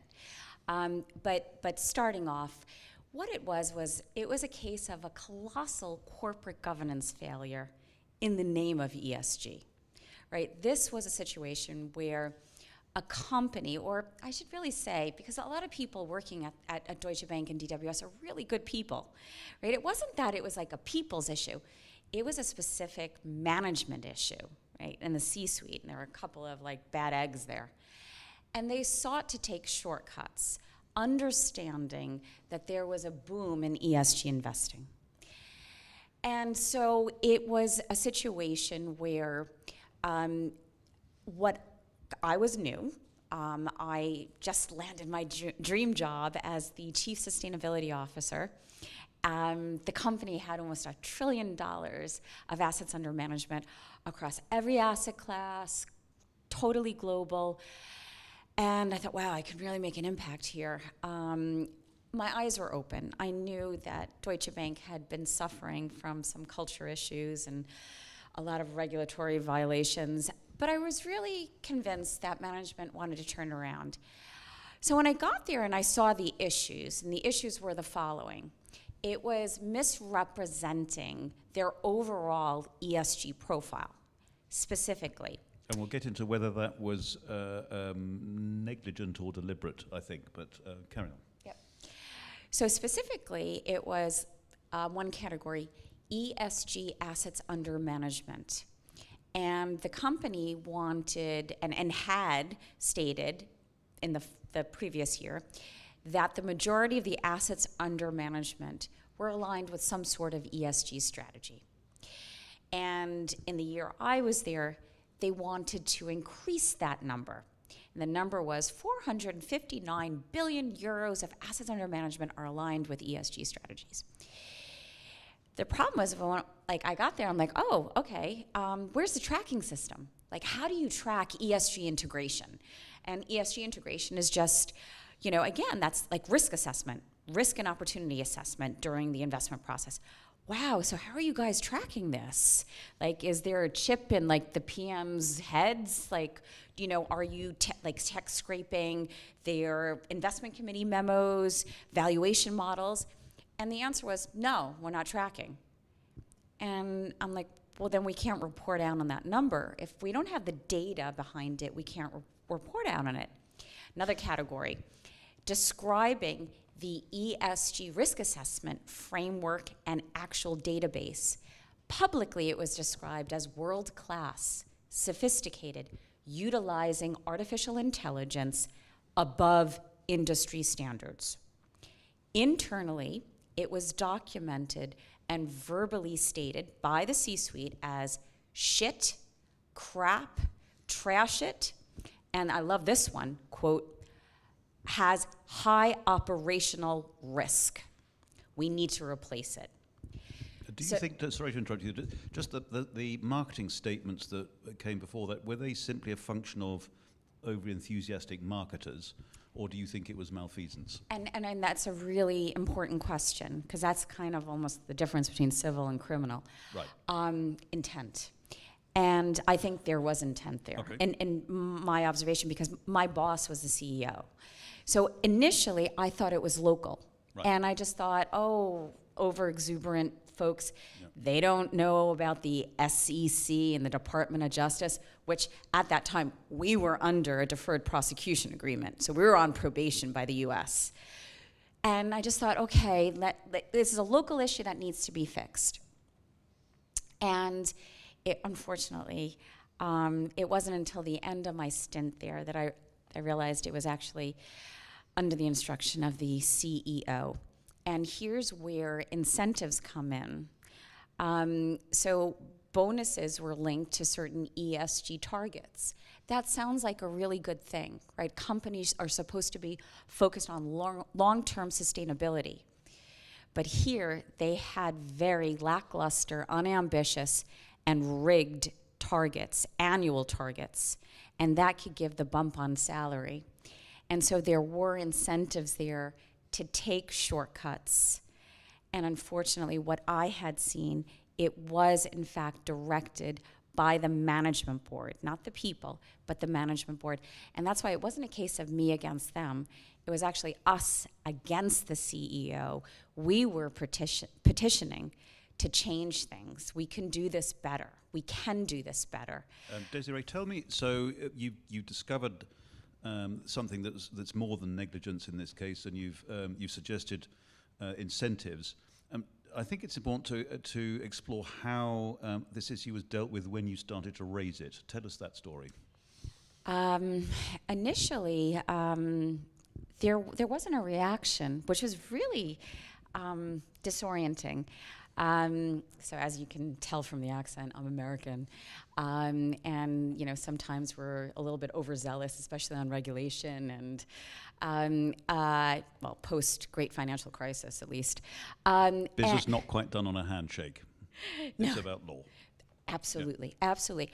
Well, that's what we saw. After the GFC, people got in real trouble. Companies went down, and there were huge fines. And, Dodd-Frank and here, MiFID II, all of the regulation, it was a game changer. What you learned, and by the way, I had a front seat in the run-up to this crisis. I was co-heading credit derivatives, structuring and marketing at JP Morgan for all of Europe.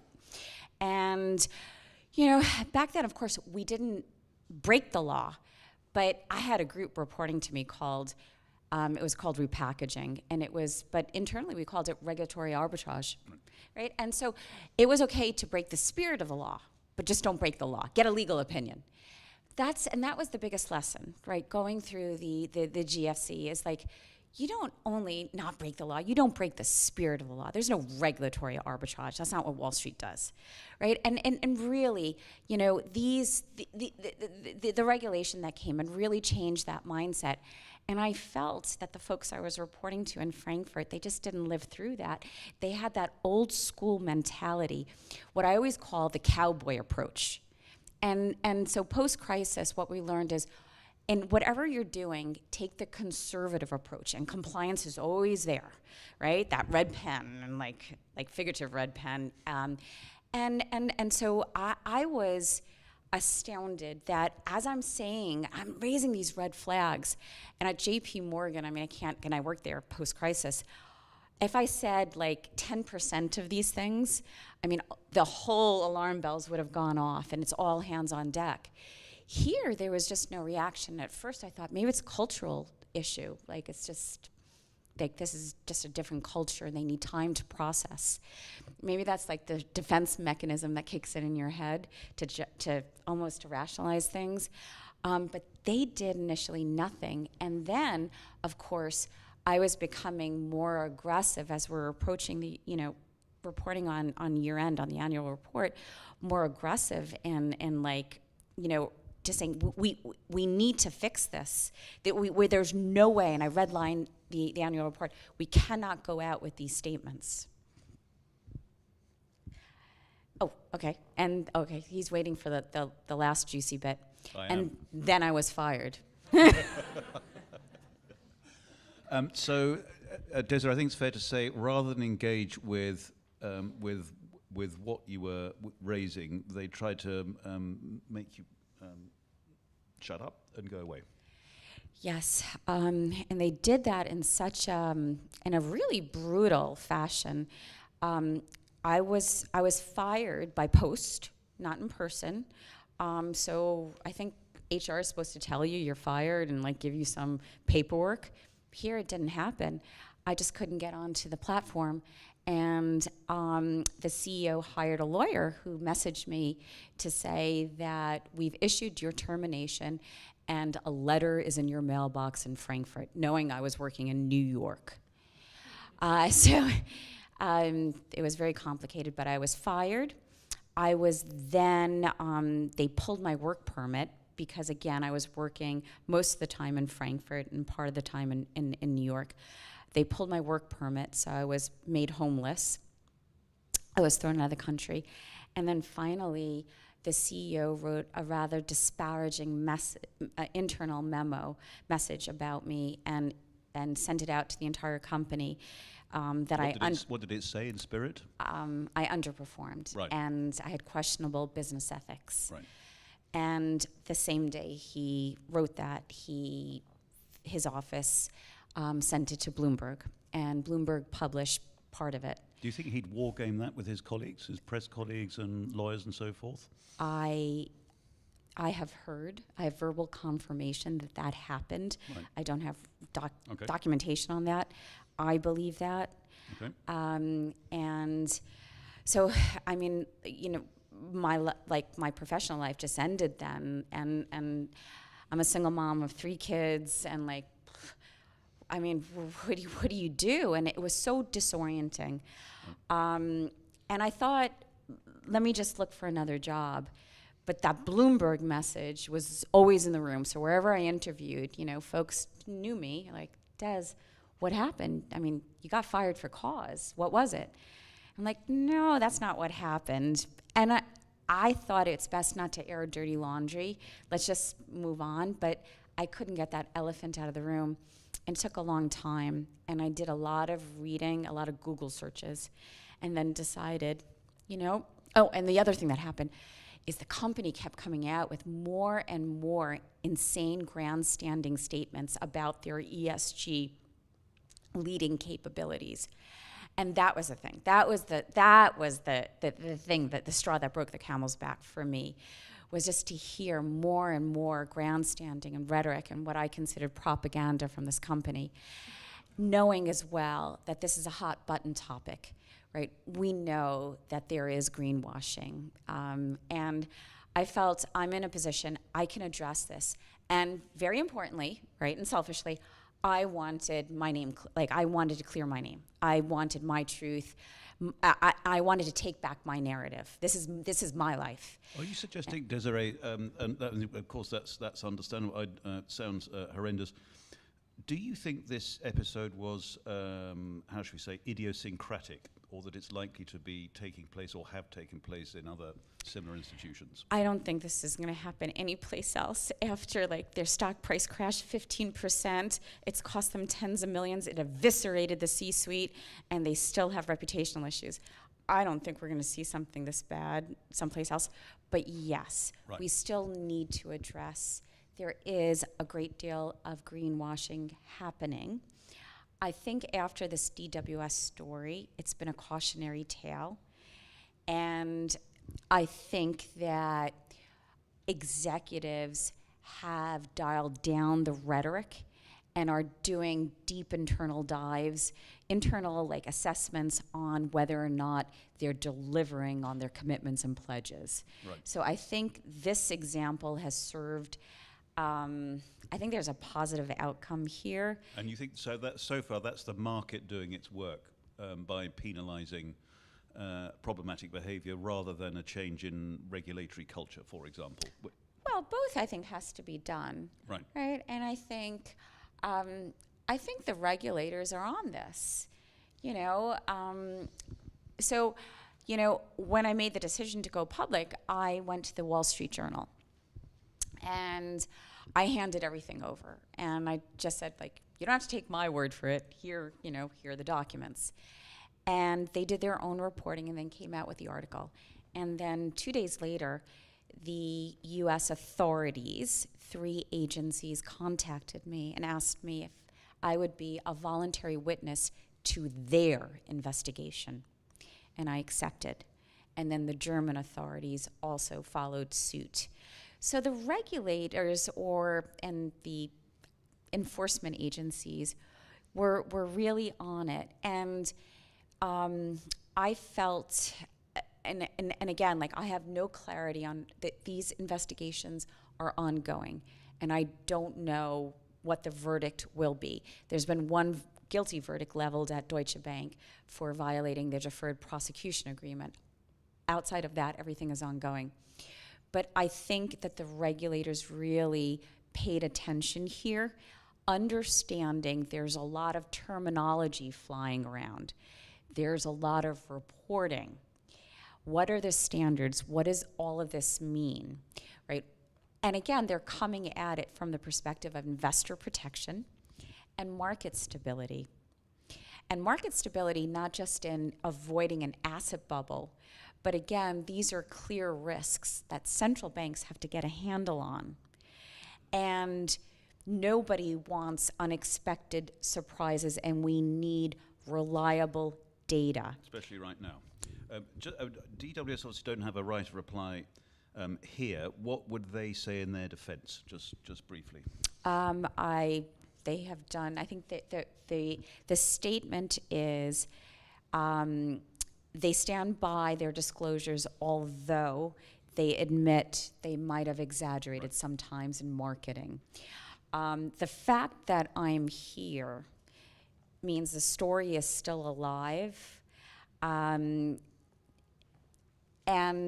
You know, aside from whether or not there'll be a guilty verdict on whether or not they crossed regulatory rules or there were there were crimes, they mishandled this incident. This is definitely a Harvard business case study and like what not to do during a crisis. The fact that 2 years into this, there's still more and more aspects of the story coming out. You know, when an employee whistleblows and raises issues, the company, because again, here in the UK, there are whistleblower, you know, rules and laws. The same thing in the States, not in Germany, by the way. But here there are, in a company, right, the best way to deal with this is to say, we take this very seriously and investigate it. What you don't do is fire the employee, like refute everything, and just keep saying, we have done nothing wrong, right? That is not the best way to handle this. Well, they seem to have picked the wrong adversary, and you, Desiree, I get the impression. I've got a few more questions, but anyone in the audience like to ask Desiree a question about her time at DWS? I want to come on then to explore in more detail the lessons. So anyone got a question for Desiree? Please put up your hand. You at the back, please say who you are and where you're from. Hi, I'm Adair Bentheim from Bearings. Thank you for sharing. It's a fascinating story. It's probably led to a lot of action in the industry, but I'm sorry for the horrific personal toll it must have taken on you. I'm wondering, when you went in and you saw there were those issues, what solutions do you think, what processes do people need to have in place to tackle potential greenwashing and to make sure that the claims they're making are able to be substantiated? What would you have done differently if you were actually in control of those management decisions? Thank you. Good question. And what's my next question? Yeah, it's a great question. Sorry. Governance. So the sustainability office and officer has evolved. It's very much today has evolved into a position of risk management, compliance, alignment on the platform. So today, I believe the best way a company can approach sustainability is to ensure this. Sustainability is embedded everywhere, right? So it's the front office, it's in your control functions, it's in HR, it's in operations, right? And you cannot have a sustainability office being an island unto itself. The sustainability, so every function within the organization, this is a material part of your business, and this is, again, about risk management, as well as opportunity, of course. But this needs to be overseen by compliance, like every other business area, and reporting, disclosures need to go through the CFO office. So it needs to be substantiated, right? Regular way, as every other disclosure goes through, financial disclosures, we need the same rigor and compliance for, if you will, non-financial disclosures for sustainability. And that's the best way to tackle it, to make sure there's expertise and alignment on ambition, on strategy, on principles throughout the firm. And this is overseen by compliance, and this reporting goes through the CFO office. Also, ensure incentives are appropriate, right? No one should be paid extra for for their day job. Just because a company, a financial institution, gets down their scope 1 or 2 emissions does not mean the CEO gets more money. That's what he's supposed to be doing. And by the way, like post-COVID, that's what's happened, right? For a financial institution, what we know is that most of your emissions, your emissions profile is in scope 3. Let's hear, rather than like self-congratulating yourself, right? What we know is this, like we haven't done a good job yet. Right? No one should be paid extra on sustainability, right? It's madness for anybody to consider ESG a vanity project, right? We're on a journey, and it's hard for companies, right? It really is. I understand there are so many different, standard setters and pressure, and it takes a lot of investment. But just be truthful. It's all about quality of disclosure. Just let your stakeholders know where you stand. Don't be smug. This is not an area to grandstand, because again, in certain areas, we're doing better than others, but overall emissions are going up. We're still in a critical state.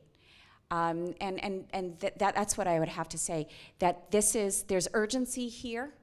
And you need to approach it with humbleness, right? Not with arrogance. Do you think that evolving regulation already would have forestalled this problem at DWS in terms of disclosures? It's a good question. Maybe eventually. I think I helped accelerate that. I mean, because there is a catch-all. Like, you're not allowed to misrepresent, missell, or mislead on anything. It doesn't matter if it's crypto, or if it's, fixed income derivatives, or, in this case, ESG. But I brought it to light because it's so easy to get confused, right? And this is still, right, remember for the regulator, right, you've got, the regulator, different parts. And if you're looking at enforcement units, this is all very, this is a very new topic. It's hard to spot. And I hope I've done my bit to help educate the regulators and enforcement units on what to look out for. At the end of the day, ESG sustainability has become a material part of a company's business and reputation. And if they're lying to their stakeholders, right, and if that's material, that is securities fraud. Yeah. I wanted to explore the incentives issue a bit more. You described essentially internal incentives to misrepresent, financial incentives for the C-suite. And what about external incentives? So there are buckets of ESG investment to be had. They're priced differently. You've almost got something that's at times a little bit like the Sukuk market, where you essentially pay for your belief to some extent in the ESG finance market. To what extent are external incentives in this market also an issue for entities like DWS? I think, are you talking about like addressing the green, like the green premium? Yes. So I think we're going to see, and I think that's already happening, that, Okay, so as we know, there's a lot of conflation in terminology, right? ESG, for some is just about risk assessment, risk and opportunity assessment, right? It's just enhanced due diligence in the investment process. For other folks, this is about impact, right? When they see, a label on a product that says sustainable, or it says ESG, or it says green or climate action, they think this is about positive impact. And so what I think is going to happen is that the market is going to become smarter. And, whether, something has enhanced due diligence, that's what should be. It's expected. And I think someone recently or last year said ESG, rest in peace. I think that we're moving. We did. Emma did. Okay. Yeah. Yeah. Well, Yeah. But I agree. I think especially how politicized it is in the States. Let's just get a better term. Just like the private equity space did. It used to be called leveraged buyouts. Emma meant it basically gone mainstream, which I think is your point. Yeah. It was no longer a niche product. Yeah. It was a global culture in finance. Yeah. So I think ESG is gone, and this is just absorbed by regular way investment process. And so I do think that you're going to see that collapse. The premium. Now, impact is something different, right? Impact products, which there are some products in the public markets, but most of the high developmental impact products in the private markets, and there it's a little bit different, right? There you have different objectives. Addressing the wider public markets, I do think that we're going to see alignment with mainstream issuance, but again, price points for impact in the private markets, that's a very different story because there are other objectives. One thing, a topic that comes up over and over again in this area, of course, is data and the supply of information about use of proceeds, and of course different standards about the use of proceeds. Do you think the evolution of those technologies and that data will prevent instances like DWS anyway, because the end investor will A, be more sophisticated, and B, have access to the real data about the underlying assets? Absolutely. 100%. Look, the one thing that we've done a good job about is awareness, right? This is on everyone's agenda. It's become mainstream. Just talk about scope 1, 2, and 3. That's a good thing. Awareness is there. Companies are baselining. They're aspiring to go net zero, and investors are much better informed. So yes, the more data we have, the more knowledge, expertise, the less dislocation in the market, will be seen, and it improves and becomes just at some point mainstream business as usual for part of it. Any other questions for Desiree? Please raise your hands. I'm interested to explore more, Desiree, this idea that we move from a product silo to a corporate culture. You're describing an extraordinary dissonance between virtuous marketing incentives for ESG and what sounds like a fairly rotten corporate culture. Do you think that they need to be one and the same for this problem to go away? Gosh. Look, I feel at the end of the day, governance is the most important thing. We've just witnessed, the meltdown, colossal collapse of Credit Suisse, Silicon Valley Bank. That was an interesting one. I think Silicon Valley Bank had a number of actually pretty decent ESG ratings.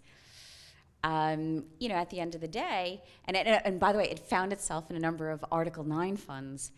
And so you have to ask yourself, right, are people just ticking the box, or are they really doing, deep due diligence. Everything comes down to culture and governance. What is that phrase? Isn't there like a phrase like culture eats strategy? Like, wasn't that Peter Drucker? Culture eats strategy for breakfast, something like that. And I really believe that at the end of the day, it's all about, governance. It's about, a management team, leadership, real leadership, that has the confidence to say at times, like, look, here's where we're at. We'd like to go net zero. We're not sure how to get there. I have no issue with Vanguard, by the way. Vanguard just pulled out of the Net Zero Asset Managers Initiative. At least we know where they stand. They represent like a lot of money. And what's very dangerous today is if we give the illusion that we're really tackling climate issues when actually we're not, right? Central banks, regulators, consumers, we all need to know where we stand. We need to have a clear mark to market. And I just think, I think it's all about, we need to get back to, good leadership, secure leadership, owning something, not feeling you always have to, say the party line, grandstand, or be too careful. There are some things in this journey, it's okay. Some companies don't know exactly how they're going to get to net zero, and that's okay. Companies should not feel under pressure to toe this party line and make statements and pledges and commitments that they can't deliver on. So I do think it's really all about culture and management and governance. I wanted to ask you a question someone put yesterday, actually, and this is away from the DWS case now, and about the politics of ESG in the US. In this country, in Germany, it's pretty mainstream. In the US, there's been a huge change, of course, in the last couple of years with things like the Inflation Reduction Act, which I don't think anyone would have expected 3 years ago, say. But someone asked yesterday whether putting your head above the parapet on ESG in the corporate financial world in the US is still a political risk, because in some states it's still controversial. Where do you feel this issue is in Main Street in the US? I mean, yeah, the States, I'm from New York, so like we're in like a little bubble, like the coasts, right? Yeah. I mean, look, the United States is quite polarized, and this is a polarizing, politicized issue. There's this whole like anti-woke, and there's that Strive fund management company. Again, that's just like, that's other like marketing BS, right? It's just grandstanding on the other side. Right. So it is, of course, you have to be careful, but federally, the U.S. government has unleashed incentives, financial incentives of approximately $400 billion. And what's interesting to see is like the red states that like hate ESG are like trying to be some of the biggest beneficiaries of clean technology and clean energy. This isn't going away. So I think what's going to happen is like, and that's another reason why we need to like get over the whole ESG term, and and just talk about long-term risk management. Maybe that's like more palatable, like futurizing companies, whatever you want to call it, right? But what is happening in the States, like with passing this legislation, and I believe that, more will come, that the U.S. has leapfrogged. It's not very elegant what's happening, but make no mistake, the U.S. is committed, because there are just these very clear financial incentives. Any final questions? I've got one more question for Desiree, but you, sir, please, perhaps say who you are and where you're from, please. Markus Ingholt, Danish Central Bank. I was wondering, yesterday we had this discussion over single materiality versus double materiality, integration and disclosure. And you say that, at least if we are thinking about the single materiality part of this, then it's already so core to businesses, it's integrated, it's right there in the companies. Do you think that some of this EU disclosure regulation and So the EU disclosure regulation focusing on double materiality, is that counterproductive? Because there, I mean, it's a bit about there you're separating the risk management from the broader disclosure. I'll be controversial in this answer. Yeah, I do think it's counterproductive. I think it's well-intentioned. I mean, it's praiseworthy, but totally unrealistic. It's not happening. And I mean, I think it's just a shame. It's going to cost like a lot of money. There are a lot of schemes around it, lots of consultants sprouting up that are going to make a bomb off this. But the reality is, how are you going to enforce that? What is the measurement, right? And you've got the ISSB coming out to single materiality. You're hearing, companies, getting a handle on that. And that's so cool. Why not? Why don't we just get that right? And then in years to come, tackle I'm all for double materiality. It's just not realistic today. And it's going to be another shit show, like SFDR. I'm sorry to say, but it is.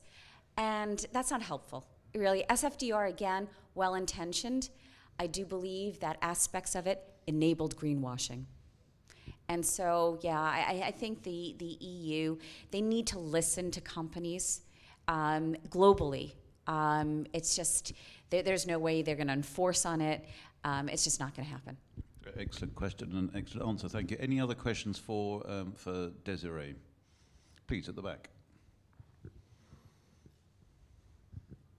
Hi, Etienne Gendron, Impact Finance. My question is regarding your experience as a whistleblower. What do you think, what processes should have been in place or governance mechanisms, I don't know, for your whistleblowing internally to be heard and to work, essentially, to prevent this whole mess that happened afterwards? I was going to ask exactly the same thing. Sorry, we're stealing your question. It's much better that you do than I do. Do you think it was actually worth the pain? And then perhaps you go on to say how it could be made easier for people to do the same thing. So to answer the question to begin with, ethical management, just competent ethical management could have avoided everything. Understanding that there were some good things at the company, right? And I mean, look, you're running a company with thousands of people. At any given time, somebody is probably doing something stupid. It's just the nature of the beast. And you as a CEO in senior management, your role, of course, main role, you're a visionary, you're leading the strategy of the company, you're also risk managing it. What happens when someone does something stupid? And the best way is to just take it right on and to say I want to know everything. I want all the information. And if it's serious, then you do this, which is really straightforward. Hire an independent law firm to come in and conduct an investigation and find out. So it could have been avoided had there been ethical, competent management, a CEO there, and a competent board and supervisory board. Unfortunately, there wasn't. And in Germany as well, you don't have whistleblower protection. So it just, like a lame duck regulator, because remember the regulator at that time, I call it it was under Hufeld, Wirecard Hufeld, right? So they were embroiled in the Wirecard scandal. They were too busy going after the FT, right? So I didn't feel, right, and I didn't go to the BaFin at that time because I felt they were compromised. So at that time, now there's new leadership, by the way, and I wish them the best of luck. I hope they're changing. That's another example. Right. They need cultural overhaul. You're talking about BaFin or the DWS? BaFin. Yes. Oh, both. Yeah. Okay. And I really wish Branson the best, but who's in charge of BaFin. That would have been helpful to have a competent regulator and just simply a competent, ethical, secure CEO. But there was no process for you to whistleblow directly to a semi-independent member of the supervisory board or anything like that? I did. Okay. Oh no, I did. Okay. Oh yeah. Okay. And that didn't work. No. They mobilized against you. They did. Karl von Rohr, the president of Deutsche Bank, I wrote to him. He's the chairman of DWS. And I sent a letter. And I made it easy for him. I attached a 5-page dossier. And I had the links to all of the email chains, to the risk reports, to strategy reports, everything. He replied a week later, sorry, this isn't a matter for me. This is an employment matter at DWS. So he felt blowing the whistle on greenwashing, securities fraud, and by the way, also blew the whistle. There were a lot of other compliance issues on their money laundering compliance controls that I had raised my hand on. He didn't feel that was important for the company, that I was, as a sustainability officer, I was just this little person and it was just a little employment matter. No, I did. Right. US regulators, I think, are incentivized to land a punch if they can, aren't they? Are you expecting them to do so in this case? I don't know. Okay. The only thing I can say is they're on the ball. Right. I feel they really want to get and I'd say the FCA here as well. Right. They really want to get a handle on things, learn and approaching this with it's a mixture of like integrity and humbleness, right, to learn, to get up to speed very quickly. Just like the crypto space, a lot of this is new, and this is like, these are large sums, large swings, and I feel, both agencies are doing a good job to get up to speed, to reach out to the market with consultations, right, and get a dialogue going, to also end up in a place where regulation is sensible, practical, and this very important word, enforceable. Of course. Desiree, it's a bit of a side issue, but I'm interested. Do you think the response to you would have been different if you hadn't been a foreigner? In Germany? Yes. Yeah, I do. And had it not been a girl. Yeah. Oh, there's a female angle to this. Oh, absolutely. Okay, of course. Yeah. Sophia, you have a question. How diverse was the senior team that subjected their decisions on you? Not very diverse. Okay. I think that's another reason why I got fired, because I raised that issue. There was only one woman on the board. Deutsche Bank only had one woman. So we were failing expectations even in Germany. And they kind of had a low bar. So yeah, there's definitely, I believe, they felt, and again, this is not, please note, this is not like, there are a lot of good people. I sometimes feel bad that I bash Deutsche and DWS, because there are a lot of good people working there. It's just the management is like, and there still are a few like bad apples. And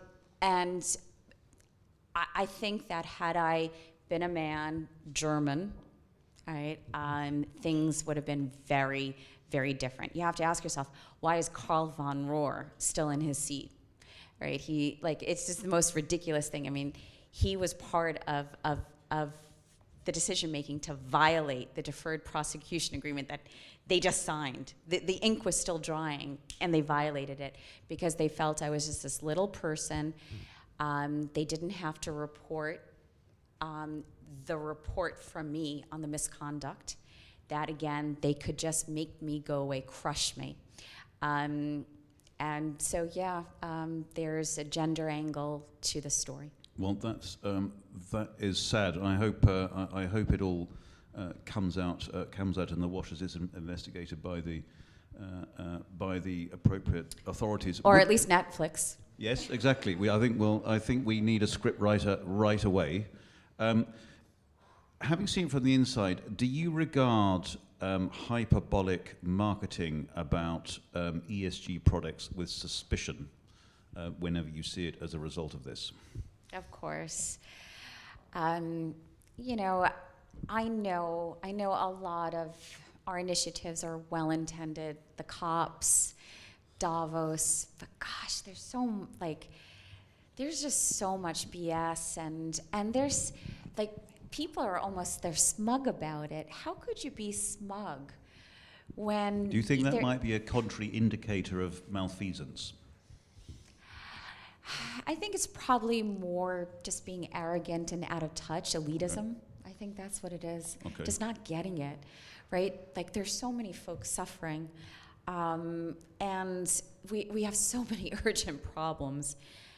How could you congratulate yourself because you've issued a green bond, or, right, you're an asset manager and you have, like, you've done, like, you've got $1 trillion under management, but then you do $100 million impact fund. Like, oh, please, right? It's a start, and I'm all for the small issuance, but address it humbly, right? That, this is, a drop in the ocean, to cherry pick, to pat yourself on the back because a very small subset of your operations is doing the right thing is actually misstating. And that's what, like, HSBC got beaten up for here, right? Cherry picking what they advertise. It's all fine, right? It's great. You are financing clean energy, clean technologies, but be honest. Say holistically, we also finance fossil fuels, but we're trying to transition, and look what we're doing here. That's okay, but don't, grandstand and say, look at the little thing we're doing as we're polluting, the rest of the world. So yeah, so I do look at it. I think caveat emptor remains for investors, asset managers, and so on. Desiree, we'd be very lucky to conclude this event with you. It's been terrific to talk to you about this. Emma, would you like to say a few closing words? But it's been wonderful to hear you. So a round of applause, please, for Desiree.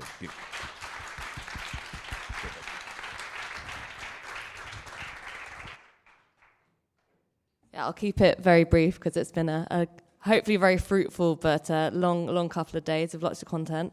Thank you so much, Desiree. I also think you summed up the event in a perfect way, and this is a really amazing way to finish it. So thank you for sharing your story. And as you say, I think a key takeaway is that we all need to work together across sectors, across jurisdictions to drive this change. We need to move with humility. We need to work together. Hopefully the past 2 days has supported that and helped that and provided some action that you can take away. Thank you to our audience. Thank you to our speakers. And again, showing that we can work across jurisdictions. We've had many different speakers from various jurisdictions over the past 2 days, which has been really, really fantastic. So thank you to them. Thank you to our audience. Thank you. Thank you.